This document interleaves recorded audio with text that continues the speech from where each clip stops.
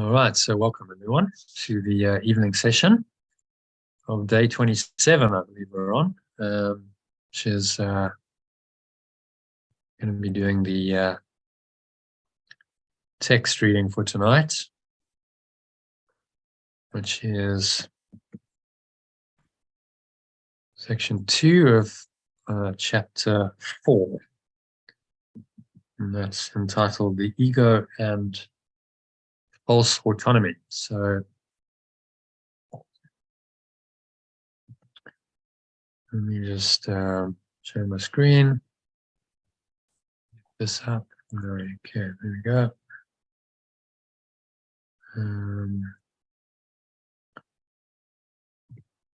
Back to share screen. Okay. So the ego and false autonomy. It's 11 paragraphs, but they're intermediate paragraphs, not too long. So most of them. Who wants to kick it off? Paragraph 1. I'll go. Okay. It is reasonable to ask how the mind could ever have made the ego. In fact, it is the best question you could ask. There is, Okay, however... so we're going to just pause and translate it down below as we go. Right. It is reasonable to ask how the mind could ever have made the separate self. Yeah. What I think of that is coming from a rational thinking mind. Yeah, we will question. I mean, we generally do question, so we would question that. Everyone asks this question. Yeah. Yeah. Some more than others. John's smiling. So like, well, how could this have been? Well, yeah, I think for me is how, like, yeah. How could oneness then make a separate self? You see, that's the question. Yeah, I think in the context of a five senses, 3-dimensional world, trying to imagine how this happens. Like something's born of, I don't know. It's very odd. Well, how does the impossible happen? This is the question. He asks it in another place as well, in the clarification of terms, which is, bring that up. Clarification of terms in this introduction to clarification of terms. This paragraph, which we've read many times, because the question has come many times from a number of people, which is related to this, isn't it? The ego will demand. If you want to read that, John, I think that's probably your favorite paragraph in the course. Yeah. The ego will demand many answers that this course does not give. It does not recognize as questions the mere form of a question to which an answer is impossible. The ego may ask, how did the impossible occur? To what did the impossible happen? And may ask this in many forms. Yet there is no answer, only an experience. Seek only this and do not let theology delay you. It's the same question, isn't it? Yeah. As he's saying here. It's reasonable to ask how the best question you could ask. There is, however, no point in giving an answer in terms of the past. The past does not matter. However,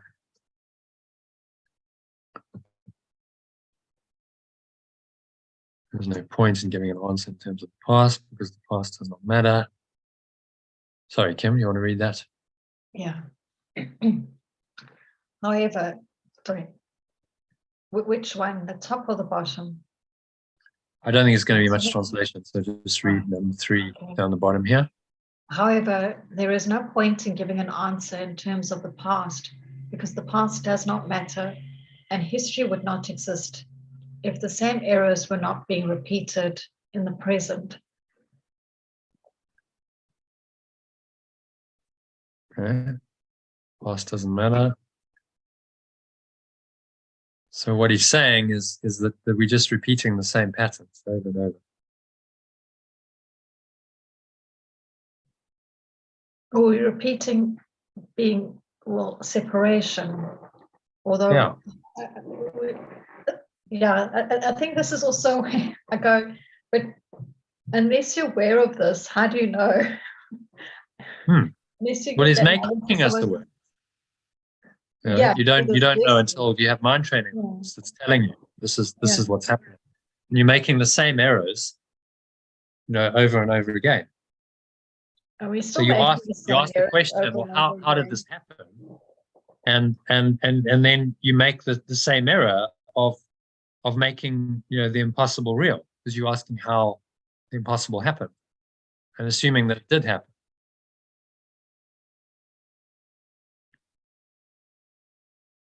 So history wouldn't exist if the same errors were not being repeated in the present. If we could simply accept the truth, then we wouldn't be doomed to repeat the same errors over and over again. Keep recreating the past and the present, and then creating the future from that delusion. So he's bringing us back to the present moment. Be aware of what's going on presently, and bring your errors, your current errors, whatever errors you're making, bring them into awareness now.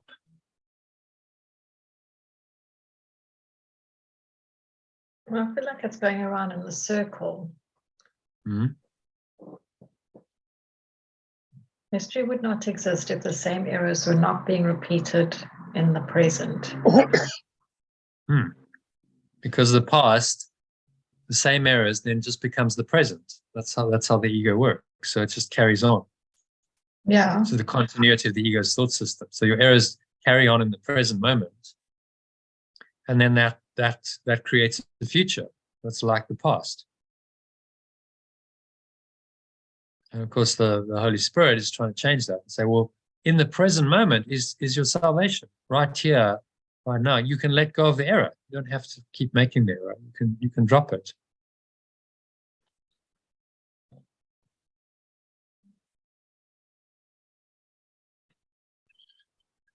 The error is just saying, drop the ego, drop the separate self. Yeah, drop any idea of separation. Now. So it doesn't matter about the past. Just drop it now. As it arises, you're aware of it, then let it go.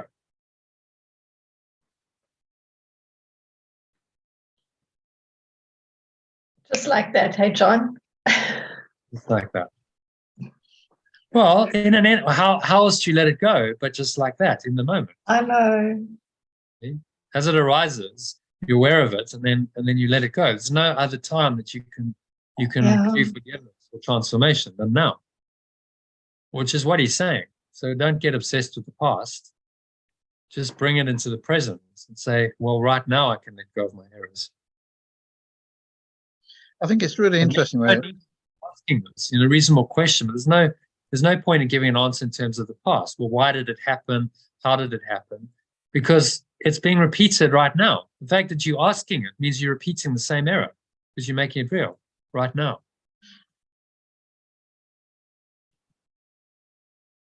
Sorry, John. Yeah. What did you say? I think I find that sentence very interesting. History would not exist if the same errors were not being repeated in the present. Yeah, it's like this for me. Yeah, we're stuck in a time loop. It's like Groundhog Day in the movie, just like over and over, the same errors, the same day repeated over and over, the same errors, and then you just get stuck and you can't move out of the loop. You just carry on in the same pattern, and that's human. That's the human condition. So he's asking us to look at it from the present moment and say, well, if you ask the question, how could this have happened in the past? Don't ask how it could have happened in the past. Say, right now, I choose to let go of my errors. And one of those errors is to keep questioning the past and saying, well, how could the impossible happen? Because what I'm doing then is I'm making it real.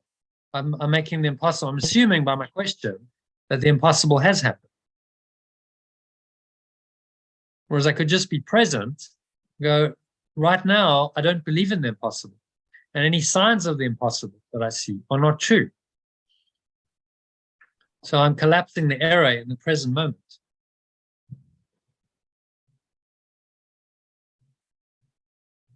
So there's no reference to the past. Yeah. That question, how could the impossible happen in the past, is not a helpful question.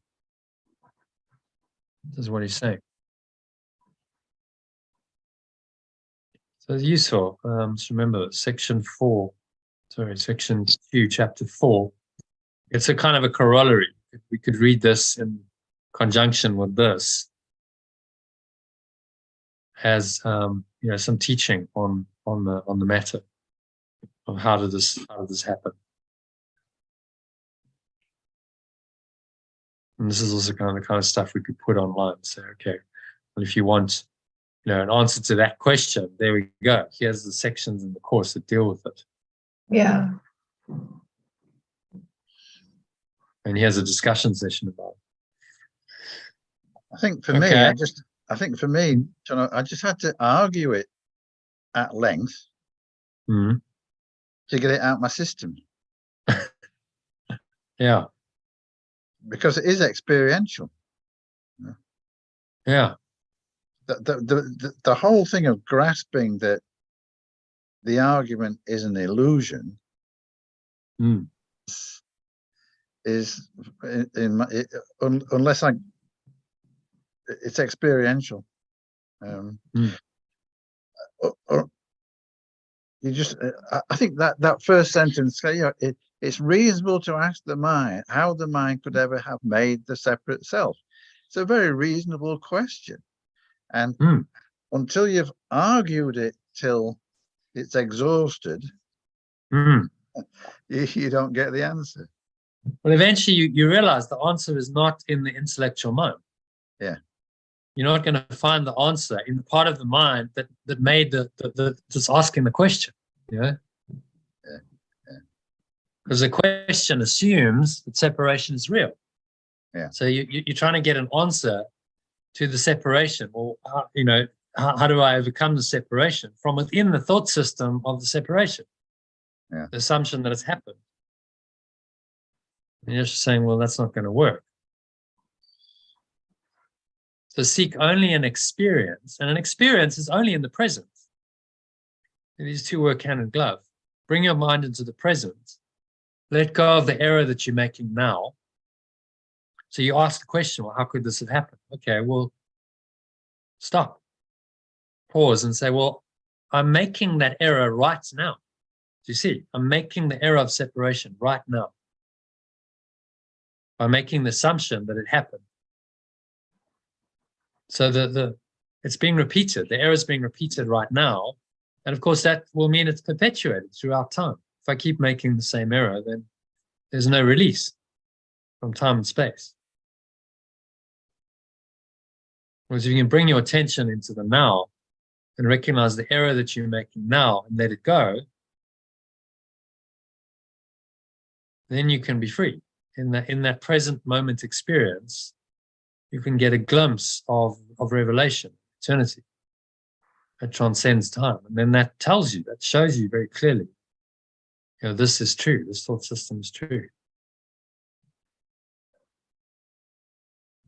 Okay? Happy to move on to number 4. Abstract thought.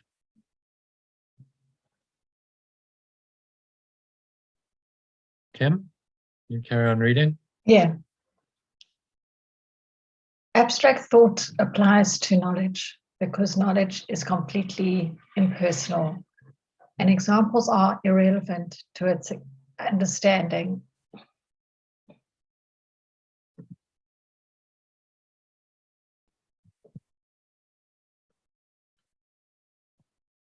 Yeah, so what's he saying there? Okay, yeah, I remember looking at this before, and abstract thought, I think it's come up in the text recently before, and it's something that's not specific, right? So abstract thought's quite, when I think of abstract art, but it's like something, it's non-descriptive, non-specific. And that's what knowledge is just this, I mean, it's a word to maybe describe this vastness of the oneness and the truth. So that was the point I took from one of the previous texts, is that it's not specific. You're not making something for a specific function. Knowledge is just knowledge. It's all persistent, all forever. Yeah. Does it mean it's got... There's no persona. There's no personal self. There's no identity to it, I guess. Yeah. So examples will be relevant because an example is maybe pinpointing something to being specific. So it's just... It's all encompassing. It's beyond example. Examples are specific. Abstract thought is thought without ego. Would that be correct? Yeah, pure abstract thought.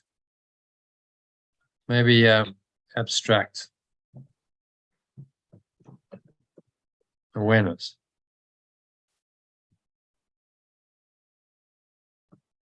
Because we think of thought as some kind of subject object. I'm thinking a thought.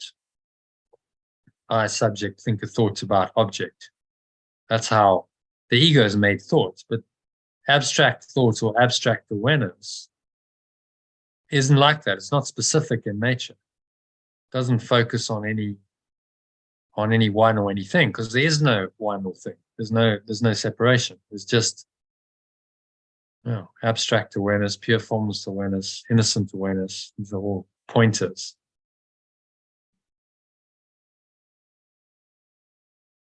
Pointers to truth beyond form. So abstract awareness applies to knowledge because knowledge is completely impersonal. Happy with that? As opposed to abstract thought.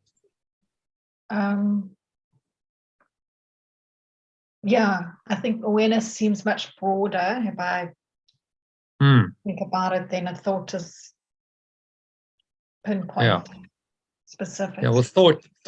We think of thought, specific thoughts. I have a thought about this. Or a thought about that. That's subject-object thinking. Abstract thought is not the same kind of thought. There's no specifics. There's no subject-object duality. So it's just an awareness. It's what is. You can't really describe it because it's what is. That's again, you're trying to describe it. It's an open. What you want is open pointers to it, not closed pointers, not things that are too specific. Things that are more general.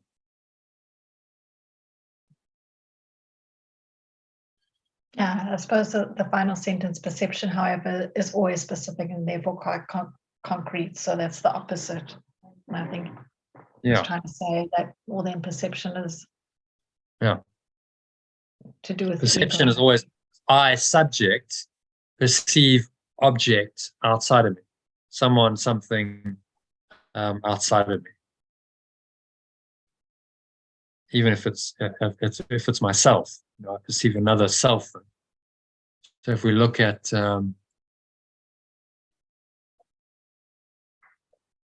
integral model, what's inherent in perception is I, subjective, self, perceive, it, objective, body, other person, object, whatever it is. I, subject. And it requires duality, doesn't it? It requires a split in the mind between the self and what it perceives, between the interior and the exterior.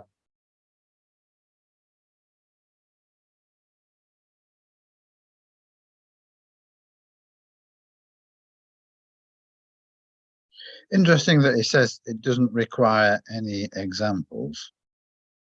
Because examples would be objective, wouldn't it? You'd have something specific. okay, there's an example. But this is purely internal. It's a purely internal state, knowledge. So knowledge points only to the I subjective. I am that I am. That's a pure subjective experience. Beyond this domain. So you'll never find the answer to the question, how could the ego have made up this illusion within this thought system that believes in the external world. You have to go into this, the I subjective, to find true knowledge. The I am that I am.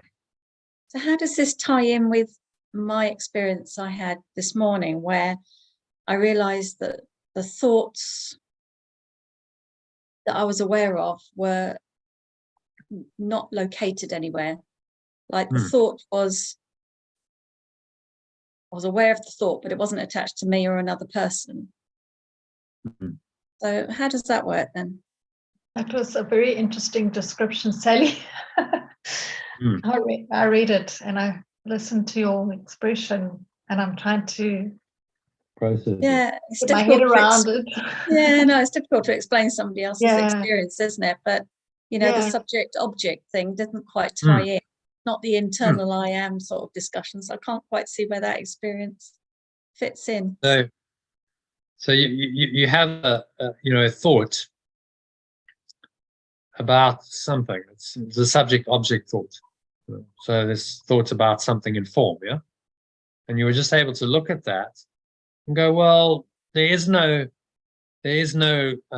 subjective I that's responsible for that.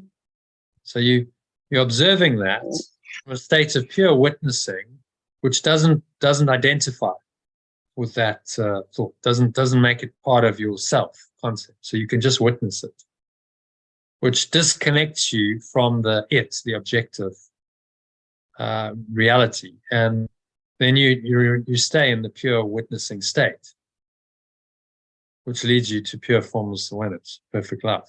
The pure witness ultimately is just pure formless awareness.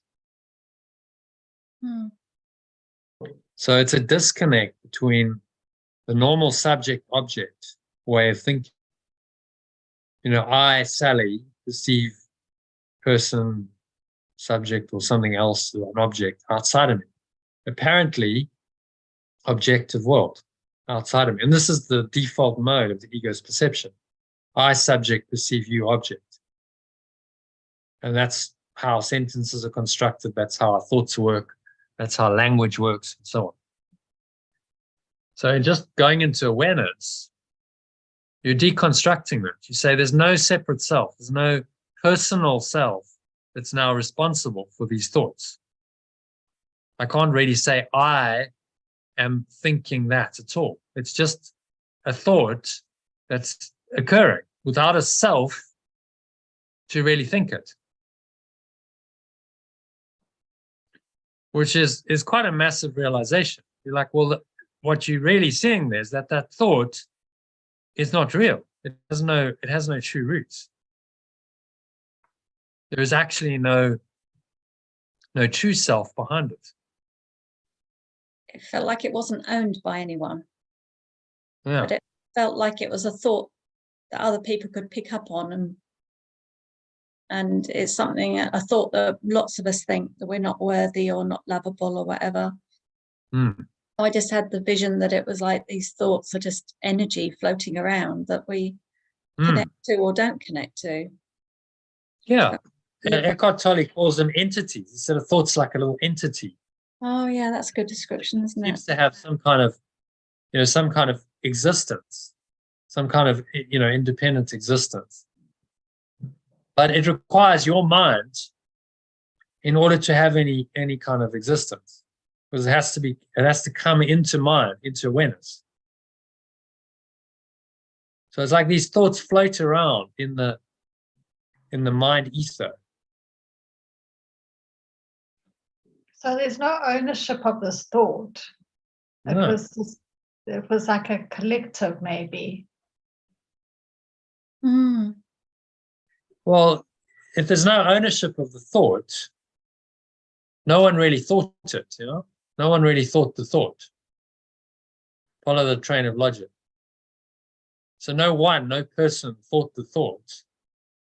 There's no ownership. So then, is it real? And the Lots answer of you'll people, come to, but lots it's of not people do think the thought, though, don't they? Lots of people think the thought at all different times. And it just depends if we think the thought as well, if we join in with that thought, and if we decide that that's a label for us or not. If that makes, part of our individual self-concept. Yeah. So your attachment to thoughts, when you own the thought, then it becomes part of your self-concept. It's used to perpetuate the idea that you are a separate self who can think separate thoughts, private thoughts. And these thoughts seemingly are real and they have power, and because they can seemingly do stuff in the external world and you see results from them. And all of that is confirming to you that you are a separate self. You can have independent thoughts, and these independent thoughts can seem to hurt you.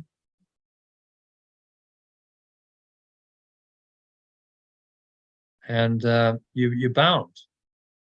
I subjective and it's objective. This is the bondage of the ego. It's got us playing this game, played this game for thousands of years.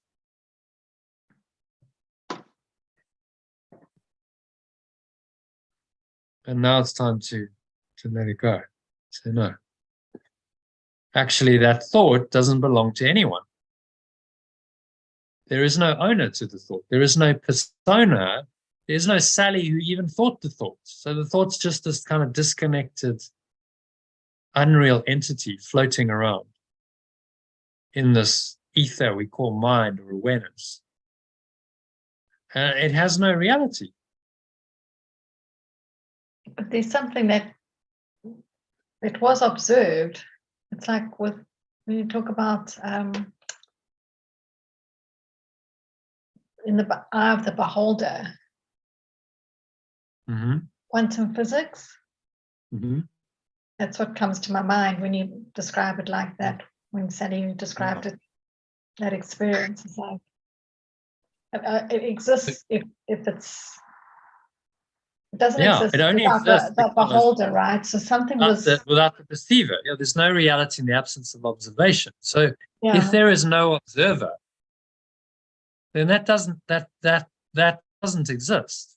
There's no one to think that thought, and no observer. Then that thought doesn't exist. It's not true. Oh, that's a good one, Kim. Thank you for that. Very helpful. I don't know if that. I'm just trying to picture. So then, so who was observing the thought? Your true self. I mean, that's what I was trying to understand. Is you talked about Sally, but it's not Sally's thought, but it was being observed. So who was doing observation? I suppose I was the awareness observing Sally. Yeah. Having a thought, or having the option of having a thought. And chose not to. Wow. The ego is a thought as well, isn't it?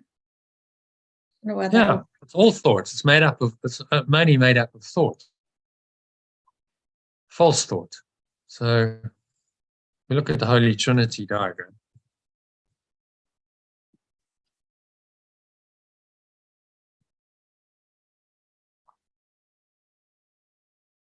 Who observes? So ultimately, this awareness is not even aware of anything else other than itself. So all the things in time and space just don't exist in its awareness. But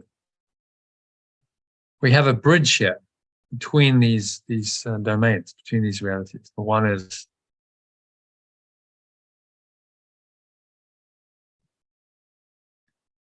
pure formless awareness of perfect love. So that's the oneness, that's the knowledge. And then you have the true self, or the Christ. So that, Yeshua gives that to us as a bridge between the worlds. So now what's observing the thought is that true self, which can observe as the pure witness without getting engaged and attached and identifying personally, but it can observe thought and it can say, no, okay, that's just a random thought. I've got no personal identification with that. I can just let that go, just let it arise and pass away. So it's the witnessing presence, it's the awakened presence, Christ, the anointed one, the Buddha means the awakened one. It's the part of your mind that can reinterpret the dream for you, which is helpful because who's perceiving that? Who or what is perceiving that thought and being the witness to it? Well, this is the Christ, or the true self. And it can do that for every thought, every perception going on in the illusion. That's its function, is to reinterpret. So that more and more you strengthen it. You realize, well, I am this true self. Everything is being used to confirm that now, this true self.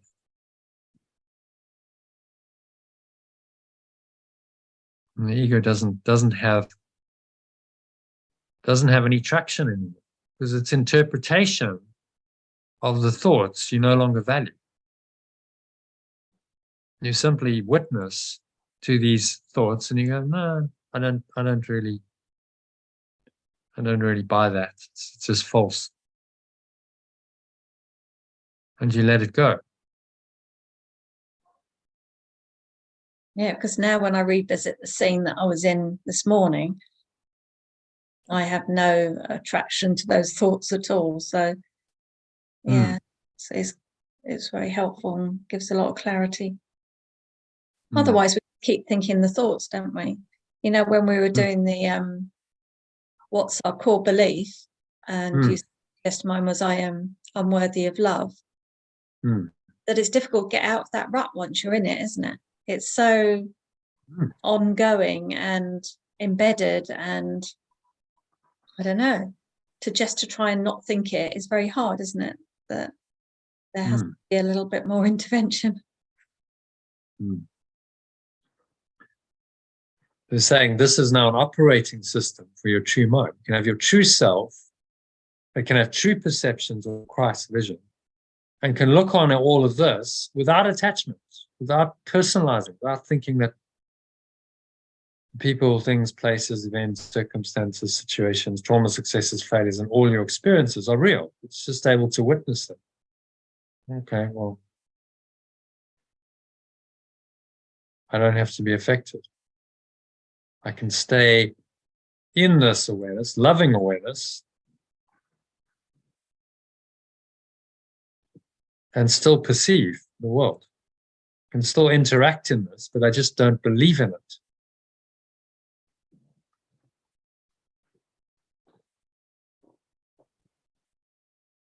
So there's an application of this thought system, the Holy Spirit, the Holy Trinity, right there. Said who perceives? Well, ultimately, there is no separate self, is there? So it's just pure formless awareness of perfect love. But the problem is pure formless awareness of perfect love doesn't know anything about this. There's no reconciliation between the domains. It doesn't know anything about separation because separation doesn't exist for it.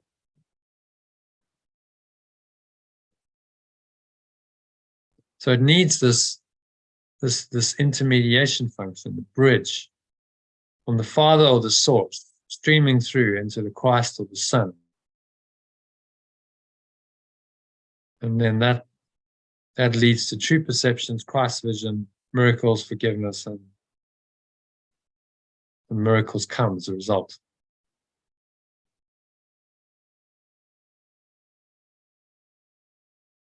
Okay? Does that kind of clarify it, son? Yeah, thank you. Would that have been a true perception?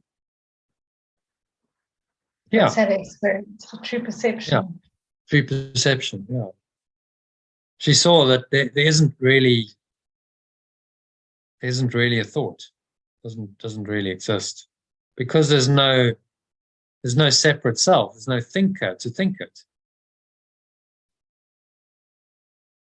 And so you see the thought and the thinker of the thought dissolve together.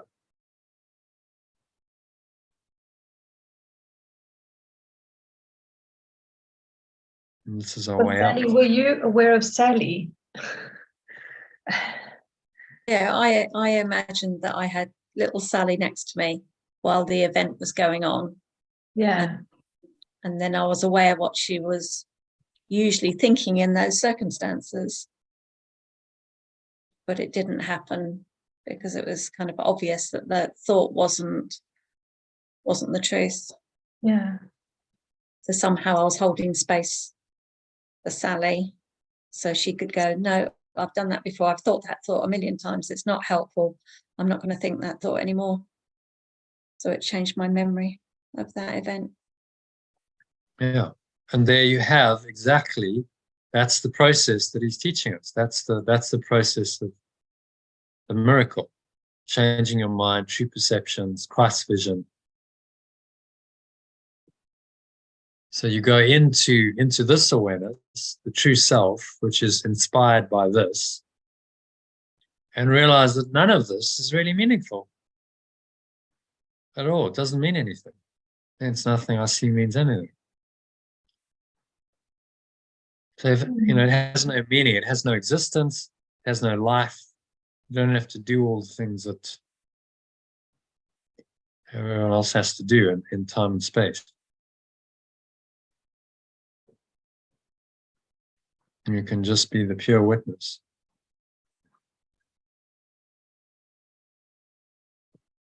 But it's not pure formless awareness yet, because pure formless awareness isn't even aware of these things.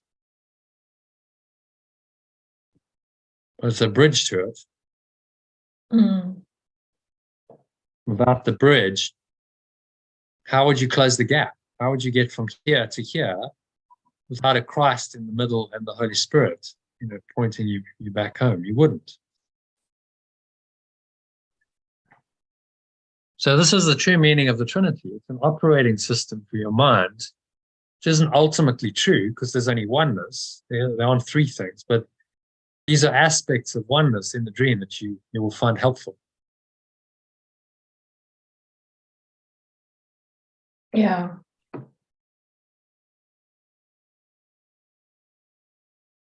Okay. Okay. So, Sally, you actually did that. That was a miracle. You operated the system, and then you were like, okay, I'm feeling very detached and calm about it. So then, maybe you're still asking, well, what am I? Who am I? What is that? Well, that presence that sat there with you, that helped you to do it, was the Christ. We're in the Christ energy.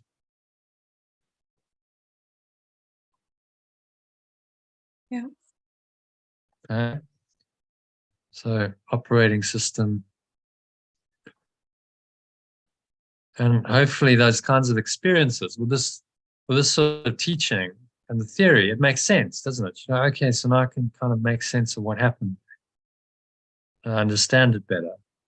Now I understand what he's trying to do with this course. He's trying to get us established in this true self, Christ self, true perceptions, so that we can undo all of this. And that's ultimately going to restore us here. But he knows you're not just going to go straight here. You can't just go straight from all of this rubbish, dualistic thought, really entrenched in it, to this. It's going to require some bridging, intermediation function. And that's what the Holy Spirit is about.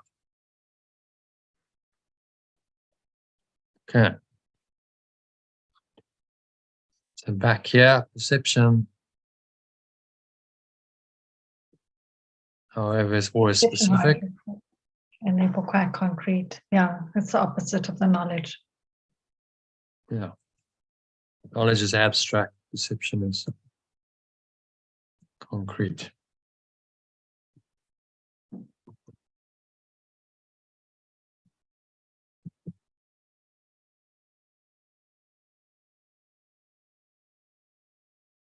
Okay, perception is always specific and therefore quite concrete.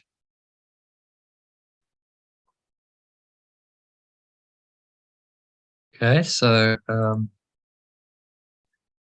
want to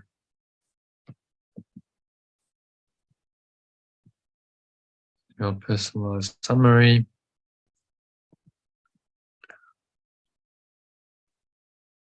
Okay, so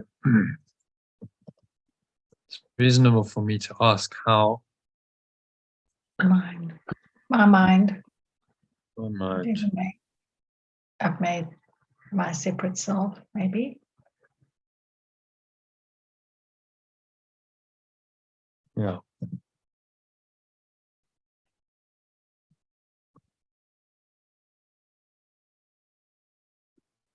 In fact, it is the best question I could ask.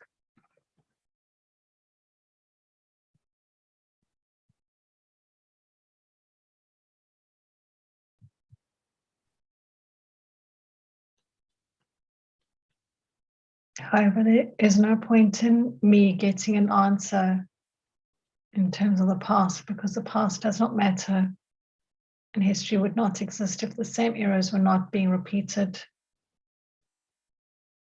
Or maybe if I was not repeating the same errors in the present, maybe. There's no point in giving an answer in terms of the past. Because the past doesn't matter. And history would not exist in the same if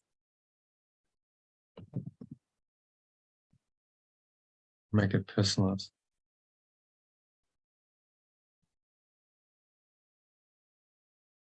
No point in me getting an answer. Yeah.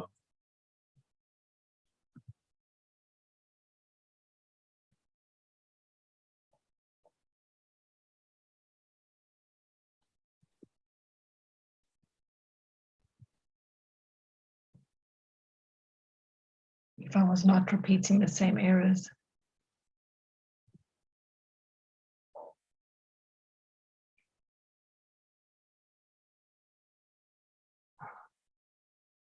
In the present. Yeah. Abstract awareness applies to knowledge. Knowledge is completely impersonal. Examples are relevant to its understanding.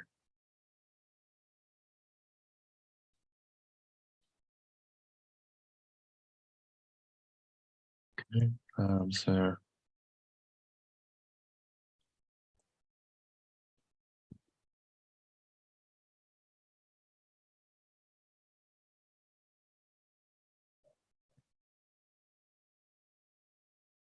abstract awareness applies to knowledge because knowledge is completely impersonal. Examples are relevant to its understanding. Is that okay? Leave that as it is. Perception is always specific and therefore quite concrete. Yeah. My perception is always specific and therefore quite concrete. Okay, do you want to read that from the top? Yeah. It is reasonable for me to ask how my mind could ever have made my separate self. In fact, it is the best question I could ask. However, there is no point in getting an answer in terms of the past, because the past does not matter and history would not exist if I was not repeating the same errors in the present. Abstract awareness applies to knowledge because knowledge is completely impersonal and examples are irrelevant to its understanding. However, my perception is always specific and therefore quite concrete. Okay, happy with that? What's he saying then?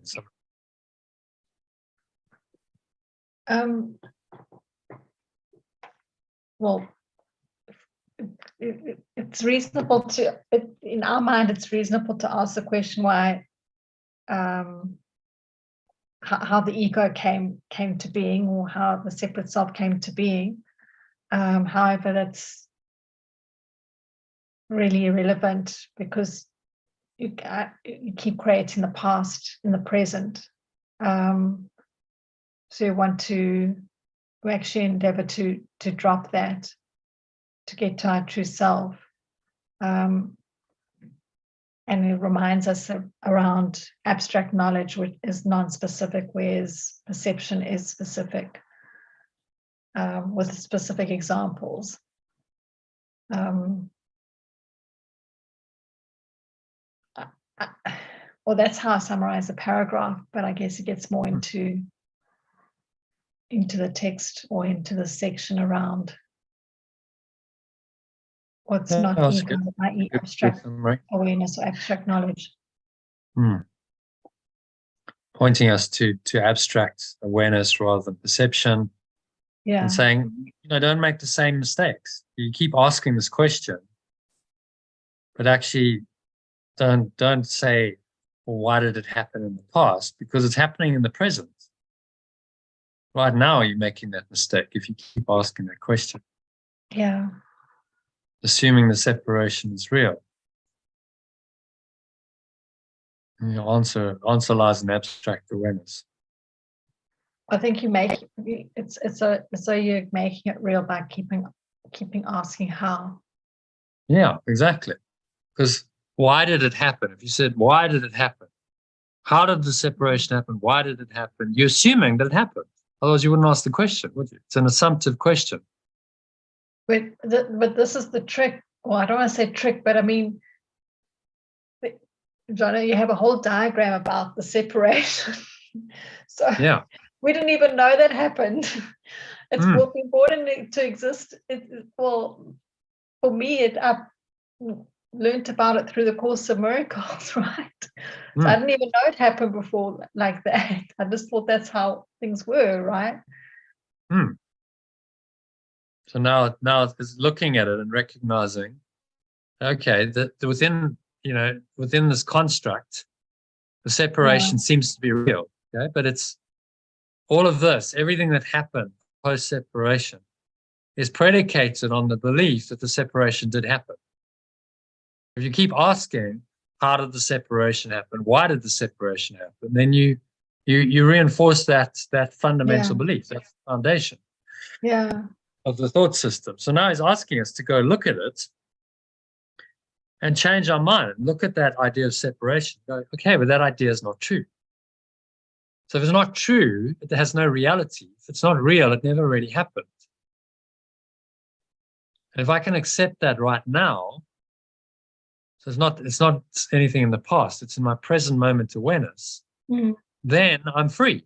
Then I go into oneness or pure formless awareness right now, experientially, and I experience that freedom. Okay. And that's sort of the revelation. When you can go there, and you can really collapse separation in your mind, and you do it experientially. It's a revelation. And you go into oneness as an experience, and then this teaching applies. It's saying, well, seek only an experience. Yet there is no answer, only an experience. But you won't find the answer in intellectual terms, but you can find an experience that tells you that yes, separation is not true because I've had the experience of perfect love.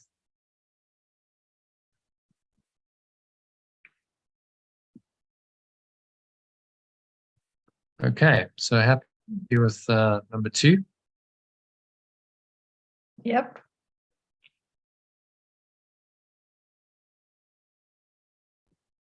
Okay, so number 1, sorry, everyone. So number 2, everyone makes an ego. Okay. Okay.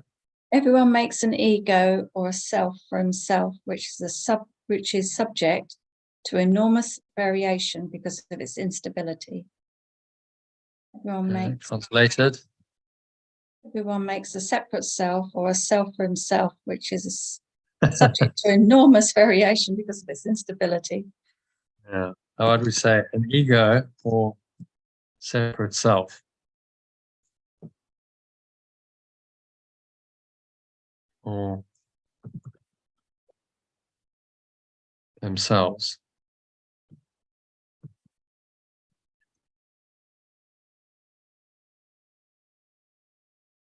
That is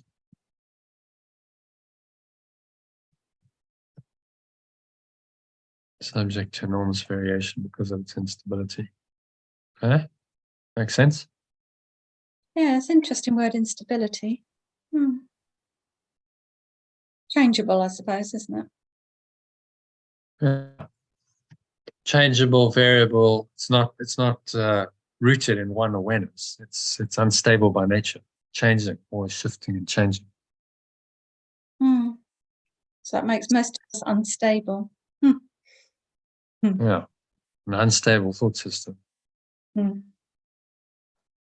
Okay. So everyone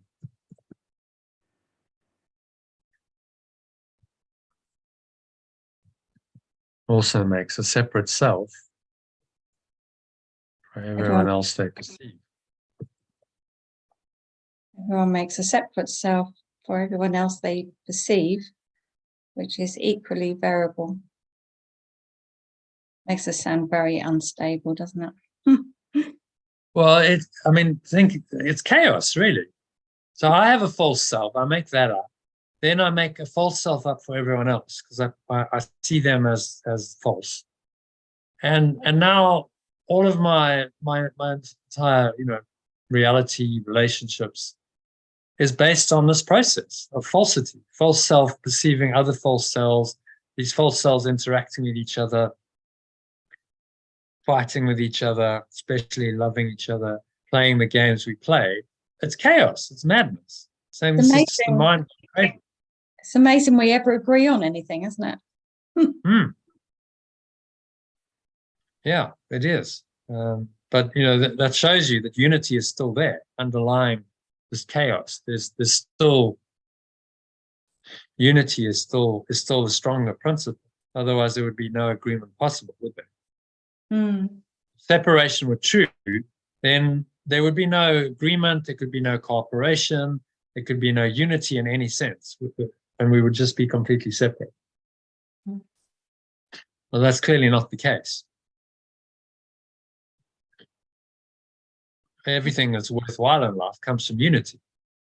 Relationships require union. To have a relationship with someone, there needs to be a connection.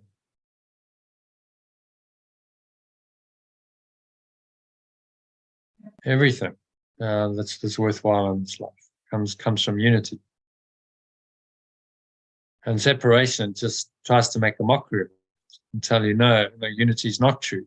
Separation's true. But no matter how hard the ego may try, it's never going to succeed in proving that unity is not there or not true, because it is.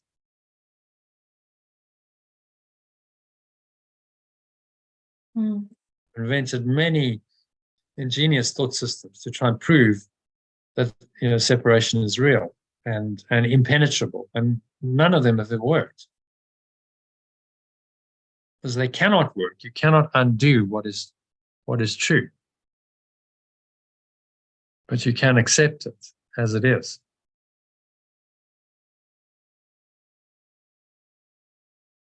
Okay. Number 3, the interaction is a process that alters both because they were not made by or with the unalterable.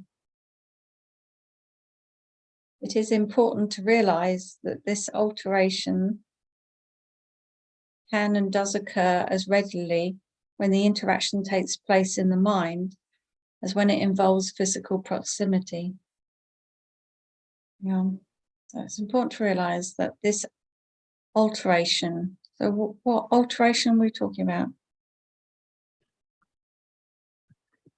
The ego is the alteration. Process.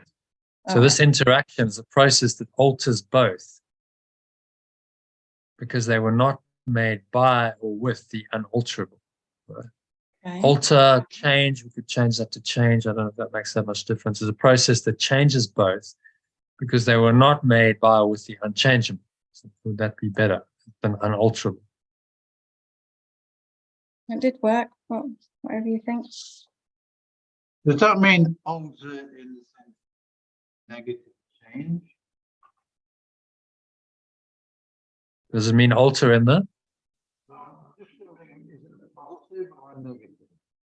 Can't hear you, John. I don't know where your record. You'll Okay. like it. I'm just wondering about the word alter. Does it mean change negatively or just Alter, yeah, to change. Alters both because they were not made by or with the unalterable. So we have this process of changing selves. That self concept, self image is very changeable, very variable. Ours, the ones we make for other people, and we know how this works. If you have a relationship with someone, a close one, you can go through many phases. You can perceive them.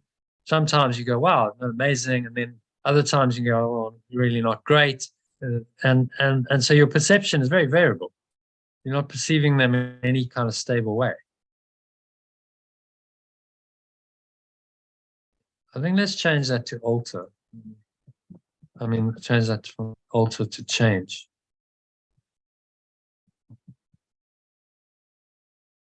Unchangeable.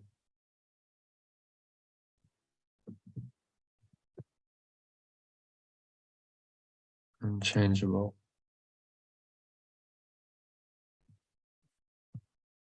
Has unchangeable got an E in it?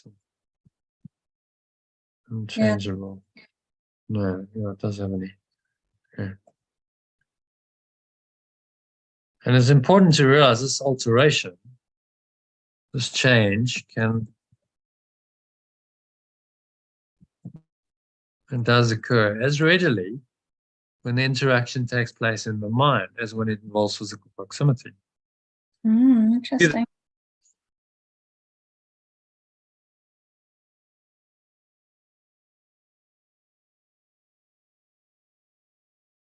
so? I assume when it says in the mind here that it means in the ego realm, the ego mind.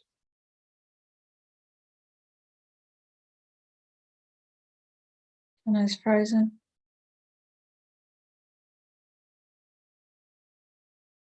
Okay. The interaction takes place in the mind. Yeah, it must be ego, mustn't it? I would have thought so. I mean, it couldn't possibly be otherwise, could it? No. Yeah.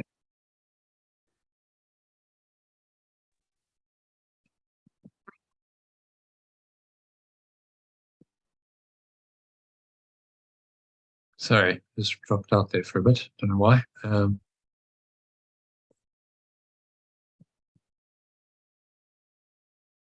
going to try and get myself connected to the what I have. It just hasn't worked. Share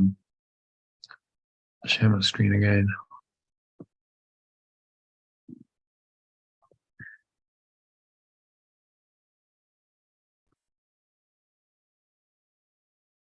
Okay, so I want to realize this change does occurs readily when the interaction takes place in the mind as when it involves physical proximity. Thinking about the separate self is as effective in changing relative perception as is physical interaction. There could be no better example than the separate self is only an idea and not a fact.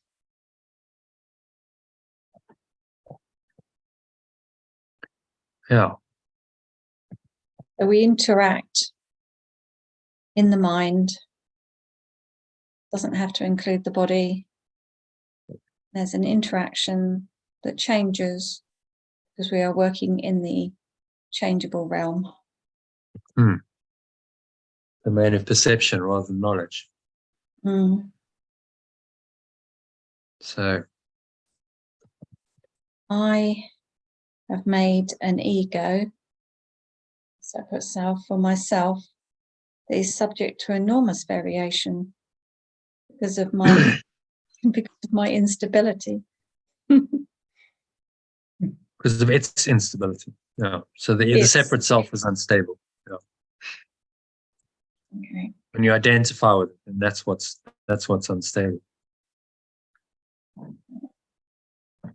I also, everyone else makes a separate self. Okay. No, I can. I also make a separate self For everyone else that I perceive that is equally variable. Our interaction is a process that changes both of us. Maybe this interaction. Changes both of us because we are not made by or with the unchangeable. Because the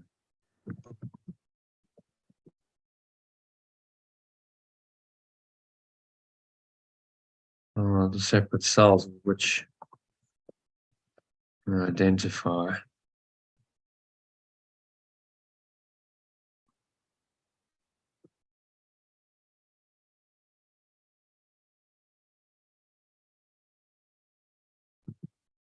Or not made.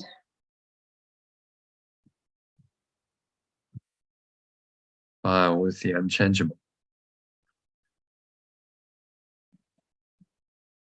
It is important I realise that this change can and does occur readily when the interaction takes place in my mind as when it involves physical proximity.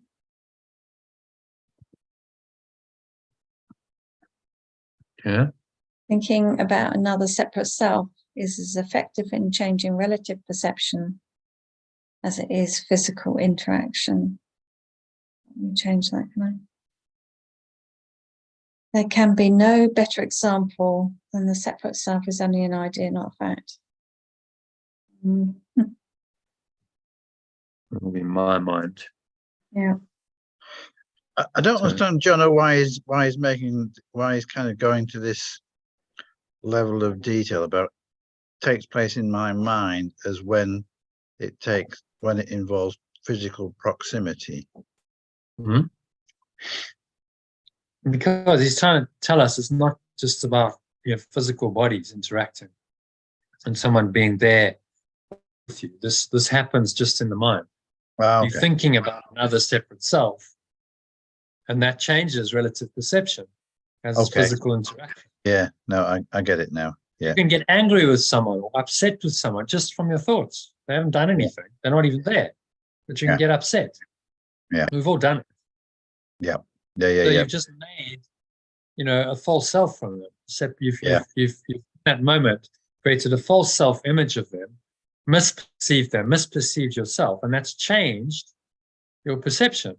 And it's as effective in your mind as if you had just had a physical interaction. Let's say you had an argument or something. You can just do it in your mind without the person even being there. Have the argument in your mind, misperceive them, and then feel angry. And they've done nothing. Yeah, no, get it. Yeah. So it's demonstrating here there can be no better example that the separate self is only an idea and not a fact.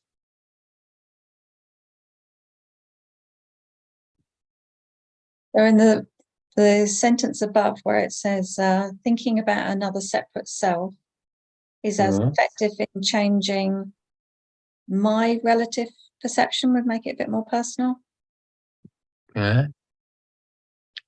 Where we thinking about another separate self is as effective Changing my changing as is physical interaction. as is physically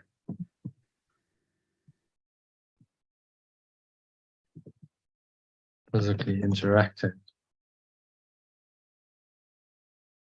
Yeah. How can we personalize that last sentence? There can be no better example. My separate self is only an idea and not a fact. Yeah, my separate self. Like that. Yeah. Yeah. Okay, I want to read that from the top. I have made an ego or separate self for myself that is subject to enormous variation because of its instability.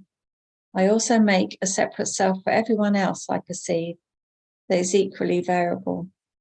This interaction is a process that changes both of us because the separate selves with which we identify were not made by or with the unchangeable. It is important. With which I identify. Because we're talking about the process going on in your own mind. Yeah? I perceive others. So I identify. I identify, which are not made by or with the unchangeable. It is important I realise that this change can and does occur as readily when the interaction takes place in my mind as when it involves physical proximity. Thinking about another separate self is as effective in changing my relative perception as physically interacting would. There can be no better example that my separate self is only an idea and not a fact. Very Nice good. one. Yeah. Very good. Very good. Yeah. Hey. Yeah. Well, every now and then we might need to just do that, just to. Yeah. Where's Aurelie? Is she with us still? Aurelie, where are you? If anyone's falling asleep, then we could always do a couple minutes. Very good. Very good. Very good. Yay! Very good. Very good. Yay! Yay! Another paragraph done. Yay. Okay. And in years to come, you'll go, "Oh, that was a mission, but I'm glad I did it," because when in a year's time you'll have this to read. You'll be like, "Oh, it's all done. It's quite easy." You'll be Just go doing straight the to ho ho ho, ha ha ha. yeah. Oh, ho, ho. Every Ha, ha, paragraph's ha. done. Oh ho ho, ha ha ha. Yeah. So what's he, Sally? What's he saying then? You want to summarize it briefly for us in that second paragraph? We make our own unstable separate self and we perceive all the others as egos that are equally variable. And when we interact, there's a change in our minds, not so much with the physical. It's all about changing perception. Perception's only an idea. Separate self is only an idea, not a fact. So forever changing and forever unstable. Good. Yeah. And is that something really that we want? No. Should be the question. No. No, not a good idea, really. When he puts it this way, like, okay, it was never a very good idea to decide we'd be a separate self, was it? It was a very bad idea, in fact. Yeah. So just go back to the true self, go back to oneness, and leave it all behind. Okay, number 3. Who hasn't read? I haven't read yet. Okay, John, do it for us. Your own state of mind is a good example of how the ego was made. So your own state of mind is a good example of how the separate self was made. Yeah, sorry, I'm going to change it there. This is a mind. This is mind with a small m. Yeah, because it's whenever he's talking about mind, when the ego is present, it's mind with a small m, rather than capital mind. When you threw knowledge away, it is as if you never had it. Ah, interesting statement. Yeah. Well, we believe that we never had it, so we denied it so thoroughly that we now believe we don't have it, which is an illusion. Yeah. That's the belief. Yeah. This is so apparent that one need only recognize it to see that it does happen.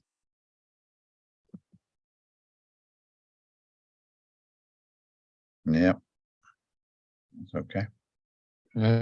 To see or to perceive. To see that it does happen. Not sure perceive adds anything there, does it? To see that it does happen. Yeah, I think that's okay. Yeah. If this occurs in the present, why is it surprising that it occurred in the past? Okay, interesting question. Surprise is a reasonable response to the unfamiliar, though hardly to someone that occurs with such persistence. Something that occurs as persistent. Surprise is a reasonable response to the familiar, Though hardly Unfamiliar. something that occurs. Oh, okay, I'll start again. Surprise is a reasonable response to the unfamiliar, though hardly to something that occurs with such persistence. You're saying, well, why are you surprised? You know, this has happened over and over and over again. If it occurs in the present, why is it surprising that it occurred in the past? And welcome to the human condition. We make the same errors. So the Yeah. errors we're making today, these are the errors that have been made in the past. It's not really that surprising once you understand the ego's thought system that these errors are made. Yeah. But do not forget that the mind need not work that way. Oh, interesting. Even though it does work that way now. Yeah. Yes.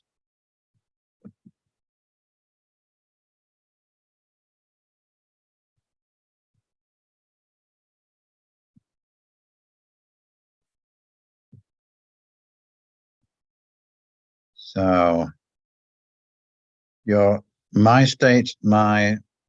my own state of mind is a good example of how the separate self was made.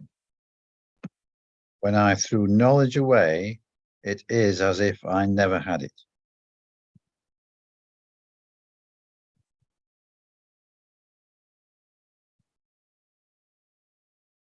This is so apparent that I need only recognize it to see that it does happen. If this occurs in the present, why is it surprising that it occurred in the past? Surprise is a reasonable response to the unfamiliar, though hardly to something that occurs with such persistence. We want to personalize that. Yeah.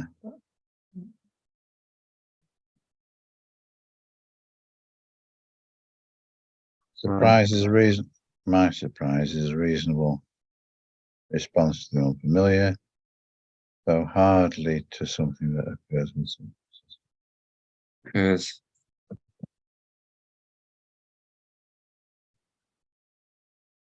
so persistently. maybe it's better. Yes, that is better actually. Yeah.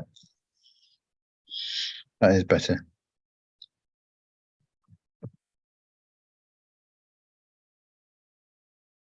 But I do not forget that the mind need not work that way, even though it works that way now. But I choose to remember, maybe. Oh, yes. Okay, good. Choose Right. to remember But that my mind need not work that way. Yes, that's much better. Even though it does work that way now. but it seems to work that way now.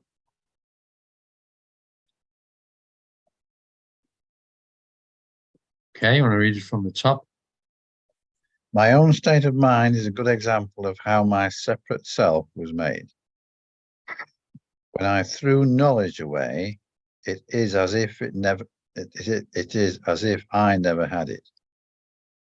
This is so apparent that I need only recognize it to see that it does happen. If this Cut that out. occurs, Do we need that? I don't think we need that. no. If this occurs in the present, why is it surprising that it occurred in the past? My surprise is a reasonable response to the unfamiliar, though hardly to something that occurs so persistently. Do you need that sentence in?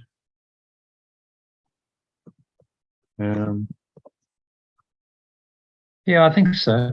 I think Okay. it's a valuable point he's making. Yeah. So why am I surprised? You know, it's happened so often. Yeah. Why am I surprised? Is what he's saying. Yeah. Well, yeah, he's asking the question. occurs so persistently. But I choose to remember that my mind need not work that way, even though it seems to work that way now.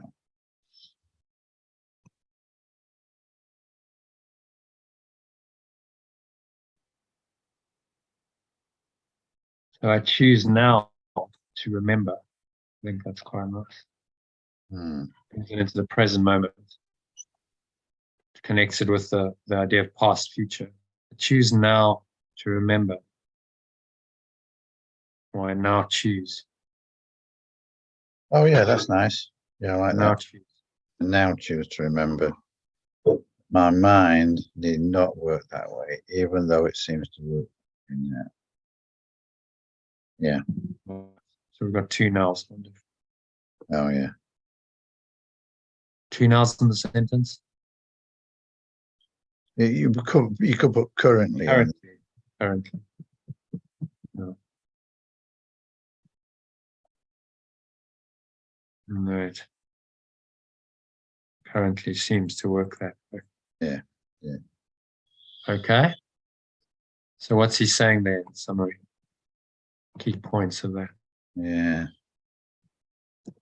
So he's saying that I have the state of my mind reflects whether I am operating from my separate self or not.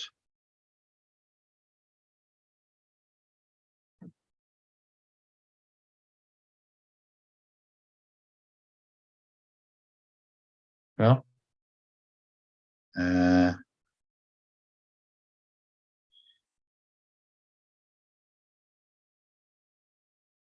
So why should I be surprised if I consistently create mayhem for myself?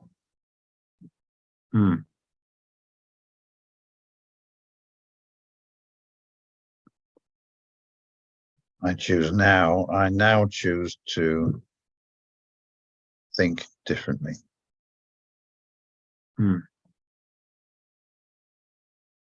He's saying this is the pattern. I've thrown knowledge away.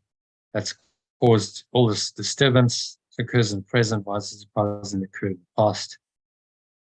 But I can now choose to remember that I don't need to think this way. I don't have to throw knowledge away anymore. It was never a good idea. I can change my mind presently, currently.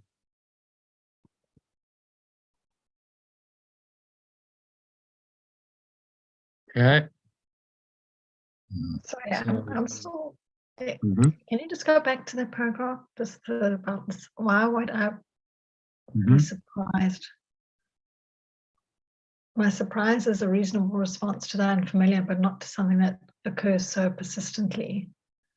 So it's not reasonable to be surprised to something that occurs so persistently. No.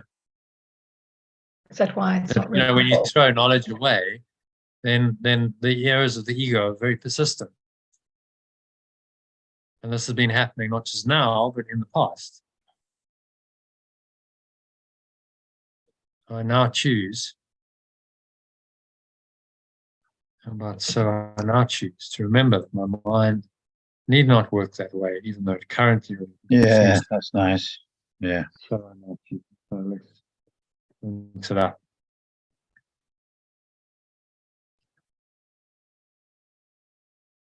So we go, well, how could this be happening? Or why could this be happening? How could this be happening to me? And saying, well, your surprise is not really a reasonable response because this has been going on a very long time. Okay. Why are you surprised? The ego is what it is. It's been going, it's a thought system that's been going for billions of years, 15 billion years. Why are you surprised that these errors are that are occurring presently? Why are you surprised that they're there? Why are you surprised that it happened in the past? Are we surprised? Well, yeah, I think we still are. The ego's like, oh, how can this happen? It's a calamity. Whatever happens to you, people are surprised. Why is there suffering? Why are you surprised? Yeah, why is there suffering? Why You know, why did this person suffer? Why did this person die? Why did this person get sick? And we get surprised. Oh no, that's terrible. It's a tragedy. Well, why are you surprised? It's been going on for a very long time, this stuff. So why is it that surprising? The errors of the ego shouldn't be a surprise anymore. Just see it for what it is. And this stuff's been going on forever. Seemingly forever. Long time. These errors have been made. So the only question is, do you carry on making them now, or do you change your mind? And you choose not to make them. So he's bringing it down. I love this because he's bringing it very much into the present moment. It's not saying you have to go and endlessly look at your past and, maybe go into past lives. And there's teachings that say, no, you've got to go do that and resolve every one of your past lives. And you'll get lost down that rabbit hole forever. You'll never do that. It's only presently, right now, in the moment, can I change my mind? That's all it comes down to. That's all. Forgiveness, letting go, transformation, healing, miracles, forgiveness, surrender, whatever you want to call it, at 1 minute. It comes down to right now, can I change my mind? Just a small point, perhaps, John, how about dropping the last 5 words and saying, even though it does currently? And now I choose to remember what my mind need not work that way, even though it does currently. Okay? Make sense? It currently does. Yeah. Or currently seems to. Does that? The idea of seeming is that it's not reality. I think so. It seems to work that way, but does it really? I think does makes it more real, doesn't it? It does work that way, as opposed to it seems to kind of gets you to question the reality. So although it is referring to the mind with a small m. Yes, yeah, but we don't want to get stuck in that mind. No. Currently seems to is inviting transformation. This thing in very unstable conditions. Load shedding tonight, so I'm going home now. Okay. Cheers, Christine. Bye, Christine. Very unstable conditions. Well, that's exactly what we've been talking about, the ego's instability. And I'm going home. I'm going home to source, back to knowledge. But there's no load shedding. Load shedding. I think that I should not be surprised if my laptop died because of load shedding. Yeah, no. I mean, why are you surprised? It happens so persistently. Yes. But I have a very good example, if I may say an example. I mean, we've been living through load shedding for how long? But apparently my father will say my mother still gets like every time the power goes off, my mom goes, oh, so she's surprised. And he'll say, it's happening. You've seen the schedule. It's all scheduled. Yeah. Yeah. That's the example of this. Yeah. Yeah. No, why are you so surprised when it happens persistently? Yes. There's no surprise in it. You could just accept it and go, okay, well, right on schedule, the lights go off. Okay, well, it's all right. At least they're consistently wrong. And the errors are consistent. Yeah. But it's a resistance. You see, it's a resistance to what is, not just being able to accept it and say, okay. Yeah. Because she wants it to be different on the level of form. So life would be a lot better if we had power all the time. That's the mind saying that. Oh, not again. Oh, and then there's the weariness and the slight depression and the sad. Well, okay. We don't have power for the next few hours. Okay, it's not the end of the world. We make a plan. Yeah, and she does get down. She's telling me this week, gets her down. But that's her interpret. It's a false interpretation of the situation. Mm. Actually, nothing in the world of form has the power to get you down. Only your own thoughts about it can affect you. Load shedding is load shedding, is what it is. Okay, so fact, you don't have electricity, you have darkness or less light because you've got inverters, for 2.5 hours. That's fact. But then the interpretation comes in and says, how can this be happening? Why is it happening to me again? Oh, this country is going to the dogs. Oh, where's this going to go? Oh, blah, blah, blah. And the whole story. So then that's what he's trying to train us not to do. Don't go into the story. Just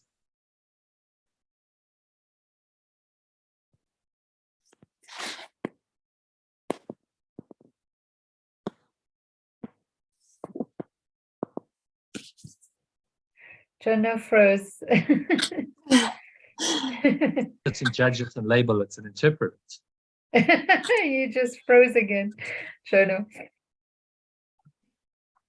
Yeah, so my internet connection is unstable. So, we shouldn't talk about load shedding.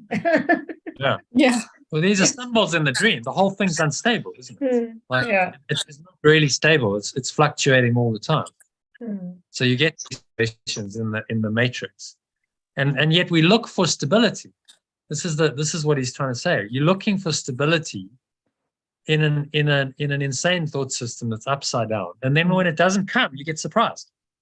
Okay. And you go, oh, how could that have happened? Why are you surprised? Because it's not a stable thought system, and it never has been. Have you ever had, a life where everything stays the same all the time? It just never happens, does it? Things are changing moment by moment, day by day. So why would you suddenly start expecting stability from it? Doesn't make sense. And the perception is that it feels like it speeds up more the instability or the uncertainty. Certainly in recent years, I mean, there was sort of the illusion of certainty before COVID, and then COVID hits and it was like, whoa, everything we thought was certain and stable in the system went upside down. There's huge uncertainty, but in that is the potential for spiritual awakening, because you can go, well, I'll never find it there. I'll never find certainty in that thought system. So let me stop looking there and let me look within.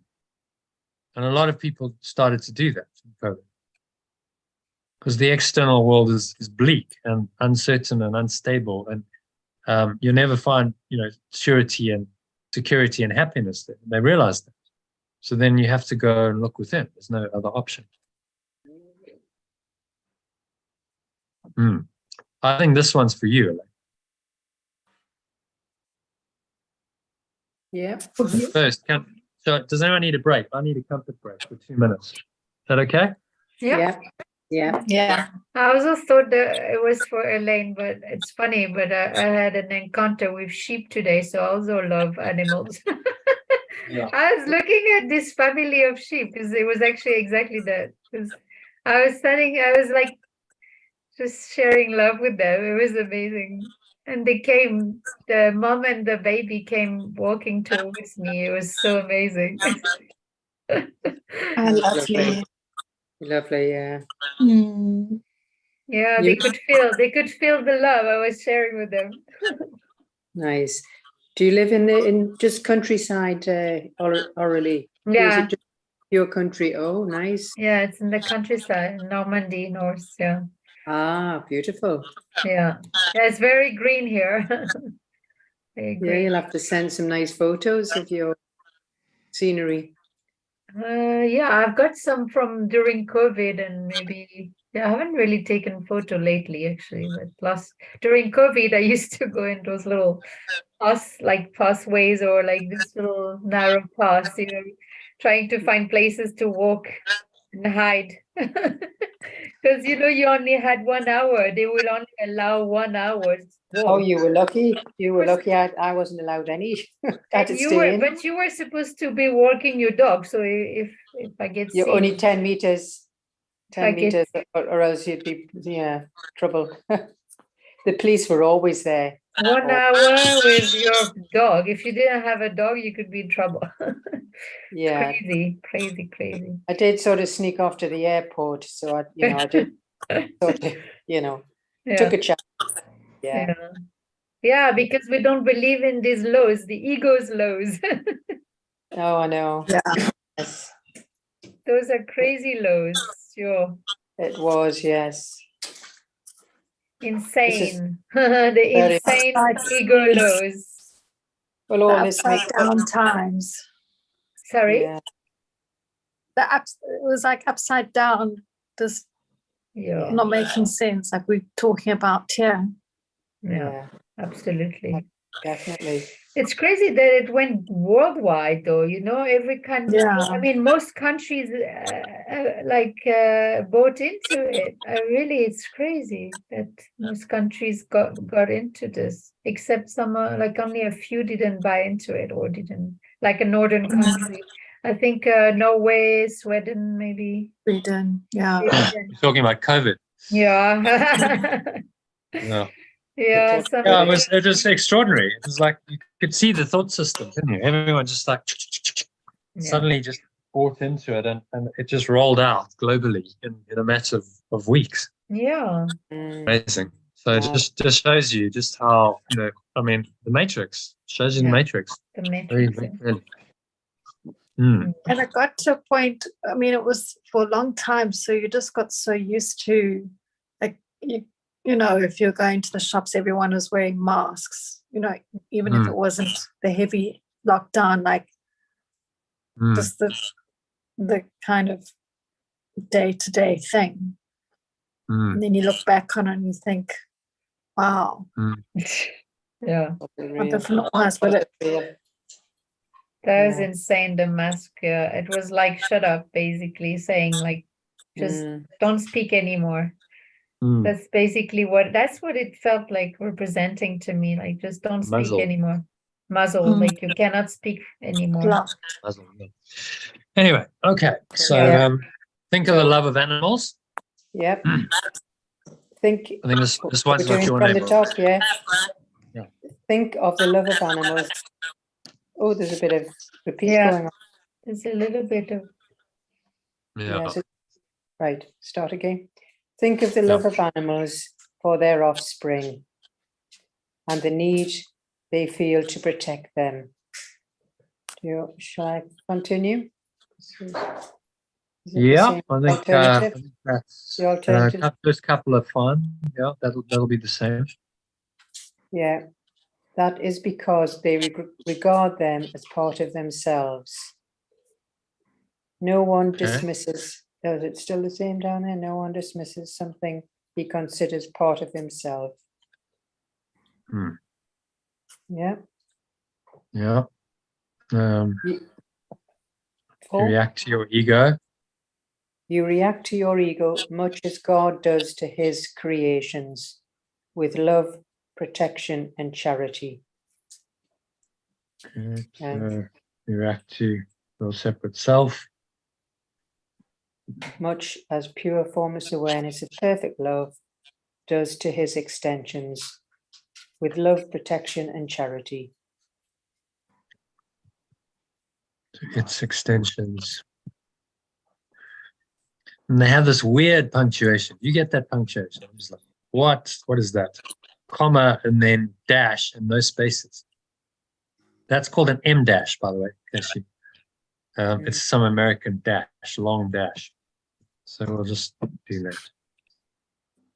Love, protection, and charity. It's a lot better. No, it doesn't need a comma because the dash, you don't need a comma and a dash. No. Continuing the alternative, yeah. Love, protection, and charity. So I'll be impressed. Anyone get this? What's charity? Translation. Help. Then that pure formless awareness. No. Awareness. No.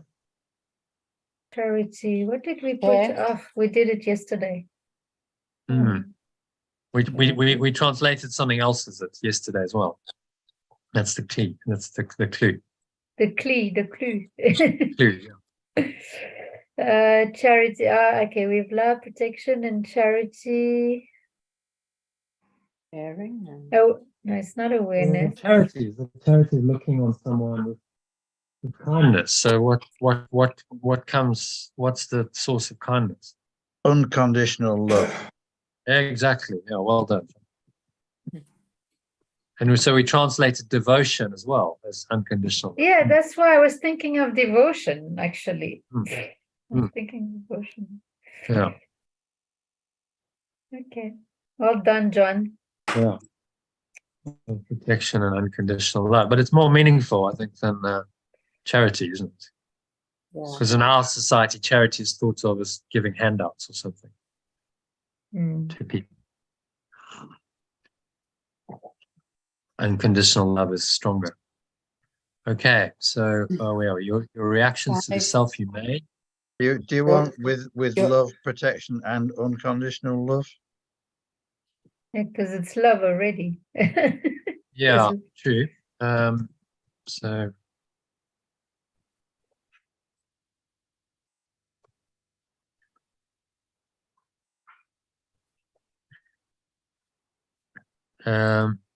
reaction, interesting. Okay, so let's look at it in context.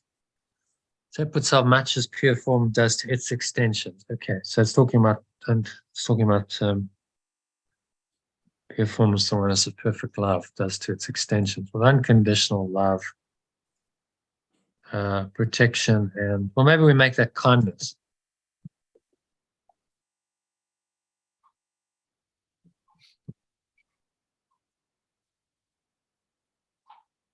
Yeah. Yeah. We'll have unconditional love, protection, and kindness.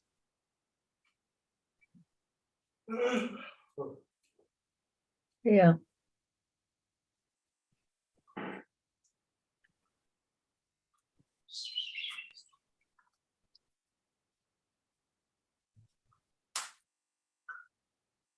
Okay. So your reactions to the self you made. Your reactions to the self you made are not surprising.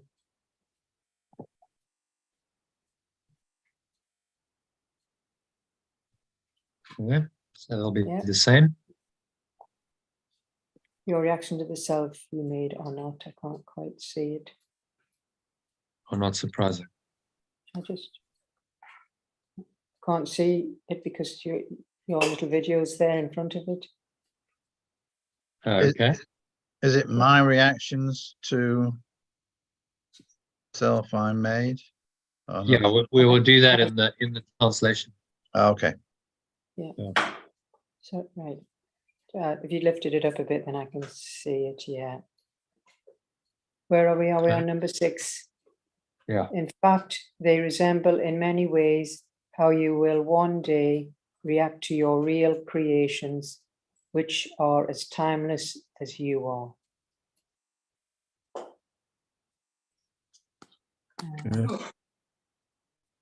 One day react. And here. In fact, they resemble in many ways how you will one day react to your real extensions, which are as timeless as you are. So it's the same. Yeah. So your real creations and extensions, which are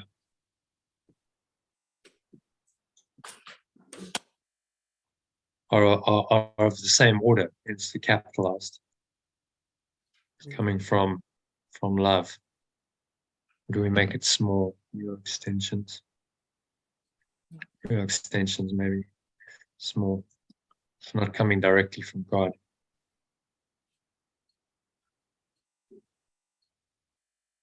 Okay, the next one. The question is not how you respond. The question is not how you respond to the ego, but what you believe you are. And The question is not how you respond to the separate self, but what you believe you are.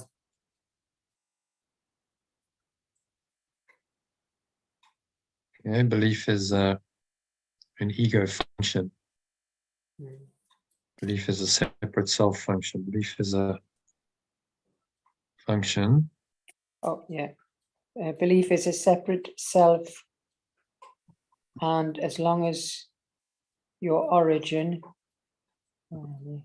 Belief is a function of the it's- separate self. Function yeah, of the separate self. and as long as your origin is open to belief, you are regarding it from an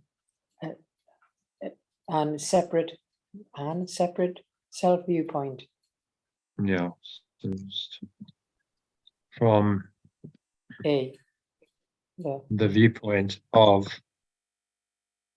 your separate self. Yeah. Okay, number 9.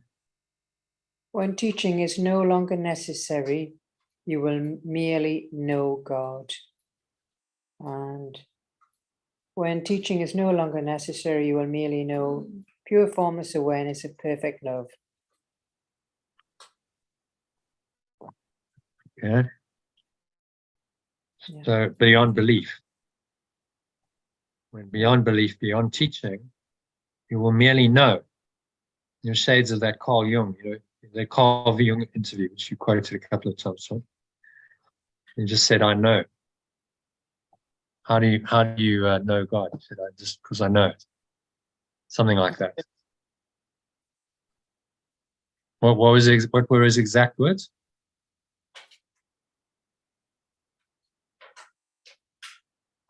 Whose words? Okay. John's.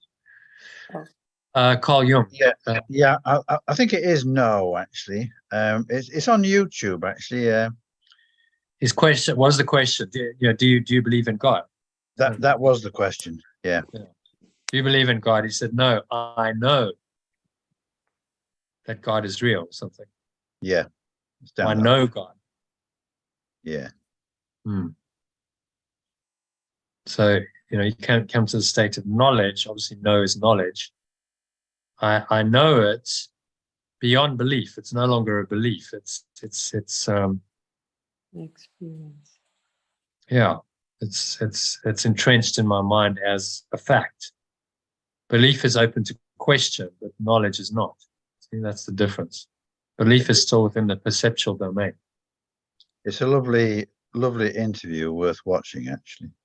Will you post the link on the group? Interesting.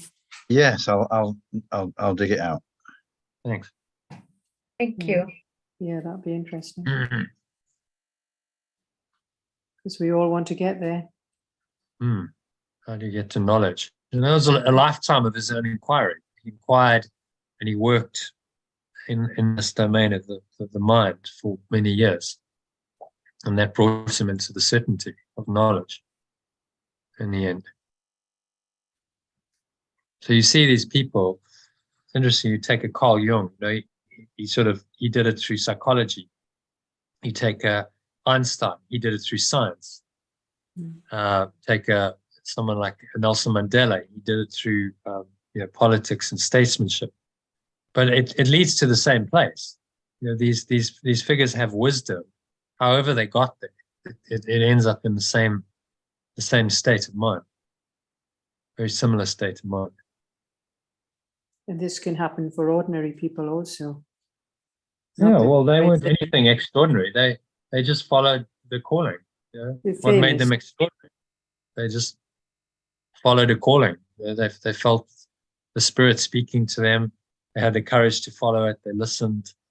They were guided, and then it did through them what was these great deeds, which made them extraordinary. But I can assure you, they probably had moments of doubt, and they had their fears to overcome. And they had all the stuff that everyone's got, the human condition. But they overcame it to a greater or less extent. They transcended that condition.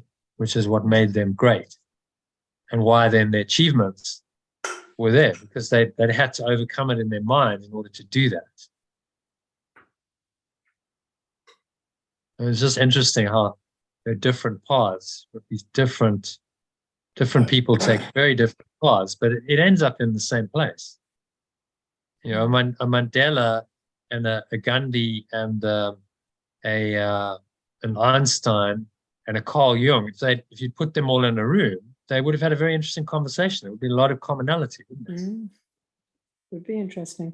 Very different paths, very different backgrounds, and yet there would have been a very similar understanding.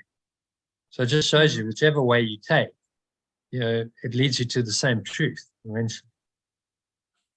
Which is why it says, you know, there's many paths, there's many ways, but they all lead to God in the end.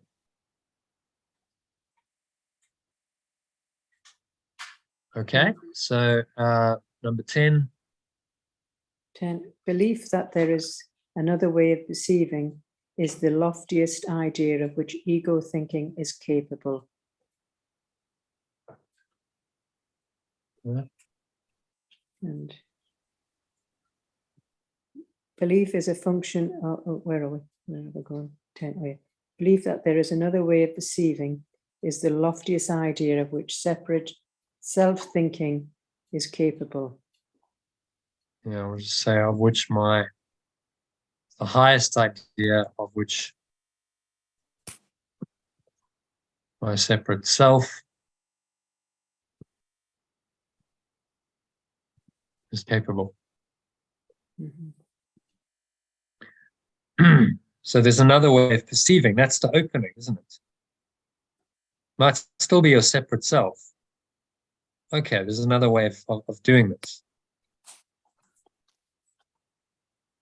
Because it contains a hint of the recognition that the separate self is not the self. That the ego is not the true self.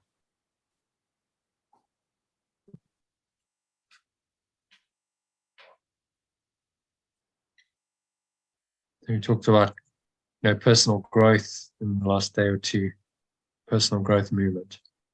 A hint of the recognition, separate self is not the true self. So they will recognize on some level, okay, you can change your mind. That's always implicit. Otherwise, you know, why would you bother with anything? You can change your mind. But what they fear within that thought system is the undoing of the ego. So the ego goes along on that journey. It says you can change your mind, but you're going to become a better ego. You're going to become a better separate self. And that's going to happen because you're going to make more money, or you're going to achieve certain things. You're going to get the special relationship with your dreams, blah, blah, blah. And so there isn't really a genuine change. It's just the ego's hijacked that change and gone, okay, well, I'll take it in a direction. It still perpetuates the separate self and doesn't take you out of that. But there was a hint of a recognition of awakening, because you could change your mind. You did change your mind to some extent, you see.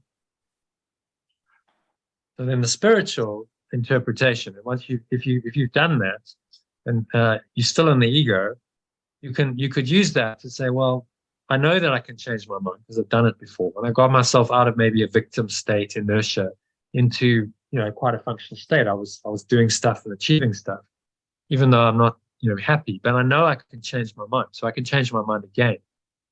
And maybe this time I need to let go of the self-concept. I'm not going to try and strengthen my self-concept. I'm going to let go of the self-concept. That then takes you from rajas, which is all that doing stuff, doing achievement, into sattva, which is knowledge, translated as knowledge in Sanskrit. So this number 10 and 11, John, is it actually saying that the ego does have a hint of capability of perceiving formless awareness? Well, it's a hint of recognition that the separate self is not the true self. So in this is the recognition that the ego is not real, the separate self is not real, and there is a true self beyond it. So the ego has a hint of recognition that it is An not illusion. real. Yeah. Okay. And of course, it will feel very uncomfortable at that. Yeah. That's why any change in the previous section, he's saying any change is perceived wrong because it Okay. thinks that any change is actually a move towards undoing it. That's new to me in the sense of I didn't realize that there was even the possibility of the ego having a hint. Yeah. Well, it can question itself, just a question of where, what am I? Where did I come from?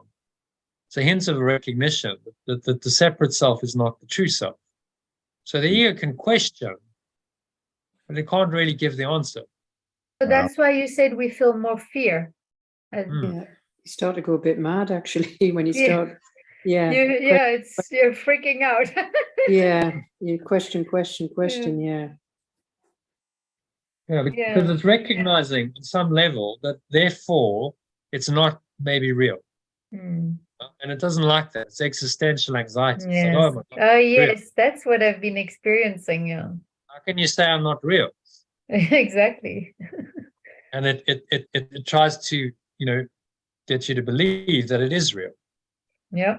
But there's always going to be that gnawing feeling in your mind because it's not real. There will always be the feeling that okay, something's amiss here. It's not real. That's the hint of the recognition he's talking about. So then, if it's not real, there must be another way then of doing it. There's another way of seeing. So think of Helen and Bill. It was a classic case of this. So they're very ego-based by their own admission. They really weren't living the course at all. Lots of ego, concerned with personal and professional acceptance and status. Their lives weren't in accord with anything that the course teaches. And then they have this experience, and Bill just says there must be a better way. Those were his words. There must be a better way than all this conflict and drama that's going on continuously. Read what you're writing.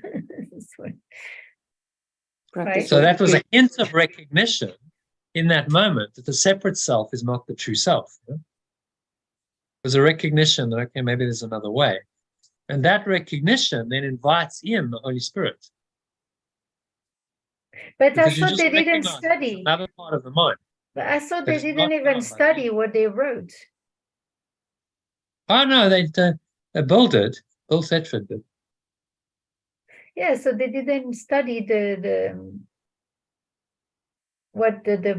Course in Miracles. So how can they have that awareness that you talk about? Well, remember, this was in the beginning I'm talking about. So this was in the beginning when the course kicked off.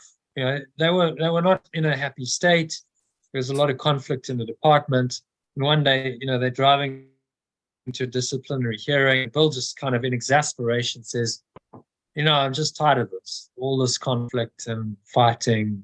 There must be a better way. So there was a hint of recognition that the separate self, the ego, is not the true self in that statement, you see. And that hint of recognition was enough of a crack in the ego's thought system to open the mind up to now this spiritual intervention by Yeshua coming in as the Christ mind and transmitting into Helen's mind, saying, okay, well, you've opened your mind now to the truth because you and she agreed. If she hadn't agreed, it may never have happened. So thank God she did. She said, yes, I understand you. And I don't know what it is. I don't know what that better way is, but I will help you to find it. And that's how the whole course kicked off, because there was a mutual agreement between two minds, seemingly separate minds that had a lot of conflict, that actually there was a better way, and they were going to unite to find that way. And so that was the start of a holy relationship, because they united in a common purpose that was true. And out of that was born this whole, amazing truth, just from that moment where they recognized that there was something else, that there was another way. Which is quite miraculous, really. I think what's unfolded since that moment in the course and how it's gone worldwide and all the people who studied it and benefited from that single moment was born all of that. So it just shows you the power of the miracle is enormous. You can't really fathom it. Can't limit it in time and space. And that will go on, because this course is now there. And now, as a result of that moment, that miracle, where they invited in another way, it was a hint of recognition of the true self. Now, we're doing the art of letting go. And 50 years later, 60 years later, a whole lot of other people are having an experience of awakening to a better way through that one moment of recognition. Do you see how powerful it is? Yeah, it's quite amazing. Okay, so let's personalize this. But I thought they were, I don't know, I thought they didn't get. I think it's Helen that said she never really got the meaning of the course. Yes. Well, she didn't believe in it. Helen couldn't believe. She said, I'm in the ridiculous position of not being able to believe in my own life's work. And she could see the ridiculousness of that. That was crazy, but that was where she was. She couldn't believe. She couldn't accept the message of the course. Although she acknowledged that this was her life's work and it was an important message. She couldn't accept it for herself because her ego was too resistant. And so she didn't embrace. That's why I'm struggling to understand what you just said, because if she was in an ego-based mindset, how would she get this true self moment with Bill? Well, because she still had access to it. Her true self was not completely denied. She had enough willingness and openness to allow this true self to come in and allow her mind to be used as the channel. Oh, yes. Or the scribe. So she had enough willingness to do that, but she didn't have enough willingness to go the whole way with it. And say, okay, that's it. All right, Yeshua, I surrender. I get your message. I'll go there. I'll let my ego go, and I'll become the Christ with you, and I'll really apply this. She didn't have the willingness to do that, but the hints of the recognition was enough to catalyze this whole thing into and bring it into manifestation. This powerful teaching. And then Bill Thetford took it forward. He was probably the first proper student of the course. Because he studied it and he applied it. And by the end of his life, he was kind of enlightened. He said he just, there was nothing, there was no drama anymore. He transcended all that. He was just very, very peaceful, calm, kind of loving man. He transcended all of the hang-ups that he'd had 20 years earlier. He died in, I think, 1988. So it took him 20 odd years of working with the course and applying its message to transform and become that, that kind of enlightened. So he was the first proper student of the course. She was the scribe and he was the first student. Okay, so no one dismisses something. So I will not dismiss something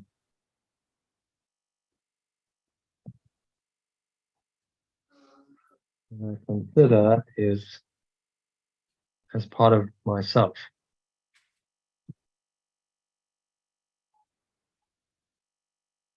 Yeah. I react to my separate self.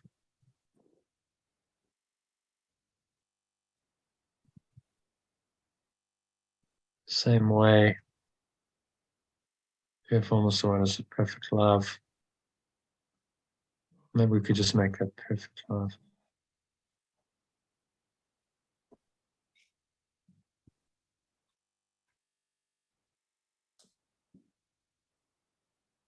Perfect love does to its extensions, unconditional love, protection, and kindness. Okay, so my reactions to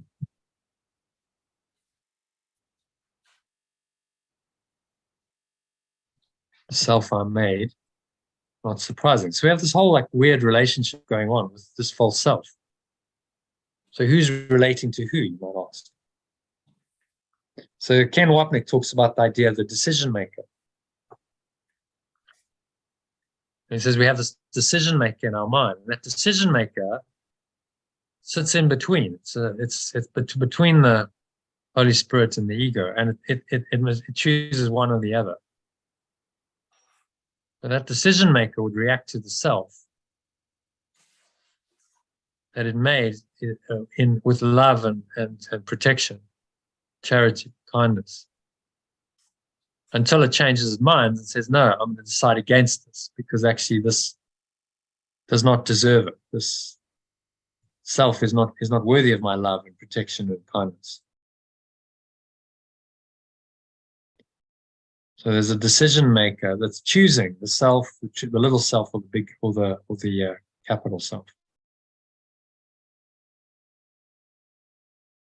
Reactions to the self I made are not surprising.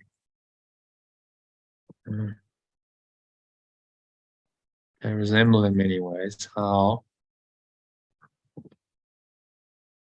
I'll one day react to my real extensions, which are as timeless as I am.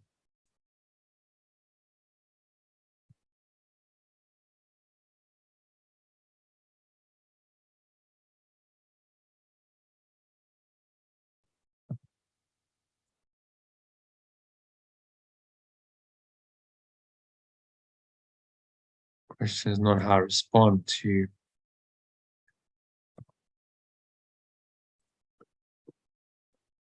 what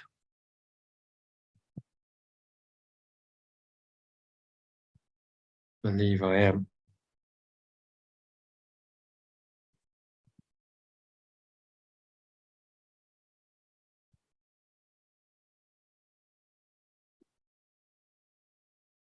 Belief is a function of my separate self, as long as my origin is open to belief.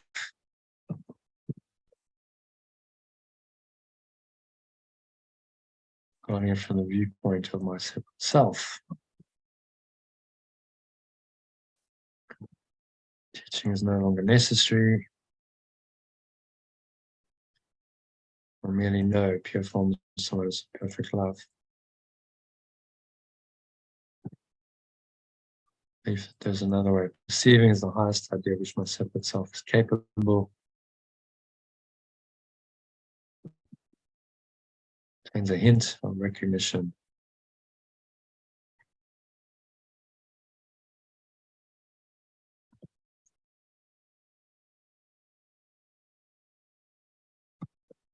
My separate self is not.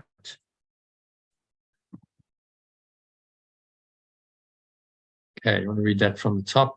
Make sure that's okay, Elaine. Yeah. I will not dismiss something that I consider as part of myself. I react to my separate self in the same way as perfect love does to its extensions, with unconditional love, protection, and kindness. My reaction to the self I made are not surprising. In fact, they resemble in many ways how I will one day react to my real extensions, which are as timeless as I am. The question is not how I respond to my separate self, but what I believe I am. Belief is a function of my separate self, and as long as my origin is open to belief, I am regarding it. Where have I gone? Oh, where am I? I'm regarding it from the viewpoint. Oh, yeah. I am regarding it from the viewpoint of my separate self. When teaching is no longer necessary, I will merely know pure formless awareness of perfect love. Belief that there is another way of perceiving is the highest idea which my separate self is capable, because it contains a hint of the recognition that my separate self is not my true self. Okay. So what's he saying there? Happy with that? What's he saying there in summary?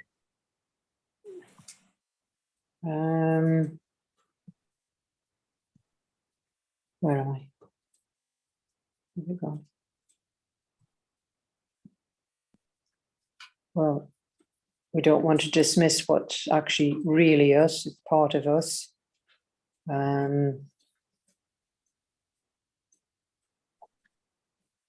It's well, perfect love is unconditional.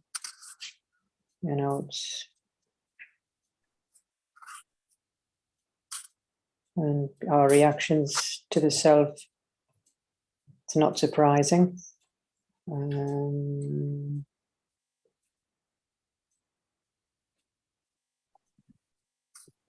protecting my own separate self. Yeah. That's what he's saying.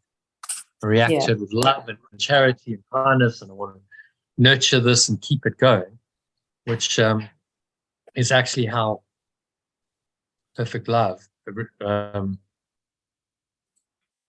regards its extensions. So it's like a mockery, but it's a mockery of that, isn't it? It's not the same. Our care and our love for our separate self is false, and it's leading us down the garden path. Mm. And then the second part is saying belief is just a function of my separate self. So actually my origin isn't open to belief. In the end, I will merely come to know my true self. But belief that there's another way of perceiving. So these ideas, when he says there is another way of looking at the world, I could see this differently.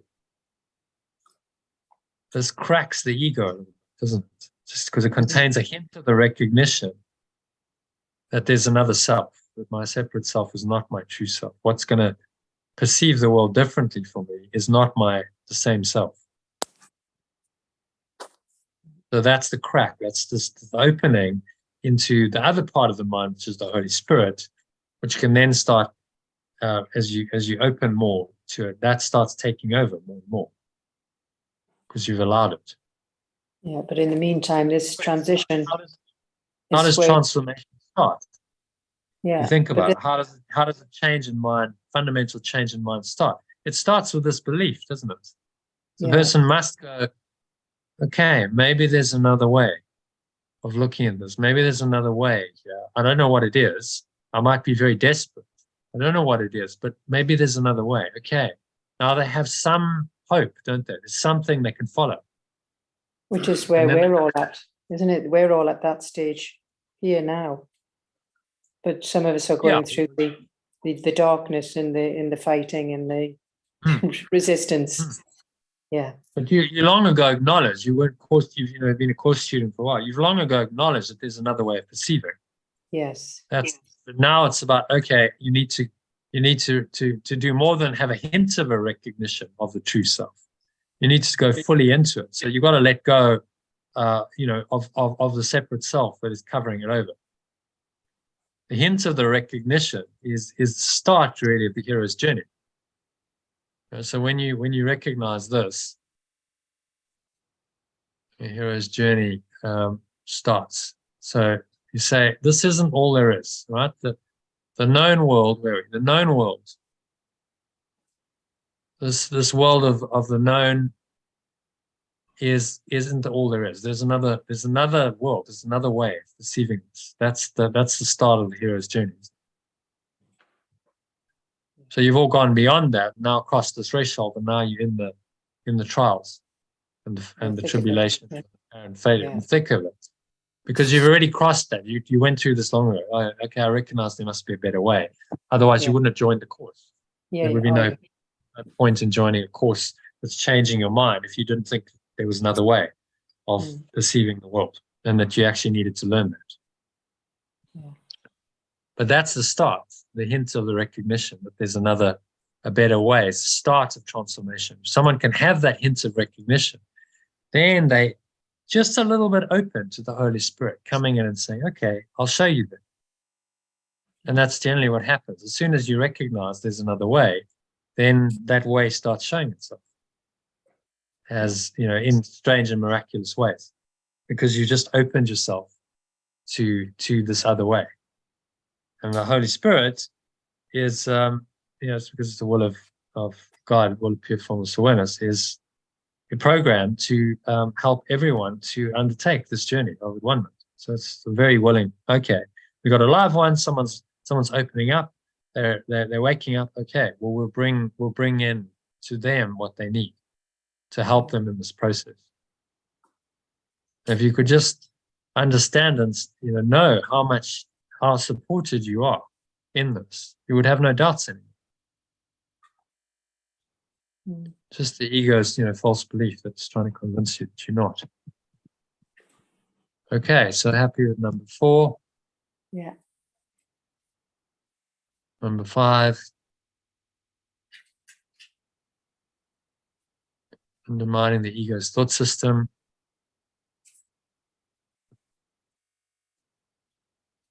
I think we can probably go into the alternative. There's not much. Okay, Just the ego is I'll do related to that. separate self. Undermining the separate self thought system must be perceived as painful, even though this is anything but true. Okay. Babies scream in rage if you take away a knife or scissors, although they may well harm themselves if you do not. In this sense, you are still a baby. You have no sense of real self-preservation and are likely to decide that you need precisely what would hurt you most. Yet whether or not you recognize it now, you have agreed to cooperate in the effort to become both harmless and helpful, attributes that must go together. Your attitudes even toward this are necessarily conflicted, because all attitudes are separate self-based. This will not last. Be patient a while and remember that the outcome is as certain as pure formless awareness of perfect love. That's what you were saying today. This shall pass. This will not last. This shall pass. Yeah. These two shall pass. Yeah. Yeah. The outcome is certain. It's got to play out in time. It's going to take some time. But that's all the time is for. Yep. Time is there to help you to awaken. Mm. So if that's your only purpose and your only function, then time is being used constructively. Finally, you're using time constructively for what it's there for. So as you're awakening. And you're not wasting time anymore. That's interesting. You say that. Mm-hmm. Yeah, that's interesting. You say that because, because what was projected out to me today was the opposite. I guess it was someone else's ego saying, "No, don't do this course. It's not good for you. It's not useful. You're not learning anything. You're spending too much time doing this." It was someone else's ego trying to stop me from doing this. Yeah, because of course, this is the true use, is proper use of your time to awaken. That's your purpose. Yeah, it is my purpose. My purpose is awakening. So you're using your time for awakening. Well, that's now you're coming into awareness of your true purpose and actually living it and actually doing it. And the ego is going to go, no, that's not the true purpose. Your true purpose is, and it's going to give you something else. Yeah. Watch soap operas, get a job, get married, have children. It'll create something, won't it? That's your true purpose. Yeah. So just understand, don't listen to it. It's a pack of lies. The setup, as you would say. Yeah. You're being set up to fail. But if you listen to it, it'll don't fall in the trap. It'll sidetrack you. It'll take you on a whole distractive path, which will not. It's a useless journey. And when Yeshua says, do not make useless journeys. A useless journey away from the truth. Another distraction, which could take years to play out. And it's like, don't go there. So don't listen to that voice, however it comes in. Because it's. However it comes in. Yeah, it'll show up through other people often. But then ask yourself, is that person awakened? Would I want to be like this person? No. Well, then why do you listen to them? Yeah. You only listen to someone who you acknowledge, you honor, you respect. You'd say, yeah, that person is a good example of a human being, how I could live my life. I would aspire to. Then that's someone you might listen to. Yeah. But if the person is not that kind of person, then why are you listening to them? I made this choice very clearly. Someone I was that never understood me in my past and my journey. Yeah. Yeah. When I was 13, probably, you're probably talking about your mum, I don't know, but it's often parents.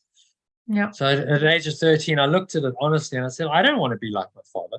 There's no way I want to be like him. So Yeah. I cannot listen to him. It's obvious to me. You can't listen to him. You can't follow his advice or anything. Exactly. You have to reject it because I don't want to be like him. I mean, it was totally clear to me. So of course, it didn't mean we haven't had a close, warm, loving relationship. But in order to have that, well, I probably still wouldn't have had it because he just doesn't do that. Doesn't know how to do it. But I would have had to deny my true self to have a so-called good relationship with my father and allow him to direct my life. Well, that would have been a denial of myself. And acknowledging, giving power to my false father, my biological father. It's not my real father. My real father is in heaven. Yeah, absolutely. Is what Yeshua's teaching. So these are the choices we have to make. Okay, so let's summarize this.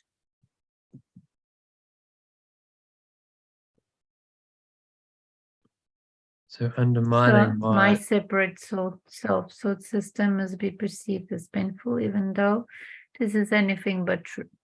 So I must perceive the undermining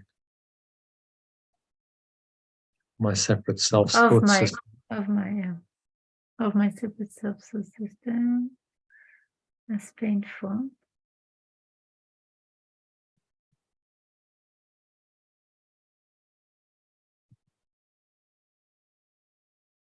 Why you say I must though? Why you must perceive the separate self system as painful? So I perceive. Yeah.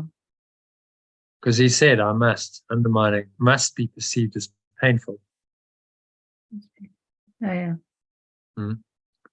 perceive the undermining my separate self thought system as painful, even though this is anything but true. This is not. This is not true. So, this is what people are going through in this course. Yeah. Perceive it as painful, even though it's just not true. You're actually awakening. This is freedom. But I like the analogy. Babies scream in rage. Yeah. No. Scream, give me my knife or scissors so I can hurt myself. Yeah. Yeah. Although they may well harm themselves if you do not. So, in this sense, you're still a baby. It's telling us, you have no idea of what's really good for you. Yeah, actually. You have no sense of real self-preservation. Well, I act like that because I know what's good for me. It's the course. But I act like that in defending of my true self. Sometimes I feel like I'm actually defending my true self out of someone else's ego. But you can't really defend your true self. No, you can't. You can't. It's actually beyond, it doesn't need defense. Yeah, because there's no reactions. Yeah. It just is. Yeah, it just is. So in this sense, you're still a baby. I have no sense of real self-preservation. In this sense, I am still a baby. I am. I'm still a baby.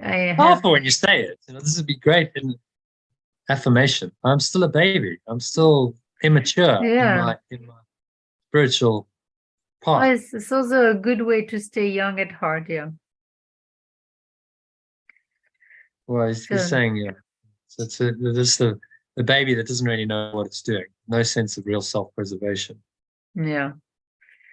And I am likely to decide. I have no real sense of child. I think that's something necessary. No, No real sense of self-preservation. yeah. And I'm likely to decide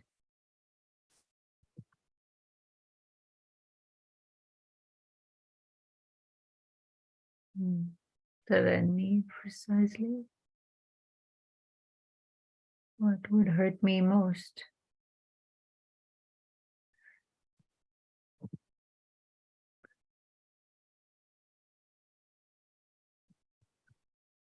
Whether or not I recognize it now, I have agreed to cooperate in the effort to become both harmless and truly helpful, attributes that must go together.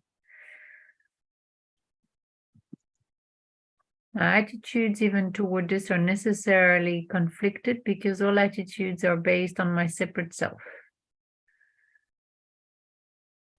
This will not last. I must be patient a while.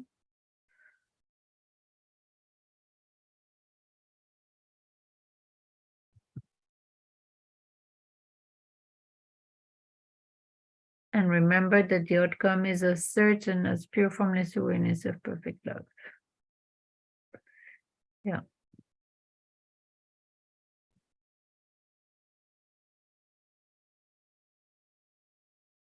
Okay. So what's he saying there?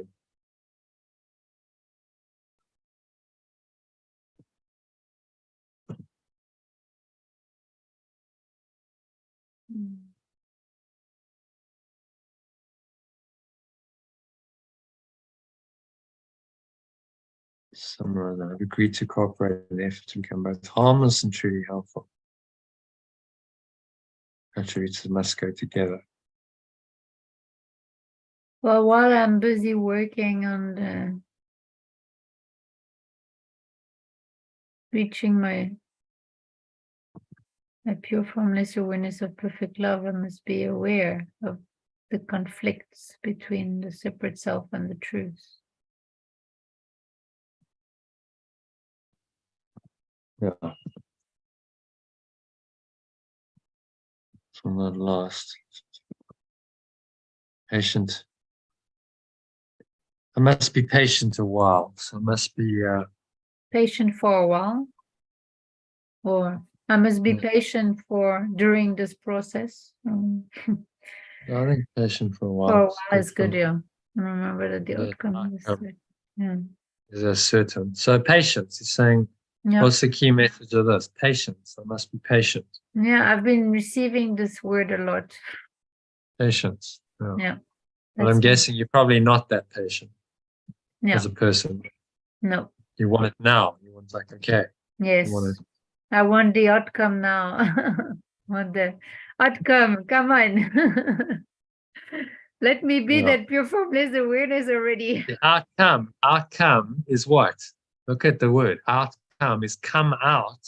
Come out of your separate self. Yeah. Yeah. Yeah. Well, yeah, you could interpret it. Come out of your separate self or come out to the truth. To the true self. Yeah. Come out of your true self and you go into outcome orientation. You're coming out of the truth, you see. Whenever you outcome oriented, it's a departure from the truth of who you are, being. So that's why I don't focus on outcomes. Focus on the process. The process is now. It's right now. It's in every session you show up to. It's in every meditation you do, and you're just doing it. So Nike saying goes, just do it. Just do it. Yeah. and then the process takes its course if you just do it in the now. Yeah. It's in charge of it. Okay, so where are we? Was that number 6? Was number 5? I don't even know actually. I didn't. Was it Only 5? those who. No. Oh. Was it 5? I did. Yeah. We're only halfway through. Not even. Oh my goodness. Yeah, number 6. I'm going to crack on. Yeah. So only those who have a. Let's see if we can speed it up. Only those who have a real and lasting sense of abundance. Who wants to read this one? Kim? Yeah. Yeah. Only those who have a real and lasting sense of abundance can truly be charitable. This is obvious when you consider what is involved. Okay, so it's the same as Going to be the same, yeah. alternative, yeah. To the ego or to the separate self. To the ego, to give anything implies that you will have to do without it. To the separate self, to give anything implies that you'll have to do without it. Don't you try to translate charitable here? Or only charity? You translate charity. Can be truly, well, what would be the obvious translation? With can be truly unconditional. Unconditionally loving. Hmm.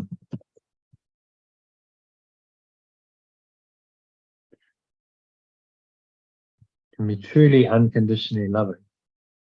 That's all right.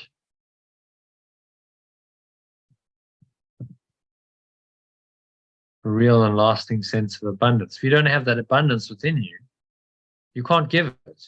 Unconditional love is blocked. Because you go, what about me? Poor me. If I give too much away, I'm going to lose it. So I need to hold on.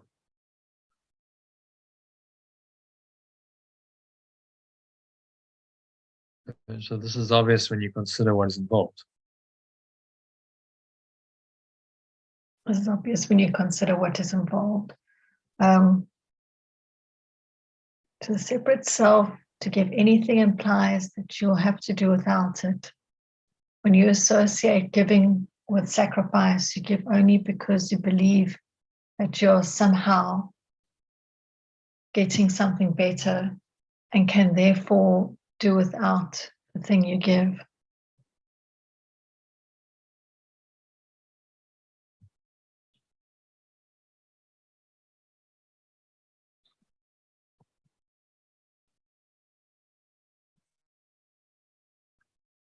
Okay. And giving to get is an inescapable law of the ego. Well, giving to get is an inescapable law of the separate self, which always evaluates itself in relation to other separate selves.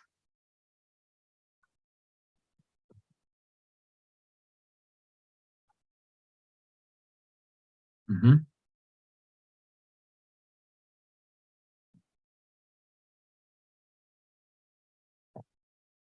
It is therefore continually preoccupied with the belief in scarcity that gave rise to it. Its whole perception of other separate selves as real is only an attempt to convince itself that it is real.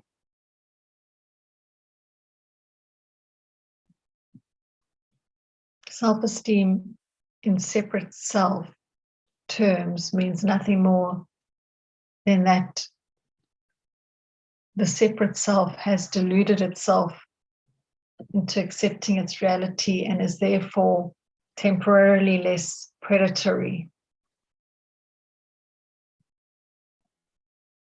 This self-esteem is always vulnerable to stress, a term which refers to any perceived threat to the separate self's existence.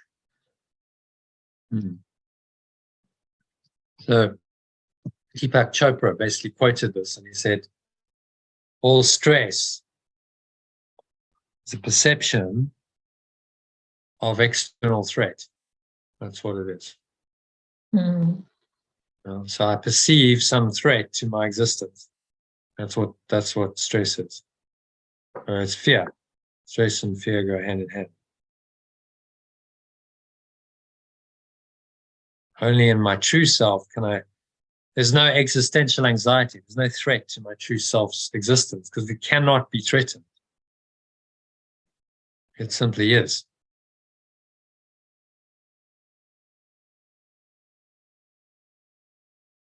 The separate self, can be seemingly. Okay, so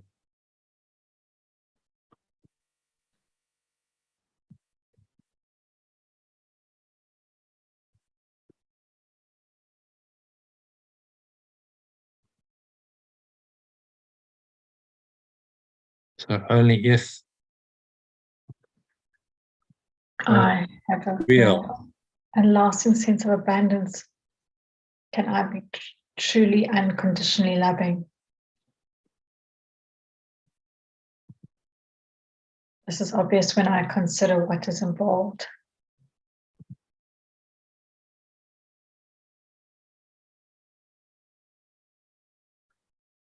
To my separate self, can I say that? To my separate self? Yeah. Hang on. To my separate self, to give anything implies that you will have to do without, implies that I would have to do without it.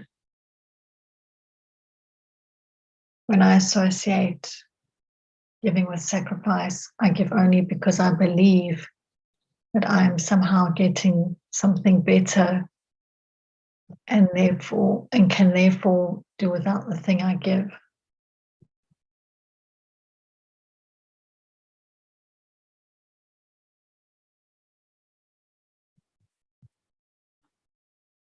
So this is the ego's law, right? I give, but am I going to get something better in return? Yeah. What's in it for me, in other words? So giving to get.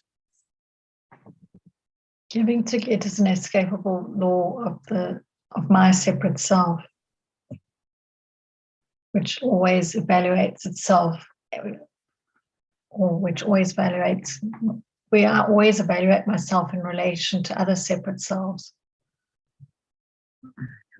I think we can, my separate self, which always evaluates itself. Okay. Because we try to say that it's just an entity. It's not really Yeah. you, but it's an itself in relation to other separate selves. So comparison, whenever you find yourself in comparison, comparing to others, it's an ego device because you're comparing to other separate selves. And therefore,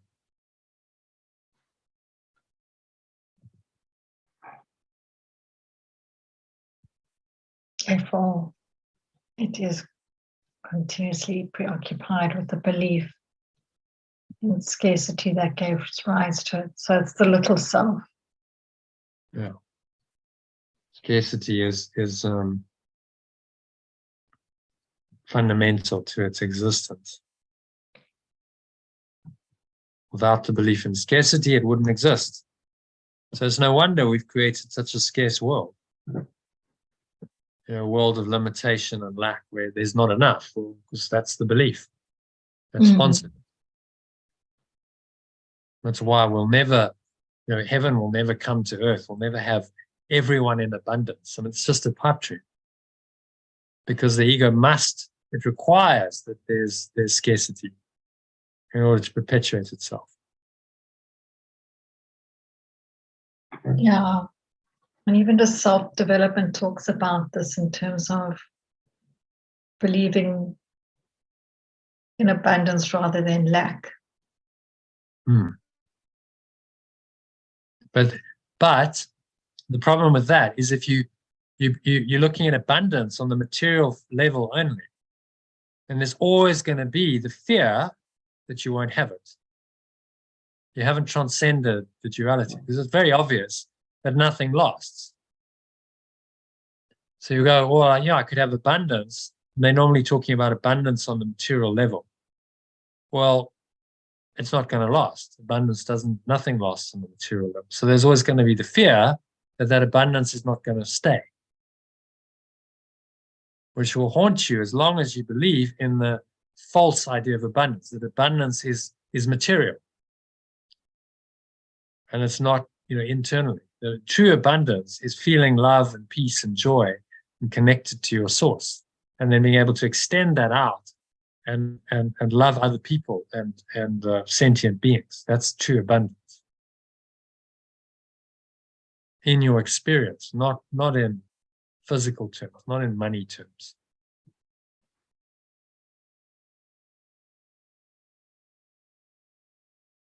Okay.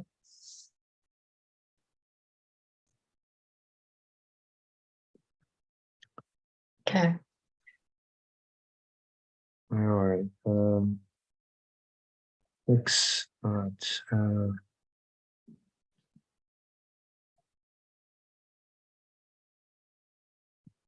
Associate giving with sacrifice.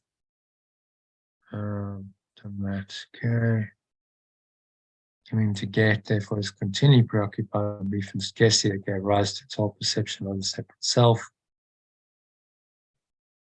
So we're talking about my separate self.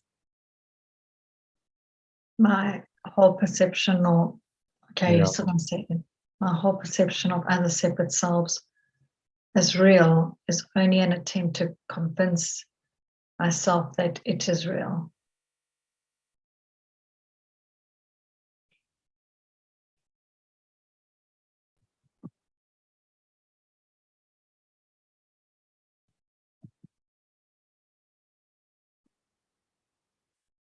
Separate self in terms of the separate. So they talk about self-esteem. And that's a common thing in personal growth. One of Maslow's hierarchy of needs is self-esteem. So it's below self-actualization. But in terms of the separate self, it means nothing more than that the separate self has deluded itself into accepting its reality. It means that this, therefore, temporarily less predatory.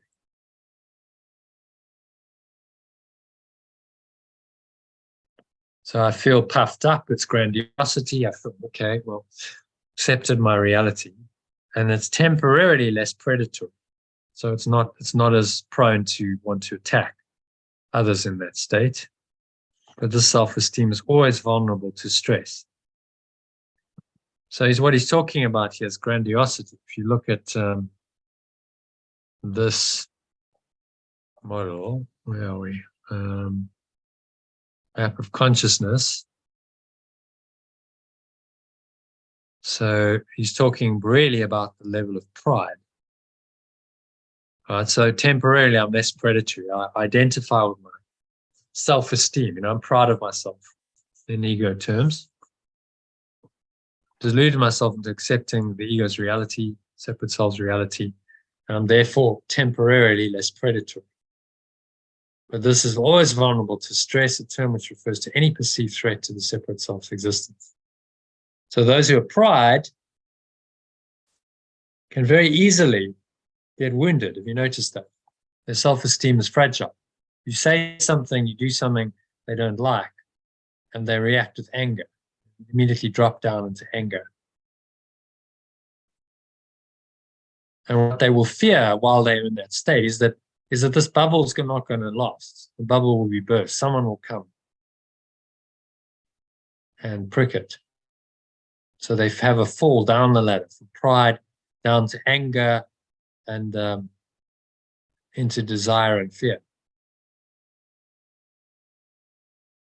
These are the roots of this thought system, going all the way down to shame and guilt. Let's talk about the manifestations up here.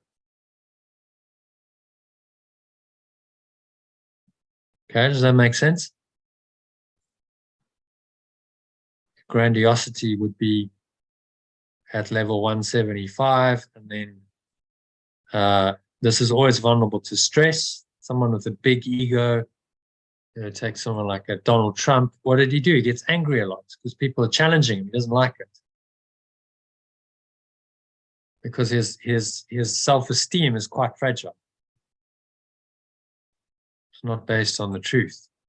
Always vulnerable to stress, term which refers to any perceived threat to the separate self's, to my separate self's existence. Okay, do you want to read that from the top? Only if I have a real and lasting sense of abundance can I be truly unconditionally loving. This is obvious when I consider what is involved. To my separate self, to give anything implies that I'll have to do without it. When I associate giving with sacrifice, I give only because I believe that I am somehow getting something better and therefore can do without the thing I give. Giving to get is an inescapable law of my separate self. which always evaluates itself in relation to other separate selves. Therefore, it is continually preoccupied with the belief and scarcity that gave rise to it. My perception of other separate selves as real is only an attempt to convince myself that it is real. Self-esteem in terms of the separate self means that the separate self has deluded itself into accepting its reality and is therefore temporarily less predatory. This self-esteem is always vulnerable to stress, a term which refers to any perceived threat to my separate self's existence. Maybe predatory, we could say attacking.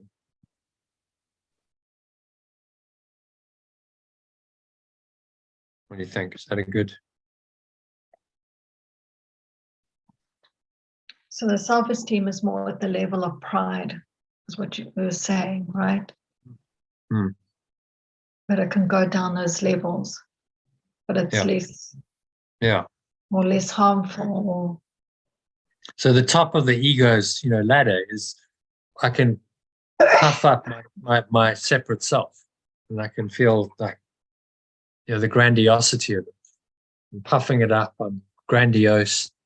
It feels better than fear or desire. You're at a higher level, but it's very vulnerable to stress. If you notice people who are in their false self, very vulnerable. It doesn't take a lot, and they'll get angry. Their pride will be wounded. They'll get angry, and they'll drop down into anger very quickly. And underlying that is always a fear that they will be unmasked. That actually their whole imposter syndrome, false self that they projected out, and they want everyone to believe in, will be revealed, and that actually it'll be shown that it's nothing, and that they're actually weak and afraid. Because all of this is the ego's attempt to compensate for the weakness, the apathy, the guilt, the shame, the weakness that they feel. So this is an attempt to compensate for it. Get that? What the high levels are compensating the lower. That's what you're saying. Or well, this within this is all negative. Under 200 is negative. So okay. Self-esteem in ego terms would be pride. I puff myself up. Donald Trump, I've got to love him, great example. I'm going to be president of the United States. And I can do anything. I'm a billionaire. I'll be president of the United States, puffs himself up. But actually, underneath that, his self-esteem is very fragile. He's actually out of his depth. He doesn't feel capable of doing the job properly. And that showed in his behavior. And very, very quickly angered when people don't give him the respect he thinks he's due, then he gets angry. Says, how can people treat me this way? And he's hardly done by, because he thinks he's been, even though he lost the election seemingly fair and square, he thinks he's been cheated. So all of that is subject to stress, always vulnerable to stress, a term which refers to any perceived threat to my separate self's existence. Okay, so there's no real comfort there. This is always potentially can be threatened, and it knows that. So it's not stable. And you see that this is the traditional big ego. He's got an enormous ego. He's got a big ego. This is what they mean, a grandiose self, which is very vulnerable to stress. It doesn't take a lot. You can just say one or two comments to that kind of person, and they'll get very angry. Yeah. They'll react because their pride is false. It's a false self. Whereas in the true self, it's like, well, whatever. It doesn't really matter. You can, the Buddha sitting, in his sort of meditative state, and some guy comes along and abuses him for 10 minutes. It's not phased. He's not like, because I'm not in the pride. My self-esteem can't be wounded because I've transcended that. I sit in peace, this ineffable peace and bliss, and in that peaceful state, there's no reaction to this. It can't trigger me, because that false self, the grandiose self-esteem has been collapsed. It's not there in me. So it can't, someone coming with anger and attack can't trigger me. But if I'm at that level, pride, anger, then I will be triggered and I will react.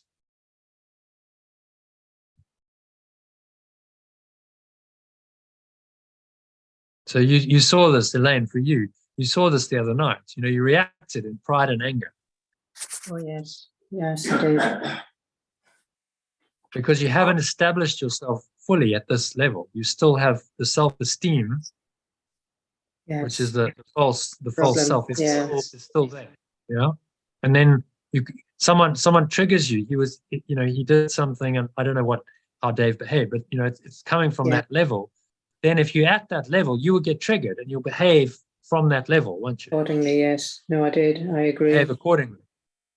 Whereas if you're rooted in your true self, there's just peace. So, okay, I don't need to get upset by this because I'm not identifying with the self-esteem, the character that can be threatened. Yeah. So you see why egos are always stressed, because it's always subject. That self-esteem, that self-image is always vulnerable to stress because it's not true. So there's never any security or stability or peace, because you're always like, well, at any moment I could be attacked.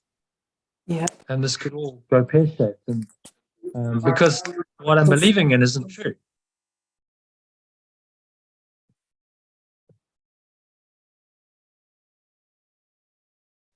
John, just back to those levels. Why is it for pride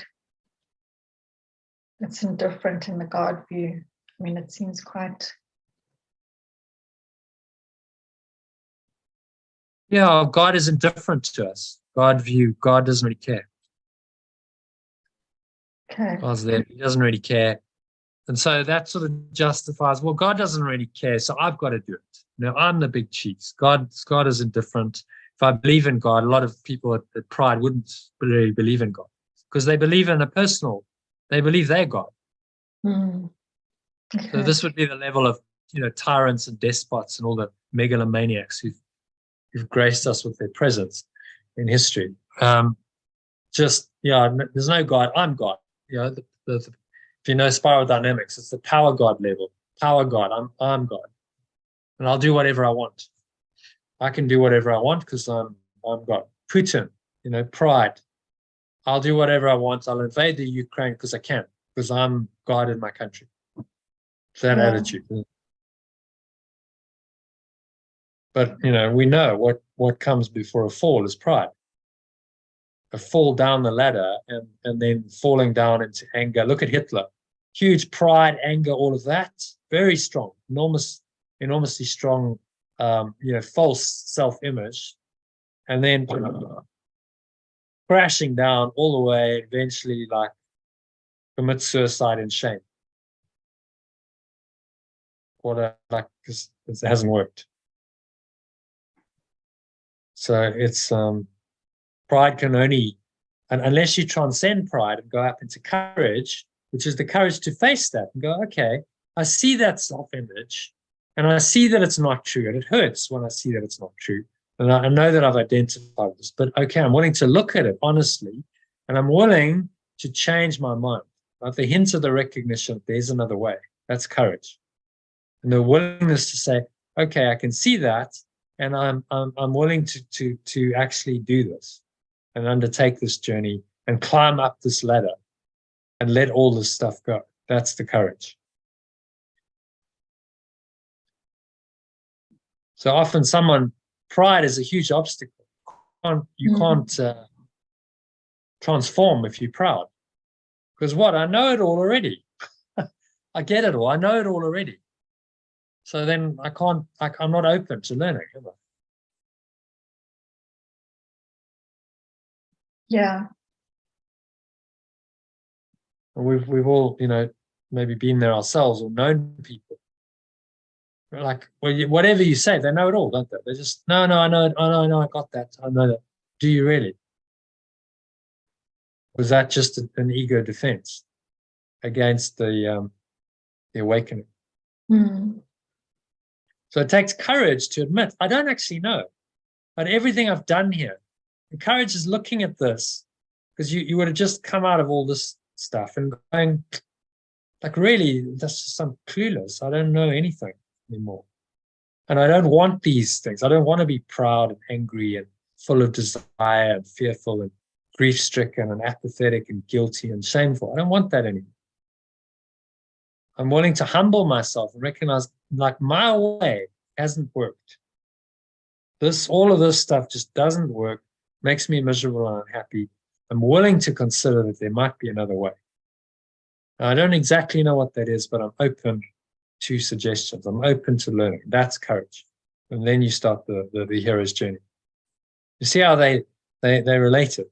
Courage would be the level of the hero's journey, or would be this stage in the hero's journey, where you get the call to adventure. You go, okay, I'm willing. There's got to be another way, and I'm willing to be open to that, and invite in these experiences, invite in a mentor, so that I can go on this path. So you see how all these models, it's just different perspectives, really, of the same thing, isn't it? Yeah. It's all a development of progression from the separate self to the one self, to the true self. That's the hero's journey. And every developmental model has that, whether it's Maslow's hierarchy of needs, the integral model, spiral dynamics, another classic developmental levels, a map of consciousness levels, the chakra system, 7 chakras levels, whatever system you use, it's the same. It's a journey from the separate self, the very separated self, stuck in very low, dense energies of guilt and shame and fear, and then the awakening to higher states of mind and energy, systematically and progressively through those levels, to ultimately transcend the levels. So the transpersonal psychology that people like Abraham Maslow sponsored was saying, actually, we can go beyond the separate self. There's something entirely beyond that self-concept, that self-image, which is then the spiritual self, capital self. That's what that's the Christ self, or the true self that we're talking about here. Okay, so what's he saying here in summary? Number 6. Summarize that. Yeah.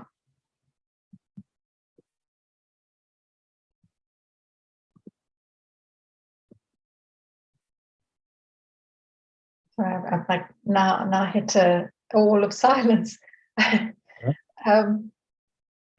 ego has a belief in scarcity, in lack, and not in true abundance.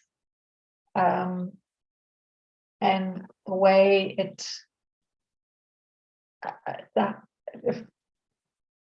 my interpretation is that the highest level it can go on an ego level is self-esteem, where that's the highest level of belief. It's got as much as it can have, but it also the scarcity implies that if it's going to get something else has to be taken away. So true abundance doesn't have that. True abundance is that there's infinite unconditional love. Is the ego wants to, if it's going to get something has to be lost. Yeah, and the giving to get. It wants to give. So it's I give something, but then I want to get more in return. This is the law of this world. I'll give you something. I'll give you my money or my time, but I want to get something more valuable in return. It's not unconditional.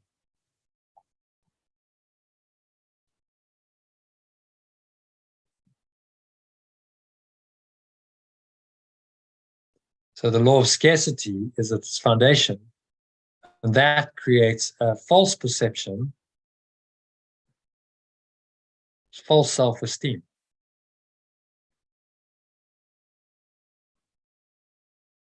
And it also perpetuates itself by believing there are other separate selves.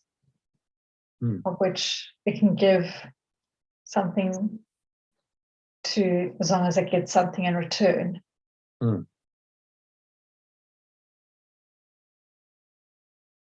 Yeah.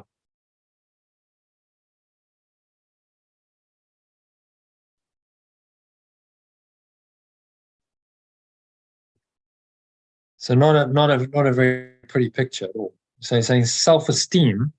When we look at Maslow's hierarchy of needs, it's actually in Maslow's hierarchy, isn't it? Which yes, I probably would have been aware of, because they would have been aware of Maslow's hierarchy, because they were psychologists. And then he uses the term. So there's his typical 5-step pyramid. That was his first one. There was the subsequent one where he brought in transpersonal. But esteem needs, self-esteem, confidence, achievement, respect of others, respect by others. Now, all of that, the ego is going to say, well, that's good. What's wrong with that? But actually, it's still within the ego construct. You're still very identified with the separate self. You need respect of others. And beyond that is things like flow, morality, creativity, spontaneity, problem solving, lack of prejudice, acceptance of facts, self-actualization, which then he realized wasn't actually the highest self. Beyond self-actualization was transcendence. You transcended the separate self entirely. Mm. And there's no separate self in you. You acknowledge that, so that then is the true self. You disappear. You no longer come in form. Whereas the esteem needs way down there. But esteem needs, it's still very ego-based. Yeah. Still in David Hawkins' scale, under the level of 200 esteem needs. Pride, anger. But the hint of the recognition of something else. See, from that esteem, you could say, okay, I recognize that this isn't all there is. There must be a better way. I'm still not happy. Yeah. I'm willing now, from that place, feeling a bit better about myself. I'm willing to take on this journey and go into these higher levels and go to self-actualization and then transcendence. But at physiological, if you're just concerned with base survival needs, you're probably not going to be able to do that, are you? You're too low. Physiological would correspond with David Hawkins's somewhere down here, the lower reaches. Guilt, shame, apathy, these are body-based, past-based. So yeah, it's just different. People have sliced and diced the levels many ways. But Yeshua says, consciousness is it's consciousness that's within the domain of levels. It's mind, small mind, that has levels. The spirit doesn't have levels. So we can understand this within the construct of the ego in consciousness, but then understand that at the highest level, there are no levels. All levels drop away and God merely is. And you surrender fully to that experience, the ineffable bliss, pure consciousness, as he calls it. We'll call it pure awareness.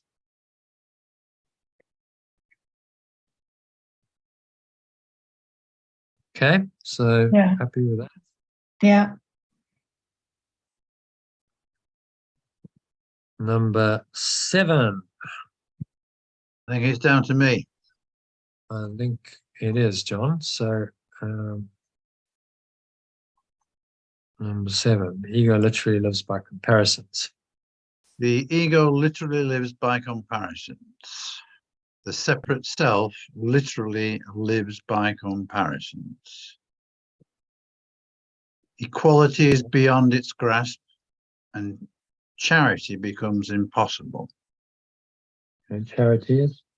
Unconditional love becomes impossible.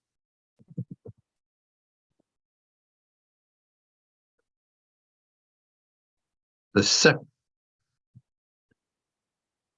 separate self never gives out of abundance. because it was made of a substitute for it.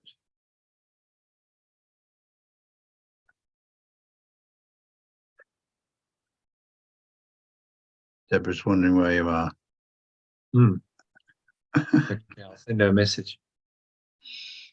That is why the concept of getting arose in the separate self thought system. Appetites. Let me just, John, I'm just going to mute myself. Yep. Okay.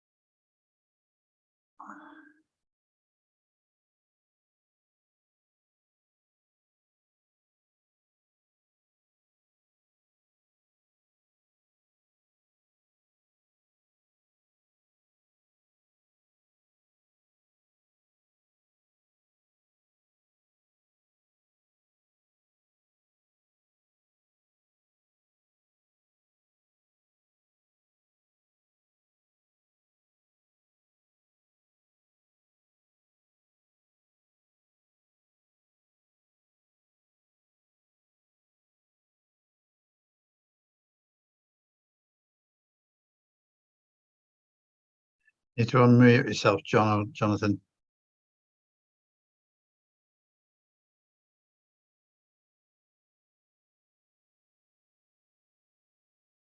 Okay.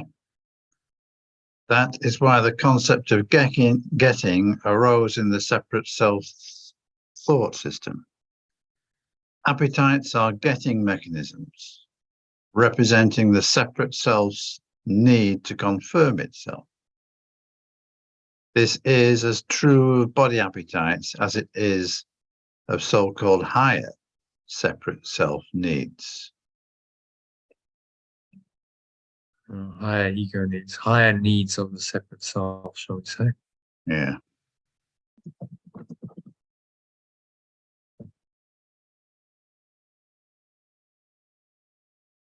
Yeah. Okay, interesting coming up. Body appetites are not physical in origin. Old statement. The separate self regards the body as its home and tries to satisfy itself through the body. But the idea that this is possible is a decision of the mind, which has become completely confused about what is really possible.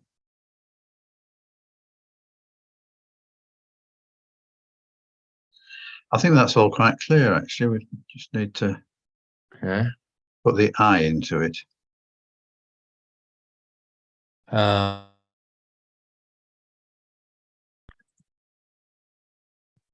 We'll do the I now. Okay. See. My separate self literally lives by comparisons.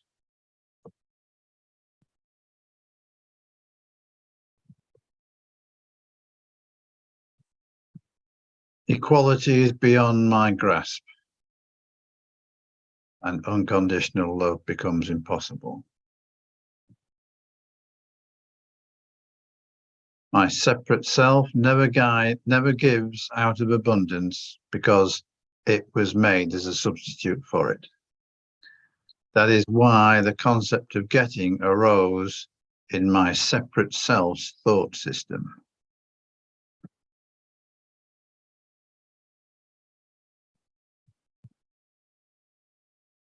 Appetites are getting mechanisms representing my separate self's need to confirm itself.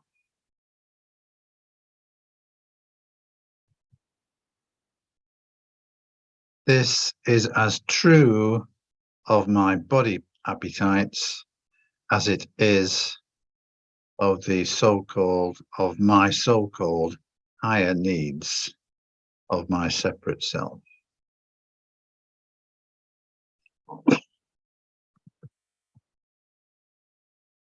Body appetite, my body appetites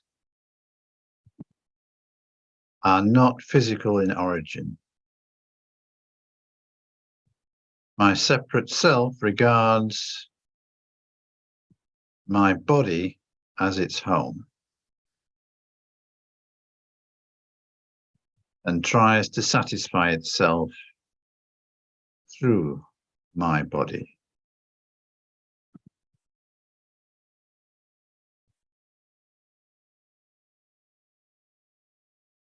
But the idea that this is possible is a decision of the mind.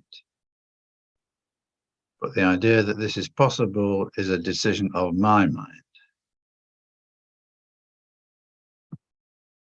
which has become completely confused about what is really possible.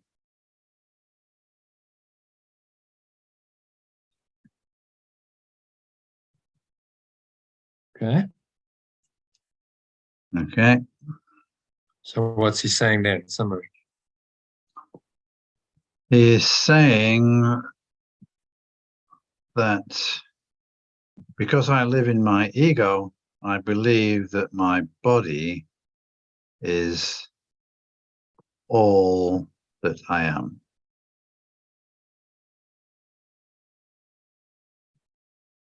Yeah, okay. Lives by comparisons. I live, and therefore, and as such, I live by comparisons with others and imagine that my body has needs such as hunger,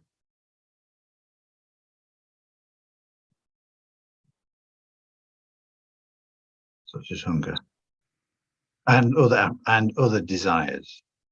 Yeah. They're not physical in origin. It's a very important paragraph.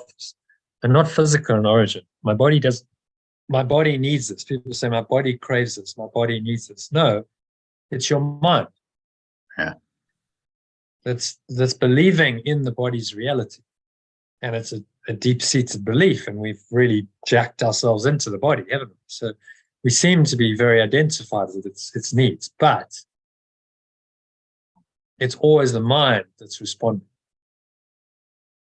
It's the mind's desire. It's the mind's creation, miscreation in the body. By people who really transcend the separate self, their body appetites just disappear. Often they don't need to eat. Eating, drinking, sex, all these kinds of things that most humans are quite addicted to just fade away. They're not important anymore.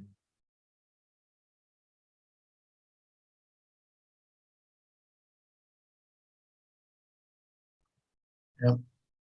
Okay, so happy with that? Yep, good with that. Number 8.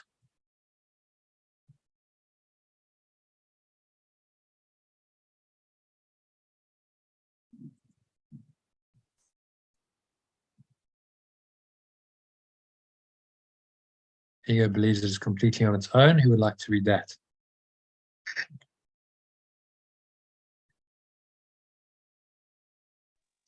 I think it's my turn.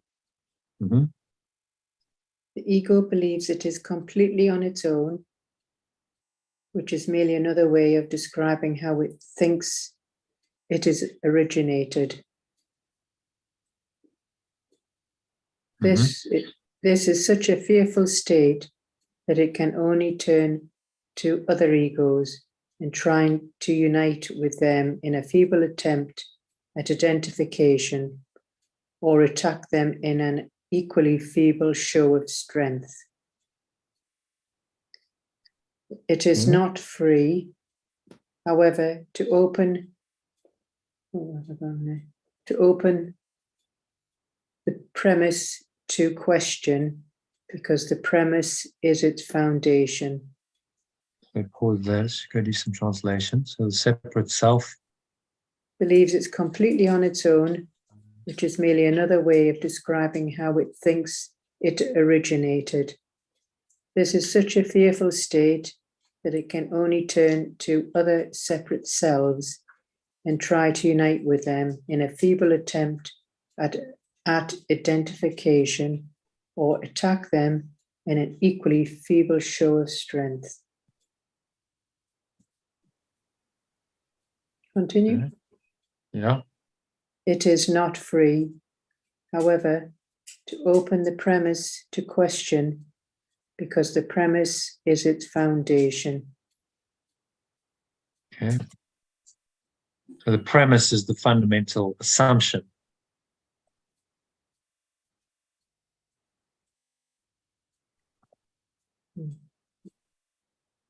Believes that it's completely on its own. So the premise he's talking about is that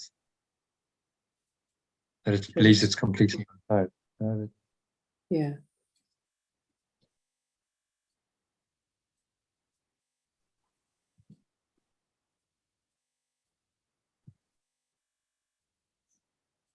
Not free to open the premise to question, because the premise is its foundation. Okay. Continue. The separate self is the mind's belief that it is completely on its own. The separate self's ceaseless attempts to gain the pure formless awareness, acknowledgement, and thus establish its own existence. It might last for months, who knows? But anyway. Continue. Okay, so let's to where are we? Is it number Yeah, 4? read it. The ego is the mind's belief that it is. Oh, yeah, I've done that one. The ego's ceaseless attempts to gain the spirit's acknowledgement and thus establish its own existence are useless. Okay, so that the spirit is pure formless awareness. Yeah. Attempts to gain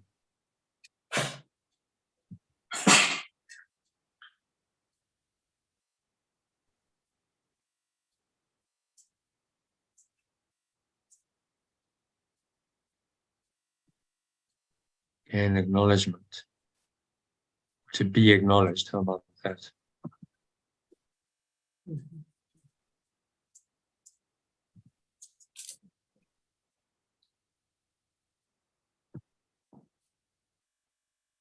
Pure formless awareness has established its own existence, useless. Okay, so it's trying to desperately establish some kind of truth and existence, but that's not possible. He says, spirit in its knowledge Is unaware of the ego. It does not attack it. It merely cannot conceive of it at all. Pure formless awareness is in its knowledge is unaware of the separate self. It does not attack it. It merely cannot conceive of it at all.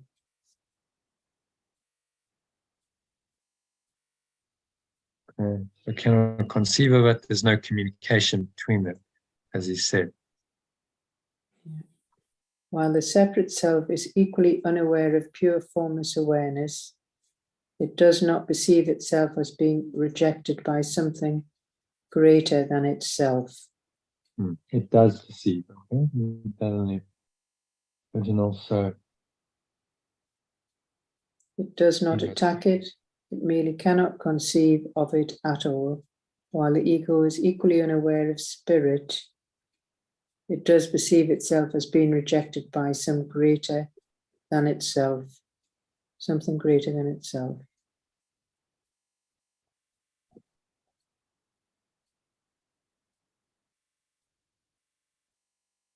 Does perceive itself rejected by something greater than itself. Okay, so it knows that there's something higher.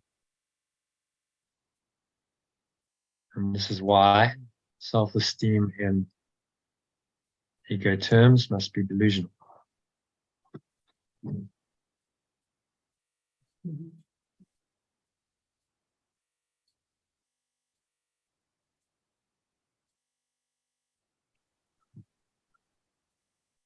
Okay, so read 10. those two, and then I'll do the translation 9 and 10. This is why self-esteem in ego terms must be delusional. The creations of God do not create myths, although creative effort can be turned to mythology. Mm.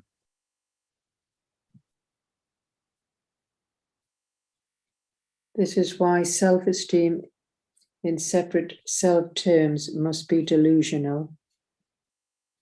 The extensions of pure formless awareness of perfect love do not create myths. Myths, there we are. Oops. Myths, although creative effort can be turned to mythology.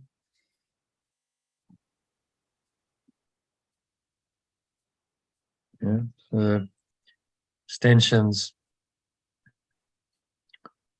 of perfect, pure formless awareness of perfect love. So I'll just make an extension of perfect love. So the creations of God do not create myths. When creative effort can be turned to mythology. It can do so, however. It can do so. How? Oh, where is it going? Oh. It can do so. It can do so. Oh, right. However, it can do so only under one condition. What it makes is then no longer creative. Yeah. Okay, so it can do so. Creations of God. Creations of God do not create myths. Creative effort can be turned to mythology. It can do so. So what's the it then? Creations of God. It can do so. It Yeah. is pure formless. Interesting. Creations. Talking about the creations. Oh. Extensions of perfect love. You know, create myths, although creative effort can be turned mythology. However, creative effort, so it, maybe he's talking about the creative effort, it can do so. Creative effort can be turned to mythology. It can do so. How about this can happen?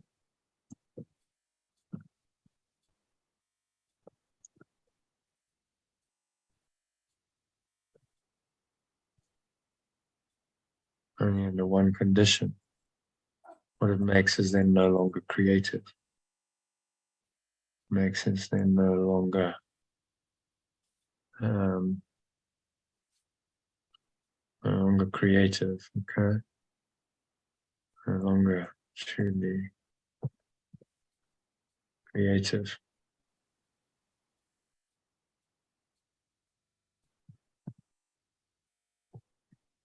Okay, myths are entirely perceptual.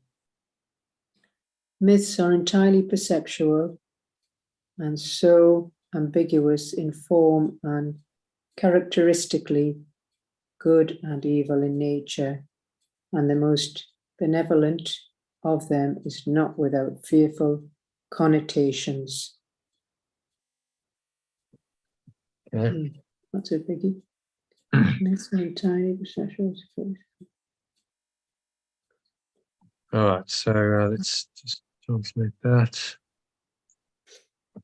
Personalised.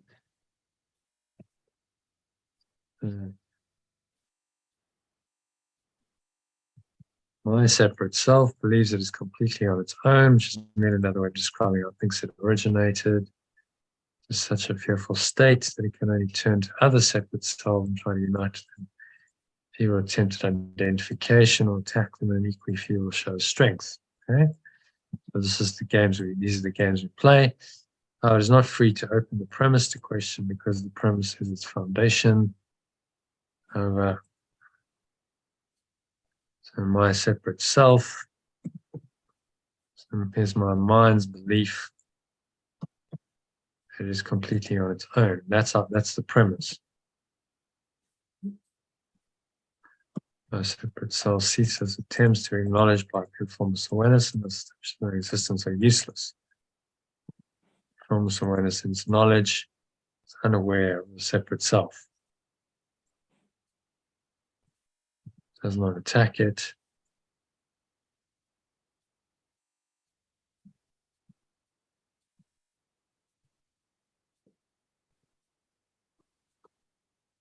But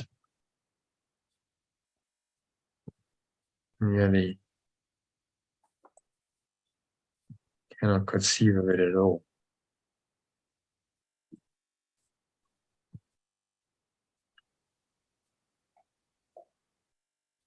While the separate self is equally unaware of pure formless awareness, does perceive itself as being rejected. While my separate self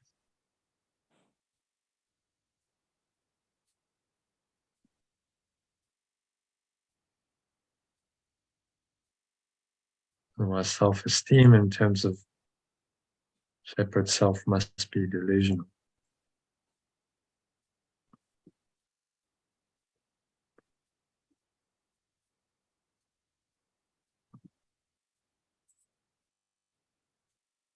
And my sense of self-esteem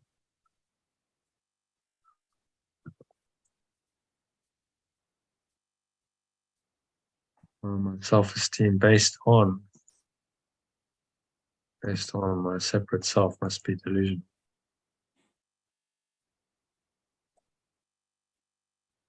Extensions of perfect love do not create myths. No creative effort can be turned to mythology.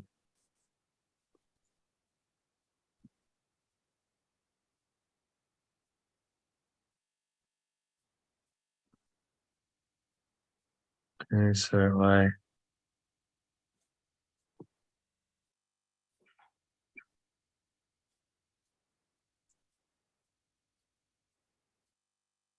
can shorten this a bit.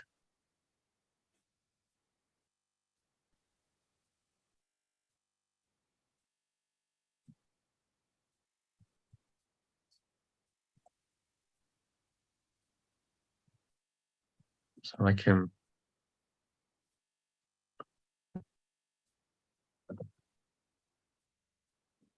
direct my creative effort to mythology.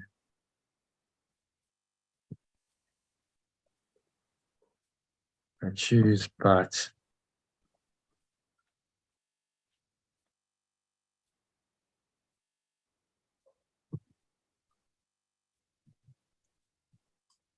what I make is then no longer truly creative.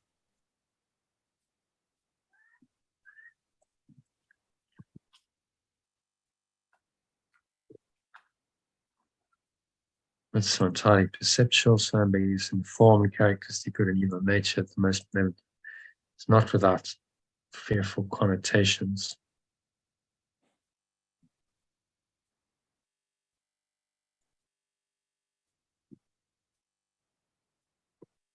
Can probably stay as it is. Okay, so what's he saying here in summary?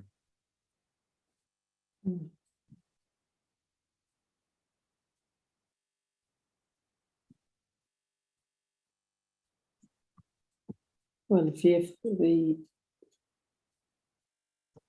separate self is very fearful and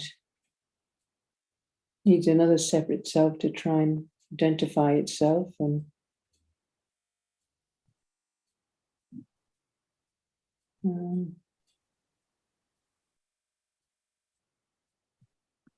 Belief that I'm completely on my own. yeah, in a very fearful state. It's a very fearful state. And, just try to join with other separate selves to get some identification. Or to attack it. its feeble little strength. So, Yeah.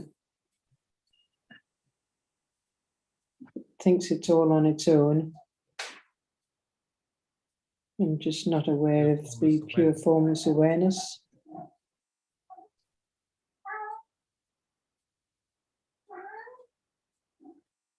your formless awareness is not aware of it, transcends it. Yeah. This is why self-esteem is based on the separate self and can only be delusional. Yeah. My separate self will perceive that I am rejected by something.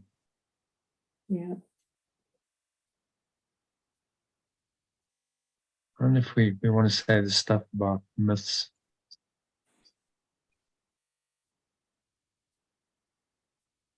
I don't think that's necessarily that relevant. Mm. He does talk about it in the next one, but we can figure out a way to just... Yeah. Okay, so well done. Number 8, number 9.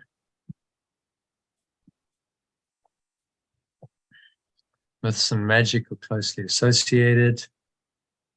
Who's going to read that? Kim? Jono, Still there? sorry, I'm going to go off to bed. Yeah, it's 12 o'clock there, isn't it? Yeah. Yeah. Do you want to read one more? Yeah, if it's quick, I'll read it and then I won't Okay. spend a lot of time. Sorry, I'm just really Yeah. tired now. Okay. Myths Myths and and magic. magic are closely associated since myths are usually unrelated to ego origins and magic to the powers the ego ascribes itself to itself. Myths and magic are closely associated. Are usually related to the separate self origins. Magic to the powers to the separate self ascribes to itself. Mythological systems generally include some kind account of the extension and associate this with its particular form of magic. The so-called battle for survival is only the separate self's struggle to preserve itself and its interpretation of its own beginning. This beginning is usually associated with physical birth because it is hard to maintain that the separate self exists before the point of time. The more religiously separate, self-orientated may believe that the soul existed before and will continue to exist after a temporary lapse into the separate self-life. Some even believe that the soul will be punished for this lapse. However, awakening does not apply to pure formless awareness, which is not in danger and does not need to be salvaged. Okay.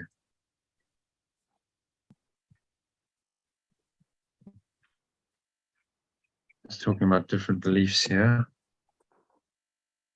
Temporary lapse into life as a separate self. The soul will be punished for this lapse. Awakening does not apply to pure formless awareness, which is not in danger, does not need to be saved, perhaps we should say.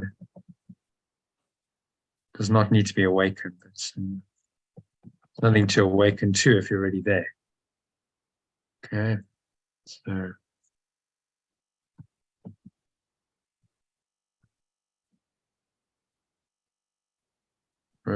just happened there.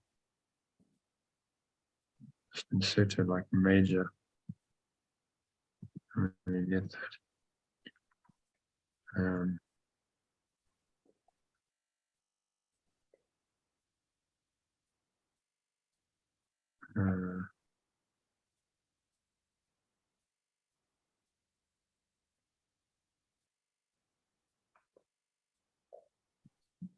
There's some magic, okay.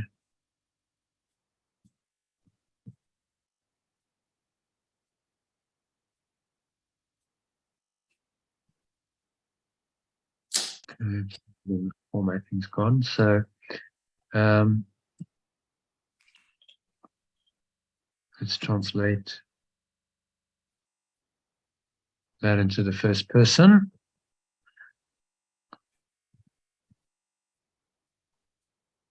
My myths and magic are close, yes. So you wouldn't say my myths and magic. No, I don't think that's really appropriate. Is it just Myths and magic? It's just general. Since myths are collective? it's the Okay. origins of the separate self, and magic to the powers the separate self ascribes to itself. Okay, so this is general. Mythological systems generally include some accounts of extension. Associate this with this particular form of magic. Some account of the creation. Let's make that.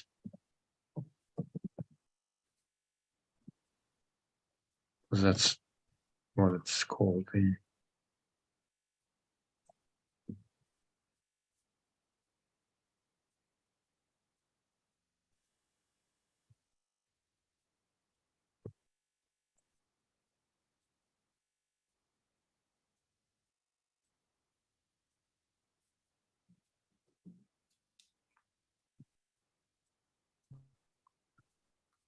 so-called battle for survival is only the separate. It's only, and we can personalize. My separate self struggle to survive, struggle to preserve itself, struggle to survive. Yes, preserve myself.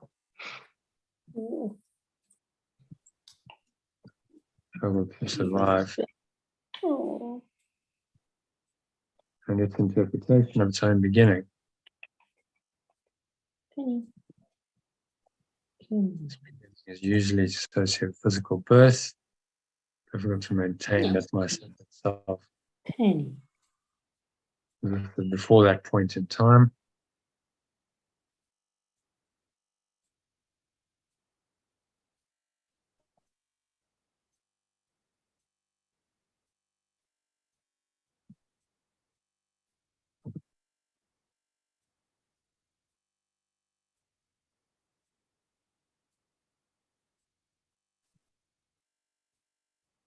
awakening is not applied to pure formless awareness.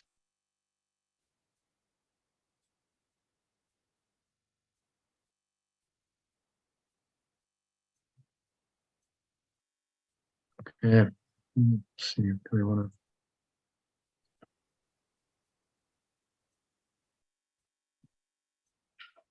religiously separate, self-oriented? Do we need that? Maybe we can just skip that summary. Okay, we'll read that from the top. Myths and magic are closely associated.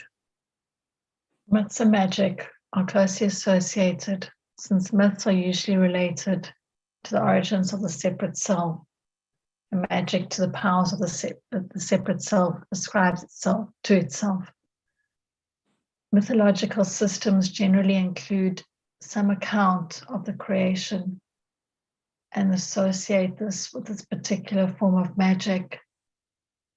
The so-called battle for survival is only my separate self struggle to survive and its interpretation of its own beginning. The beginning is usually associated with physical birth because it is difficult to maintain that my separate self existed before that point in time. However, awakening does not apply to pure formless awareness, which is not in danger and does not need to be awakened. Yeah. Okay. Happy with that? What's he saying there in summary?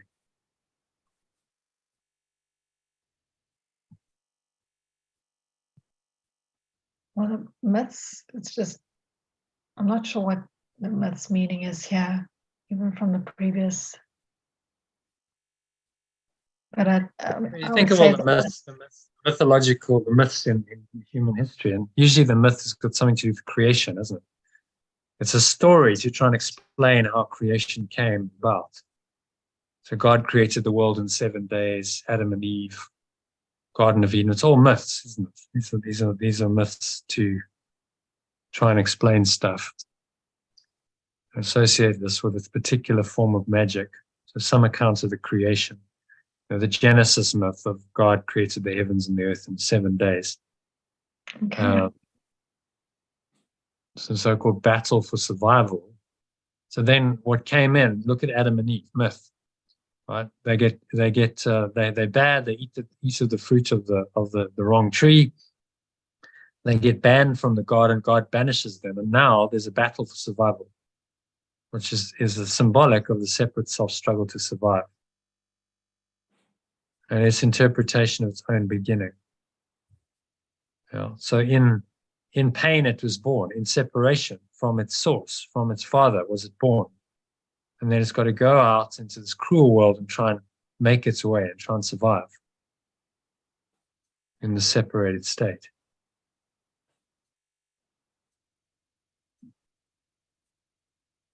And this beginning is usually associated with physical birth. No, I think that it's understanding what justifies its existence, that it was born.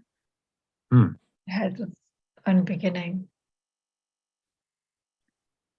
Yeah, difficult to maintain my separate self existed before that point in time, but Yeah. And it's created. It just comes into existence, and I now pop into existence as a person, and I'm born. It's bizarre, really. So where did you come from? The ego tells you came from your parents. You're a cause of their physical act, and then they caused your life, but that's not true. So there's the association with the body. To head around if you're not, not aware. Yeah, you have to understand that you're a mind primarily. The mind chose to incarnate into a body, and so somehow the system, it all connects. Two bodies doing a physical act then allows the mind to choose to come in through that body that now gets created for it. And that's the system we live in. It seems to kind of work, but actually it delivers us into an insane reality. We're born into a cruel world where pain, suffering, sickness, misery, and death seem to rule, and ultimately we'll die. So do we really want to be in that world?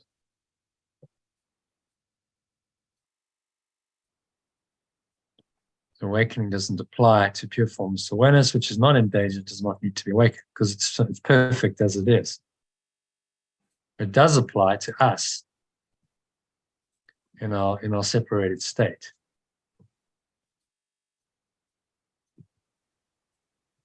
Then awakening is necessary if we believe we're separate, even though it's not ultimately necessary.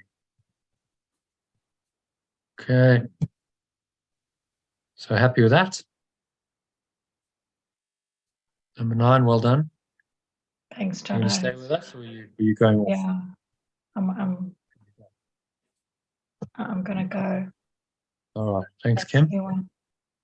Okay. See you on Sunday. Yeah, see you on Sunday. Or Saturday. Tomorrow, join us for the movie. There's one way or another. I'm having some issues with my DVD player, but okay. We'll watch it. We'll watch it even if it's just on a. You'll watch it yourselves. If you've got DVDs, or you can get it on Netflix or whatever, you can watch it, and then we'll pause and say, okay, so watch to this point. Everyone do that. Watch for 10 minutes, and then we'll pause and stop it at the end of that scene. But hopefully it'll work. I'm going to reboot my computer and see. It's telling me it's a CD drive, not a DVD drive. So I'm not quite sure why it's doing that. Okay. All right. No, Kim. Good night, Kim. Thanks. Start at 9. Good 9 night. o'clock. Bye. Okay, Kim. See you tomorrow, 9 o'clock. Bye. All right, 2 more paragraphs, everyone. You're nearly there. Salvation is nothing more than right-mindedness. Salvation is nothing more than right-mindedness, which is not the one-mindedness of the Holy Spirit, but which must be achieved before one-mindedness is restored. Okay, awakening. Awakening is nothing more than right-mindedness, which is not the one-mindedness of the remembrance of perfect love, but which must be achieved before one-mindedness is restored. Yeah. The one-mindedness of the remembrance of perfect love. That's interesting. The one-mindedness. Because the Holy Spirit, I think this needs a bit of correction. Because one-mindedness, the Holy Spirit knows it can interpret the truth. And it can reinterpret the illusion for us, can't it? So the Holy Spirit is what's right-minded. And the Spirit is one-mindedness of spirit is that's how I interpret. What do you think?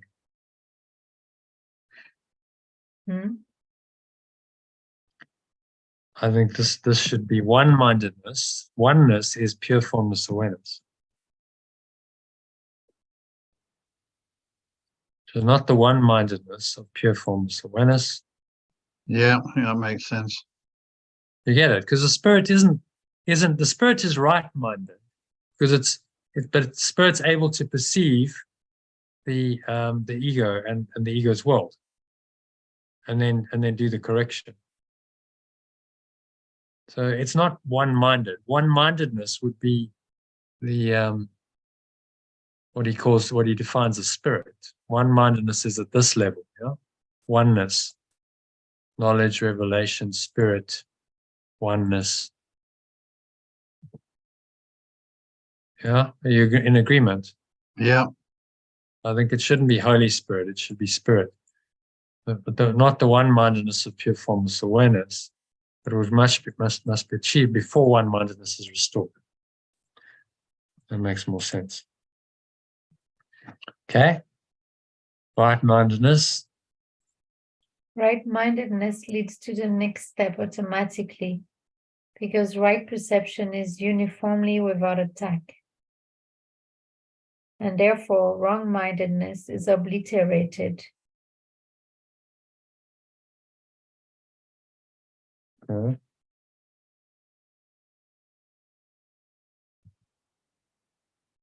We can't attack in our right mind. And so the wrong-mindedness, which is always about attack, fear and attack, is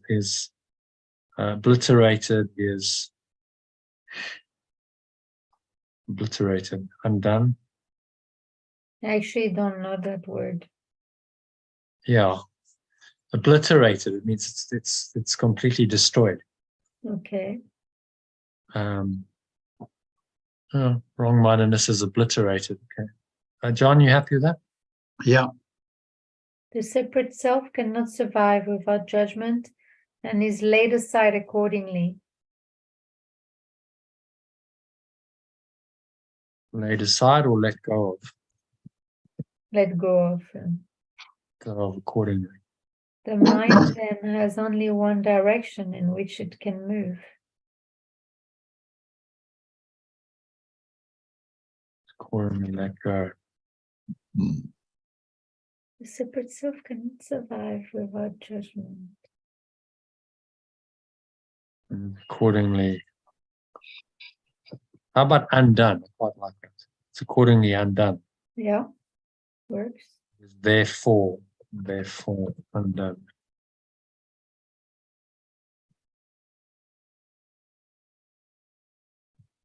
But I don't get this actually. Cannot survive without judgment. But the judgment from whom? You cannot survive without judgment. Yeah, but the judgment from its whom? own judgment. Judgment, its own judgments. So without it judging all the time, what's good, what's bad, what's right, what's wrong. There's no, without judgment, there's no separate self. There's nothing to separate it from anything else. Okay, yeah. Judgment, perception becomes impossible, and the separate self ceases to exist. Is therefore undone without judgment. That's why he emphasizes letting go of judgment so much, because the judgment of the ego is what keeps the separate self alive. Mm. I judge myself. I, subject, judge you, objects, something outside of myself, as whatever. And that reinforces the separation in my mind, because now we are not one. There's I judging you. Yeah. Whatever the object is. See, it's duality, subject-object perception. Mhm. And we do Yeah. that just by default. We don't even know we're doing it. That's the irony.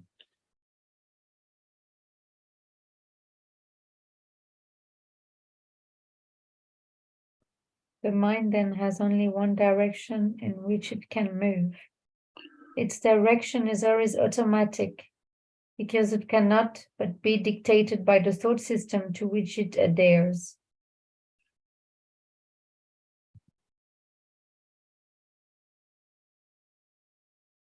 It can only be, cannot but be, can only be.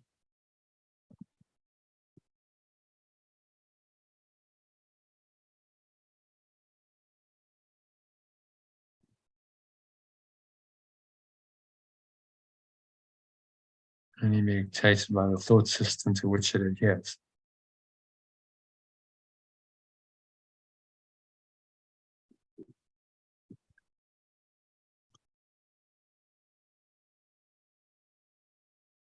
Always automatic. So it can only be dictated to by the thought system to which it adheres.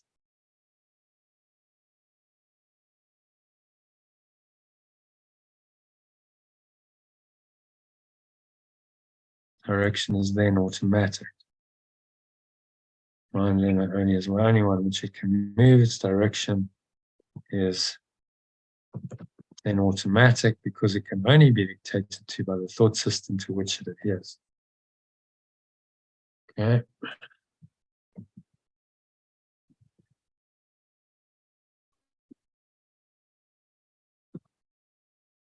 My awakening is nothing more than right-mindedness.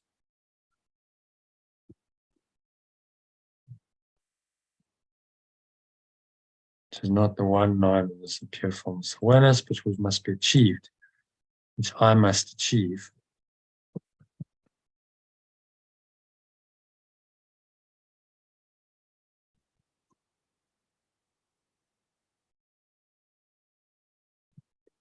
I think, should we change to achieve to experience? So it makes it less kind of striving. So I must experience before one-mindedness is restored.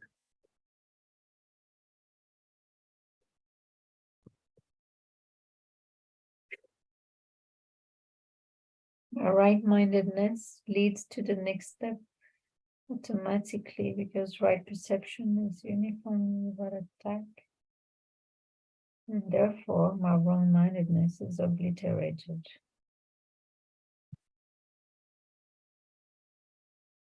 My right-mindedness.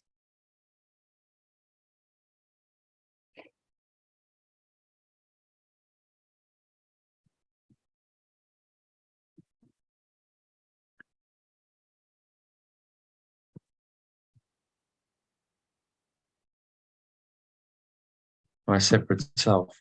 The separate self cannot survive without judgment and is therefore undone. And the one above is unpersonalized, my right-mindedness. Well, right-mindedness leads to my next step. Okay. Personalize it there. Okay. Because right perception is uniformly without attack, and therefore wrong-mindedness. And therefore wrong-mindedness is obliterated.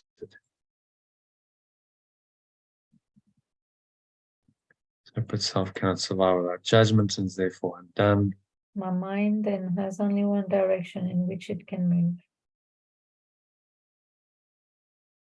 This direction is then automatic because it can only be dictated to the thought system. Can move.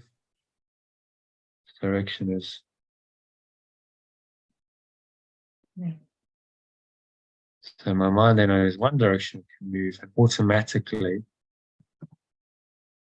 can be shortened.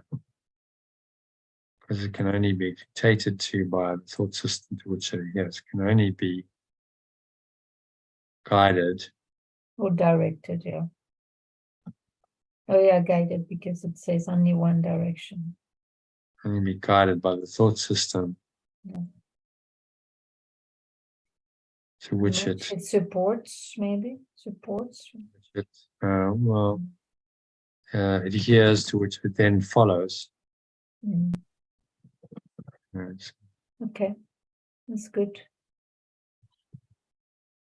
And then my mind has only one direction, which it can move automatically because it can only be guided by the thought system.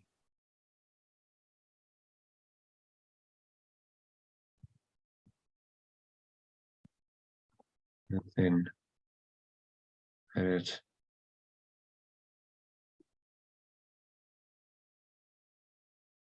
follows. Okay. Raj, you want to read that from the top? My awakening is nothing more. My awakening is nothing more than right-mindedness, which is not the one-mindedness of pure formless awareness, but which I must experience before one-mindedness is restored to me. Right-mindedness leads to my next step automatically, because right perception is uniformly without attack, and therefore wrong-mindedness is obliterated. My separate self cannot survive without judgment and is therefore undone. Then my mind has only one direction in which it can move automatically, because it can only be guided by the thought system that it then follows. Yeah. I'll just say it's directional because it can only be guided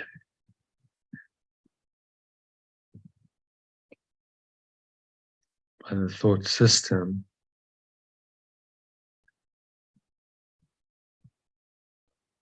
follows.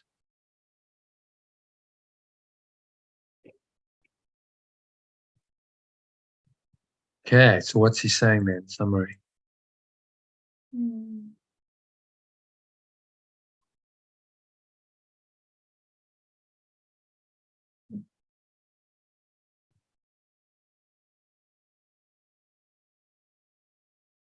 That my awakening is right-mindedness.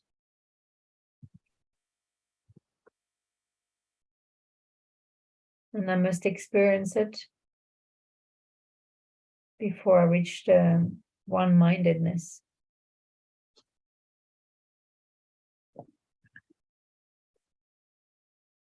Yeah, so one-mindedness, it leads to being right-minded is correcting my perception, which leads me to the one-mindedness of spirit or pure formless awareness. I think that's an important point. But the right-mindedness leads me to the next step, which is one-mindedness automatically. Because there's no attack. In right-mindedness, I cannot attack. And my ego relies on attack to continue, so my wrong-mindedness is obliterated.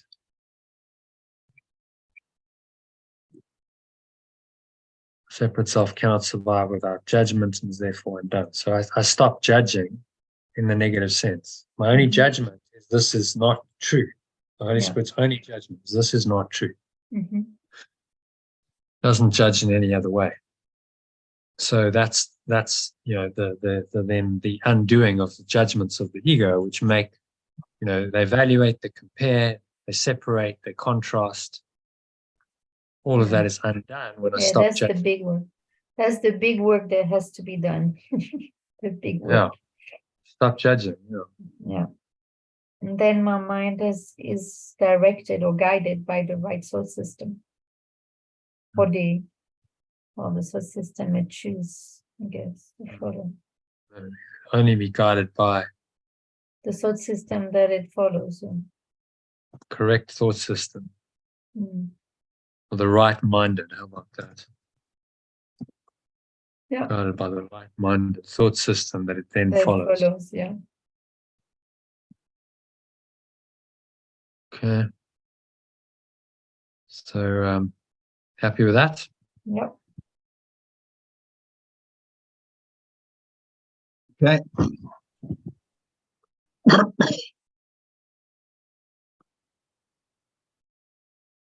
What was that? Right-minded can only be guided by the right-minded. I'll just put that in there. Okay. It cannot be emphasized too often that correcting perception is merely a temporary expedient. It is necessary only because misperception is a block to knowledge, while accurate perception is a stepping stone towards it. The whole value of right perception lies in the inevitable realization that all perception is unnecessary. This removes the block entirely. You may ask how this is possible as long as you appear to be living in this world. That is a reasonable question. You must be careful, however, that you really understand it. Okay, pause there. Just pause there. Let's do Cannot- whatever translation we not need to do. Yeah, it cannot be emphasized too often that correcting perception is merely a temporary experience. It is necessary only because misperception is a block to knowledge, while accurate perception is a stepping stone towards it. The whole value of right perception lies in the inevitable realization that all perception is unnecessary. That's our key statement, really. All perception is unnecessary. This removes the block entirely. You may ask how this is possible as long as you appear to be living in this world. That is a reasonable question. You must be careful, however, that you really understand it. Who is the you who are living in this world? Pure formless awareness is immortal, and immortality is a constant state. It is as true now as it ever was or ever will be, because it implies no change at all. It is not a continuum, nor is it understood by being compared to an opposite. Knowledge never involves comparisons. That is its main difference from everything else the mind can grasp.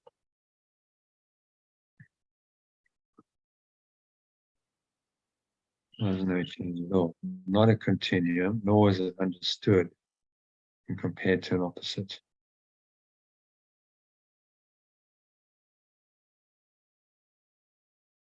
Yeah, okay. And then it's just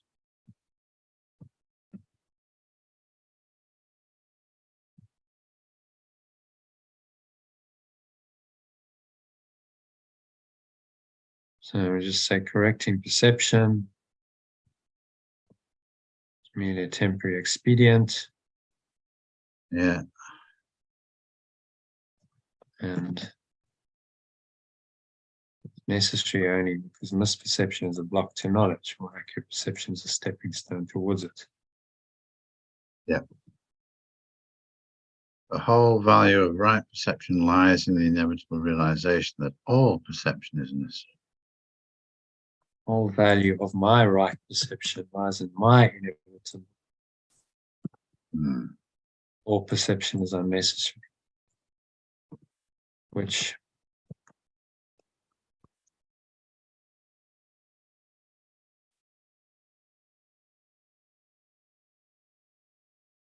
removes the blocks to the awareness of love's presence entirely. Do we need 5 and 6? I think we could drop them. Okay.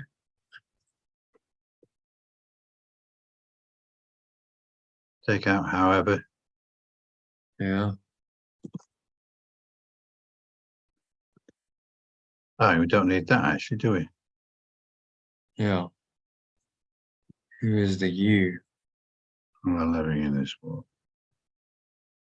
who are Who's the you who is living? Yeah. Because it's singular. Who's Yeah. the you who are living in this world? Well, there's no plural there. Who's the you who is living No. in this world? Got that one wrong. Pure formless awareness is immortal, and immortality is a constant state.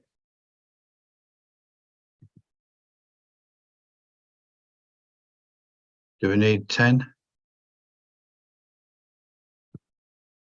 Yeah, it's useful to remind that it is as true now as it ever was or ever will be, because it implies no change at all.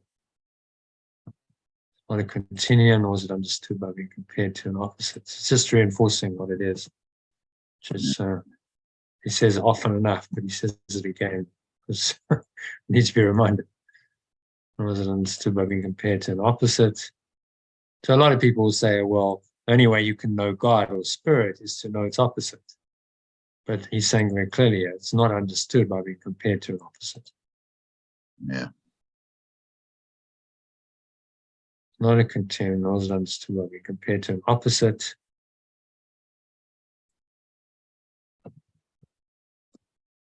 So, Do we need 13? probably not. Never involves comparisons.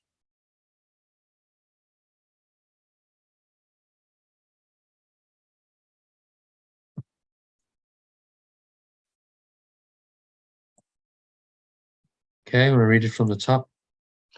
Correcting perception is merely a temporary expedient and is necessary only because misperception is a block to knowledge, while accurate perception is a stepping stone towards it.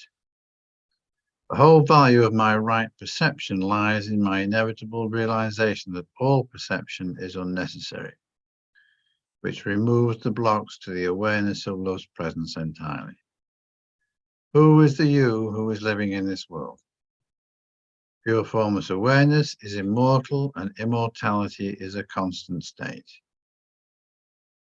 It is as true now as it ever was or ever will be, because it implies no change at all.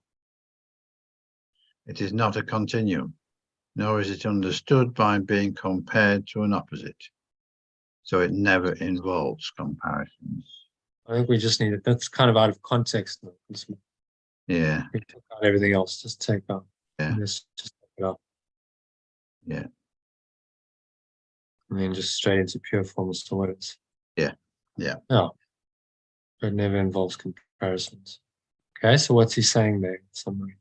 So he's saying correcting our perception is an important, but ultimately correcting our perception is important on our way back to spirit, but ultimately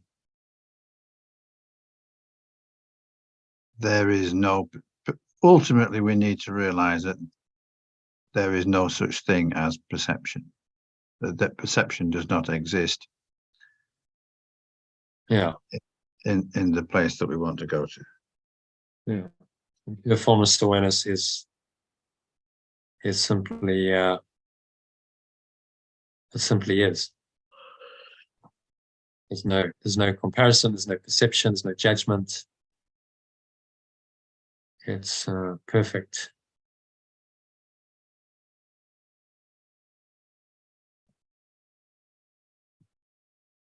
Okay, so that is the end of our translation. Do you want to do a meditation on this, or is it too late? Not for me, it's too late for me. Yeah. Oh, really? Still with us? Yeah, I could do one, yeah. Okay. So I'll see you tomorrow, hopefully, John. We're going to do the matrix one way or another. So even if I can't get it working individually, Yeah. See you device. tomorrow. At 7 o'clock tomorrow. Night, John. Night, Aurelie. Thanks. Namaste. Good. Yeah, too late. I just need a 2 minute. 2 minute. Yeah, 2-minute comfort break. So do I. Yeah. All right.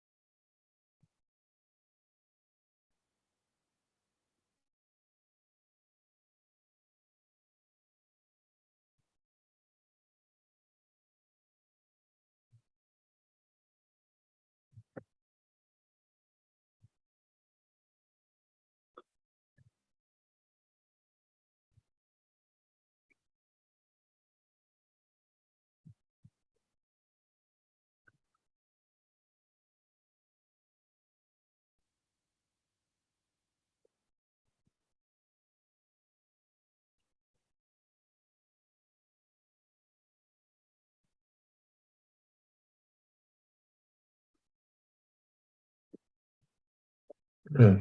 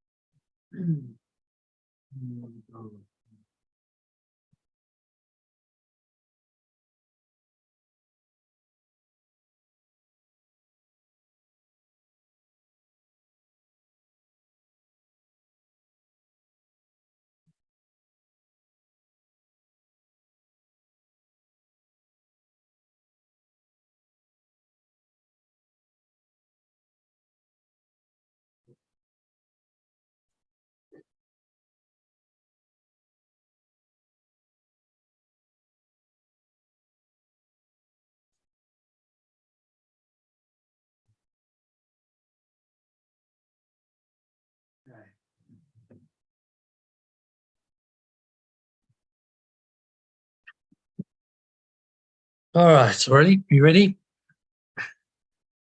Yes, I'm ready. Okay. Let's just some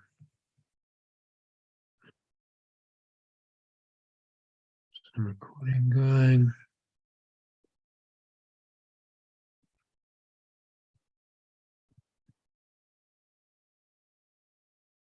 Okay, so just making yourself comfortable. Sitting your feet shoulder width apart, back straight. Cup your hands in your lap, close your eyes. And start off by taking a nice deep breath in through the nose. Just breathing in, noticing how the stomach rises and the chest rises. And the subtle flow of air in through the nostrils.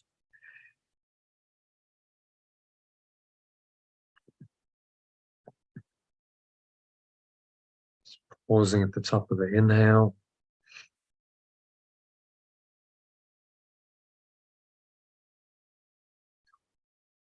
Clench the sphincter muscle, lock the energy in. Pull the energy up the spine into your heart center. Putting one hand on your heart to connect with your heart space. And drawing it all the way up into the crown of your head, pausing at the top of the inhale. So scan your mind, notice any thoughts, emotions, any related body sensations, particularly anything that feels negative, limiting, contracted, constricting in any way. And you're just going to choose to let it go. Just remind yourself today's lesson. We're not alone in experiencing the effects of my thoughts about whatever it is. And just blow it out. Blow it away with the breeze of your breath to the nothingness that it really is. It's going, gone. All the lower stomach into the spine. Expel the last remaining air out and just rest here in peace and stillness. Nothing else to go. Nothing else to do.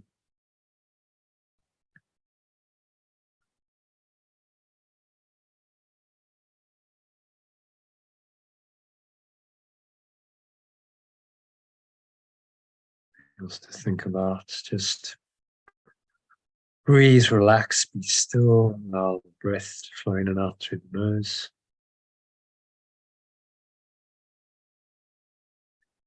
Observe the breath. And the breath to help you just create some spacious awareness and light.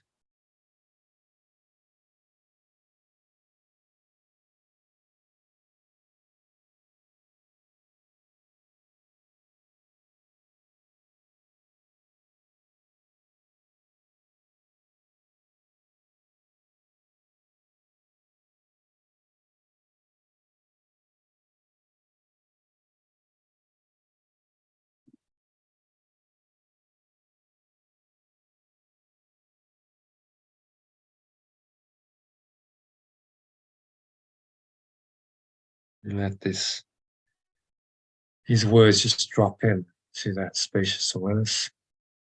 Maintain that spacious awareness by breathing, just observing the breath. And let these words just permeate into your mind.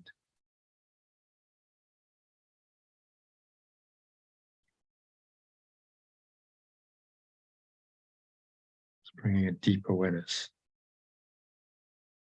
of the truth. Feel into these words. Allow the words just to come into your mind and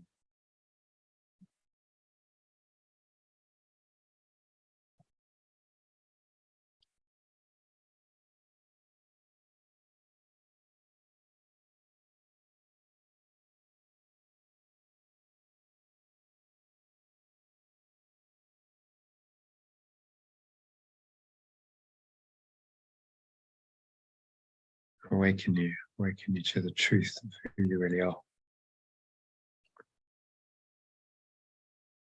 So listen to these words, personalized summary of today's reading from the text, which is section 2 of chapter 4, titled The Ego and False Autonomy. So it's reasonable for me to ask how my mind could ever have made my separate self. In fact, is the best question I could ask.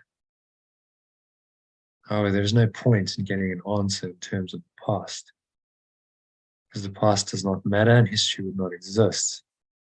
I was not repeating the same errors in the present. So just say this in your mind, as I say it in your mind in the first person, since it becomes an affirmation for you of the truth. So abstract awareness applies to knowledge, because knowledge is completely impersonal. Examples are irrelevant to its understanding. It's not concrete. It's abstract. However, my perception is always specific and therefore quite concrete. So just keep watching your breath, breathing in and out through your nose. Distracting thoughts come up, just turn your mind to the breath. Put your focus on the breath, to clear it, to create the empty, spacious awareness for these words to drop in like pebbles on a still, calm, windless day in a lake, just plopping in and creating ripple effects that ripple all the way into the depths of your subconscious mind, reprogramming. And those stones sink to the bottom of the lake, where they go into your subconscious mind, and they are you. So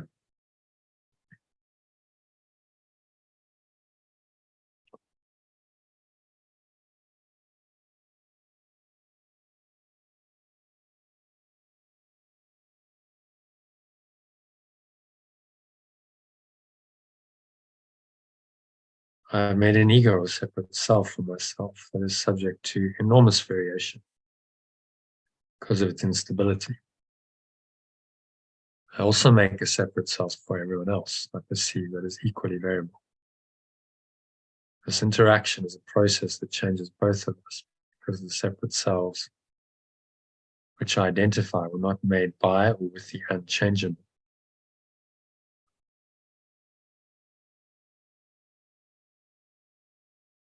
It's important I realize that this change can and does occur as easily as when interaction takes place. My mind is when it involves physical proximity.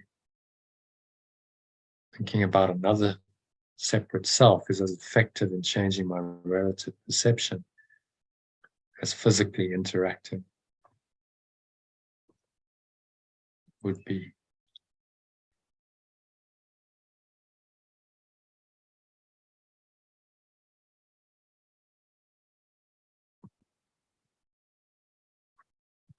There can be no better example separate self is only an idea, not a fact. My only state of mind, my own state of mind, is a good example of how my separate self was made. When I threw knowledge away, it's as if I never had it. This occurs in the present. Why is it surprising that it occurred in the past? My surprise is a reasonable response to the unfamiliar, but not to something that occurs so persistently. So I now choose to remember that my mind need not work that way, even though it currently seems to. So say that I choose to remember my mind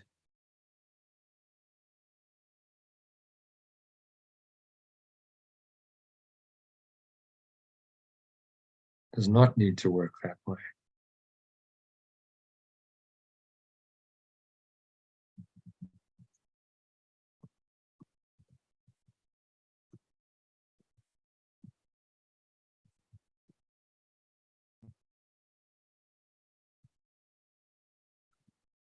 And remember that you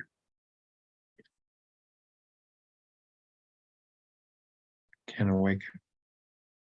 Mind can change. So I will not dismiss something that I consider to be part of myself. I think something is part of myself, I don't dismiss it. In other words, I react to my separate self in the same way as perfect love does to its extensions. Unconditional love, protection, and kindness. My reactions to the self I made are not surprising. They resemble in many ways how I will one day react to my real extensions.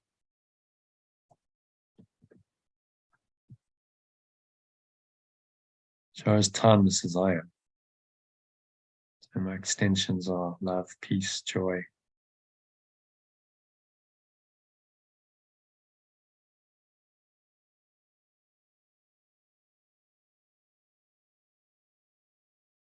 The question is not how I respond to my separate self, but what I believe I am. Belief is a function of my separate self. As long as my origin is open to belief, I'm regarding it from the viewpoint of my separate self.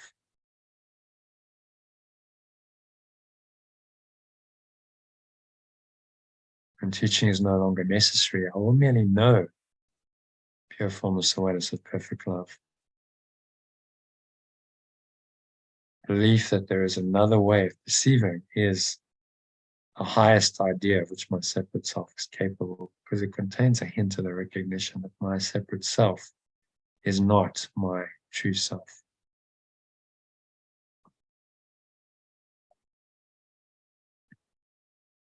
So just keep watching your breath. Deep, slow, rhythmical breaths as you listen to these words and just permeate into your mind, going into a deeper awareness. You start understanding the truth. It's just reprogramming your mind to really deeply understand the truth. So I perceive the undermining of my separate self's thought system as painful, even though this is not true. Babies scream in rage if you take away a knife or scissors, although they may well harm themselves if you do not. In this sense, I'm still a baby. I have no real sense of self-preservation, and I'm likely to decide that I need precisely what would hurt me most. I've agreed to cooperate in the effort to become both harmless and truly helpful, attributes that must grow together.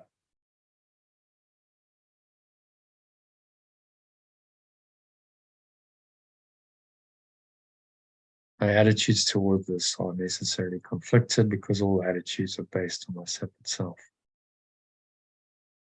This will not last. I must be patient for a while and remember the outcome is as certain as pure formless awareness of perfect love.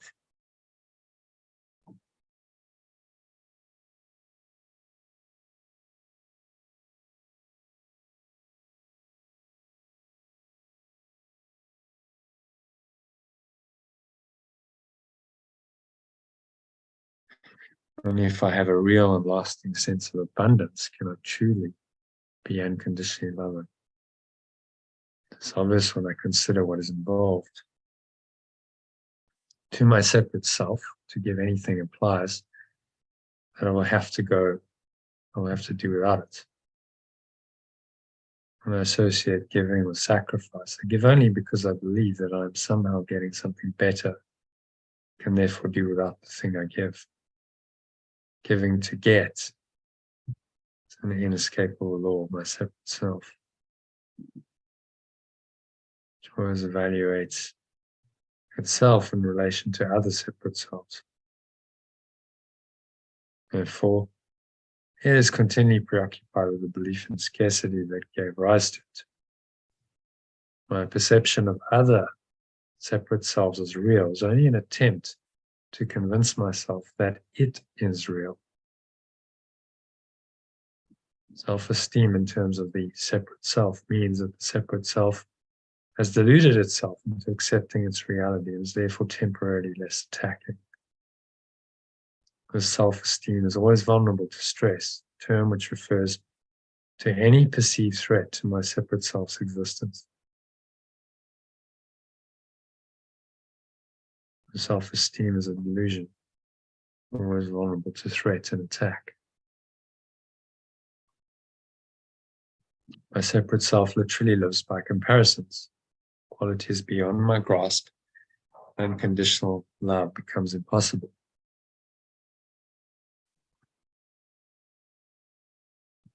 When I identify with it.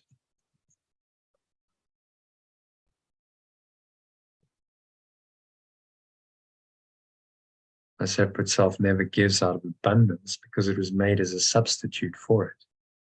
That is why the concept of getting arose in my separate self's thought system. Appetites are getting mechanisms, representing my separate self's need to confirm itself. This is as true of body appetites as it is of the so-called higher needs of my separate self. My body's appetites are not physical in origin. Separate self regards my body as its home and tries to satisfy myself through my body.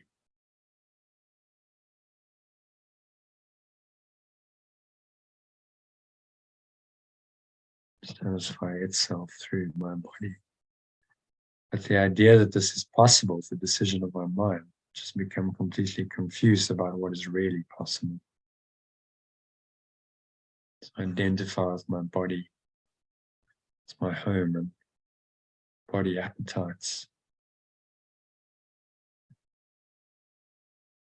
Painting a picture of the separate self here, telling us its ways so we can let it go.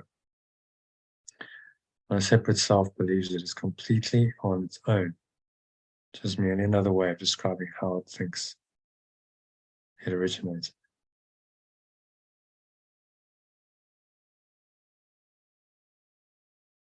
It is such a fearful state that it can only turn to other separate selves and try to unite with them in a feeble attempt at identification or attack them in an equally feeble show of strength.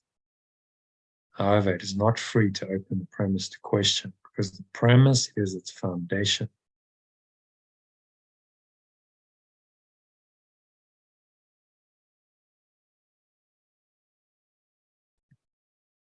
My separate self is my mind's belief that it is completely on its own. My separate self's ceaseless attempts to be acknowledged by pure formless awareness, thus establish its own existence, are useless. Pure formless awareness, in its knowledge, is unaware of the separate self. It does not attack it, but merely cannot conceive of it at all. While my separate self is equally unaware of pure formless awareness, it does perceive itself as being rejected by something greater than itself. This is why my self-esteem based on my separate self must be delusional. Just keep watching your breath. Just staying in this nice, calm, empty, open, spacious awareness, that you can receive these words.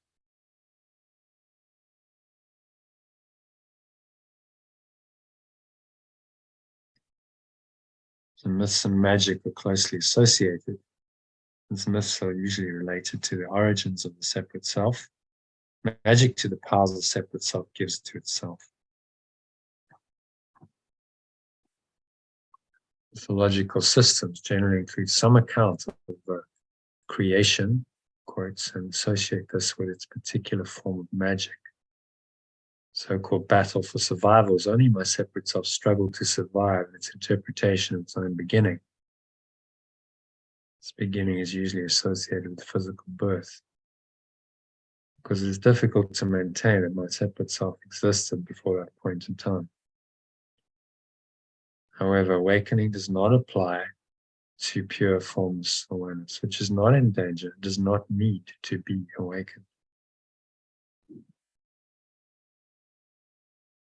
So my awakening is nothing more than right-mindedness, which is not the one-mindedness of pure formless awareness, but which I must experience before one-mindedness is restored to me.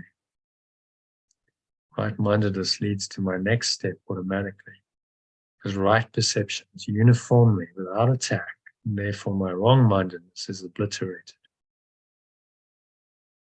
My separate self cannot survive without judgment and is therefore undone.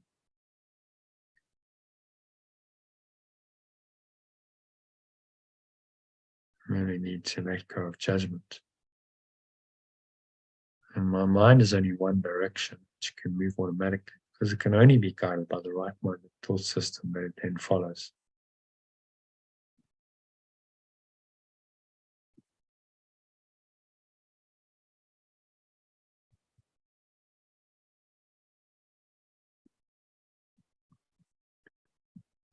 Correcting perception is merely a temporary expedient. It is never necessary, only because misperception is a block to knowledge, while accurate perception is a stepping stone towards it. The whole value of my right perception lies in my inevitable realization that all perception is unnecessary.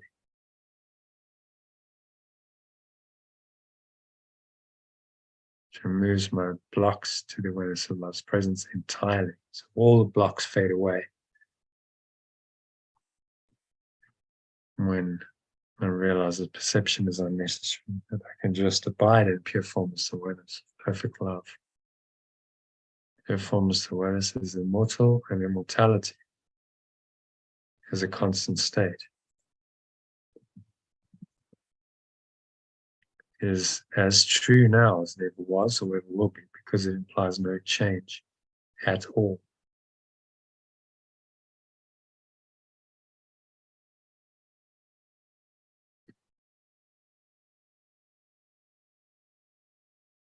So it is as true now as it ever was or ever will be, because it implies no change at all.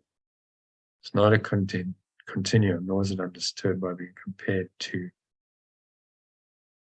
an opposite.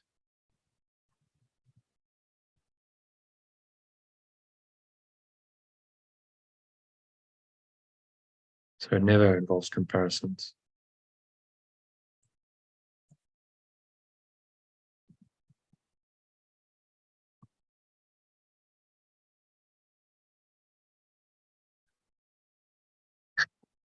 So just sink into this awareness that's beyond comparison, it's beyond judgment, beyond perception,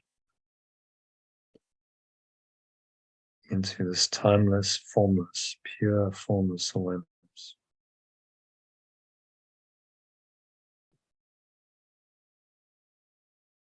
Timeless, formless, pure formless awareness of perfect love.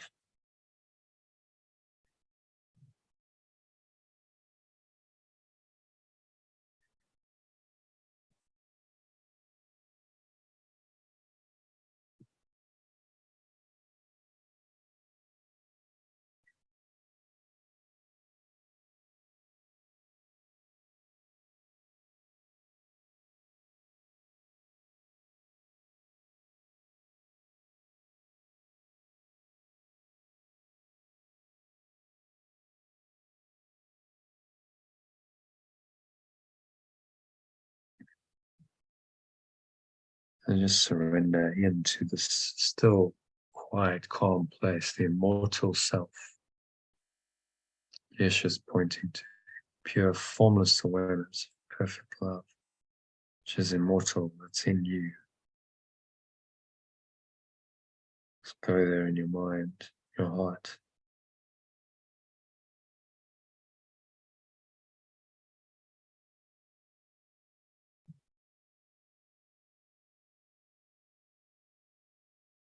Nowhere else to go, nothing else to do.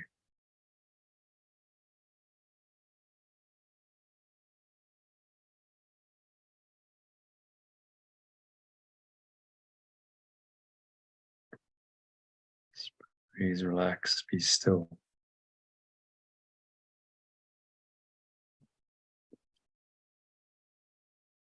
And know that you are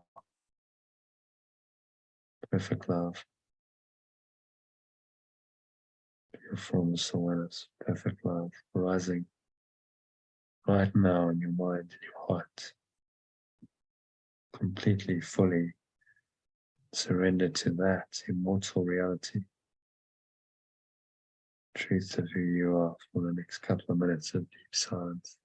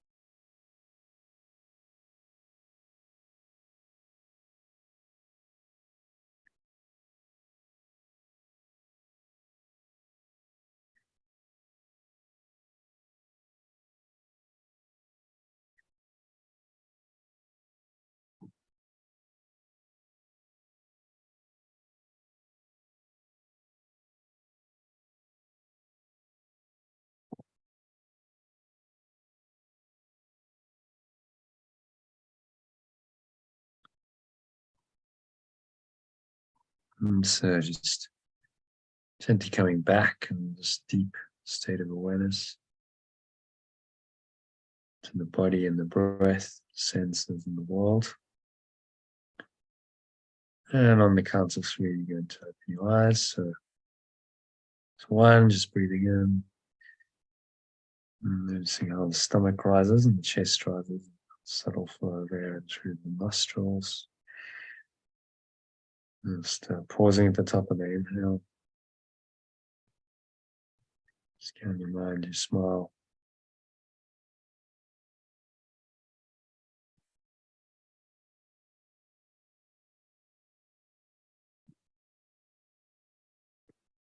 So on the count of 3, you're going to open your eyes. 1, just breathing in.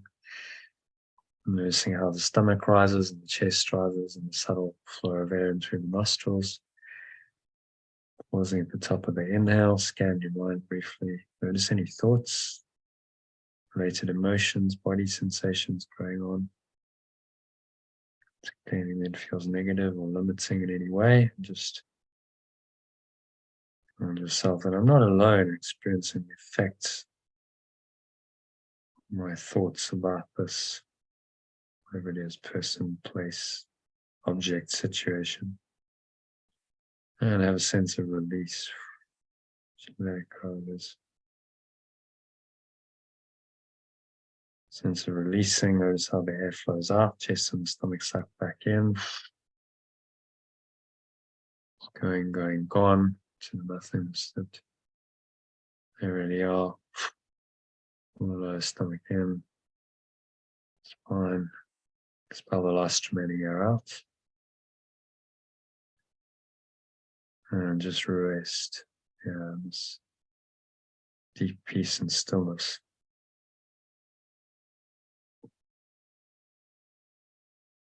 For a few moments.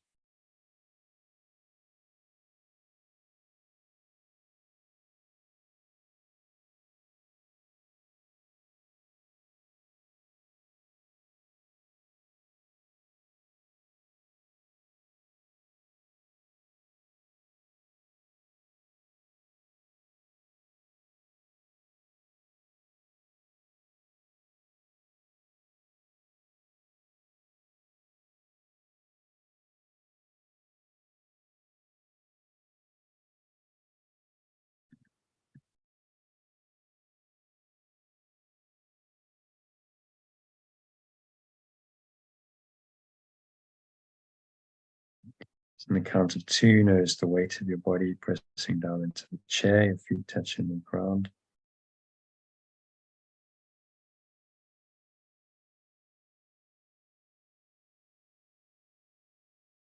The air flowing out of your nostrils, chest and stomach suck back in. And breathe in. On the inhale, notice air flowing into the nostril again. Chest and stomach push out. There's the energy flowing up your spine to the crown. Notice what you're hearing, touching, tasting, feeling. On this very subtle awareness, you can observe all of this. What is going on to anything. Feels negative, limiting, contracting, constricting, and just blow it away again.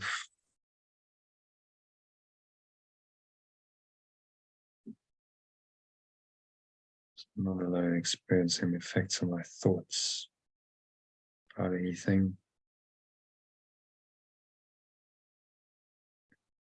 And just notice your state of awareness. It should be clear, calm, light, free. Just anchor the state in when you're in the state.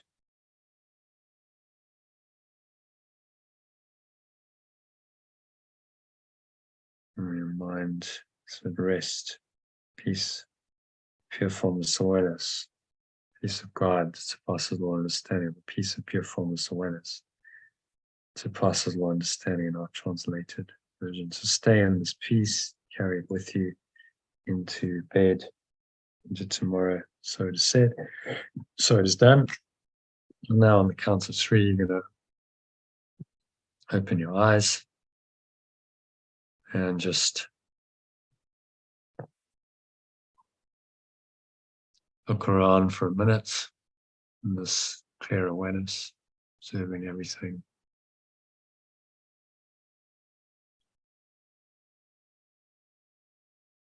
without judgment, without interpretation.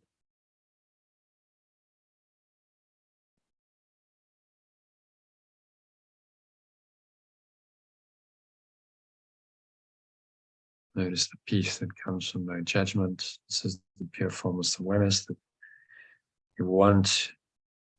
This lesson points to. So just stay rooted in that awareness. Take that with you into bed and into the weekend ahead. So it is. So it is said. So it is done.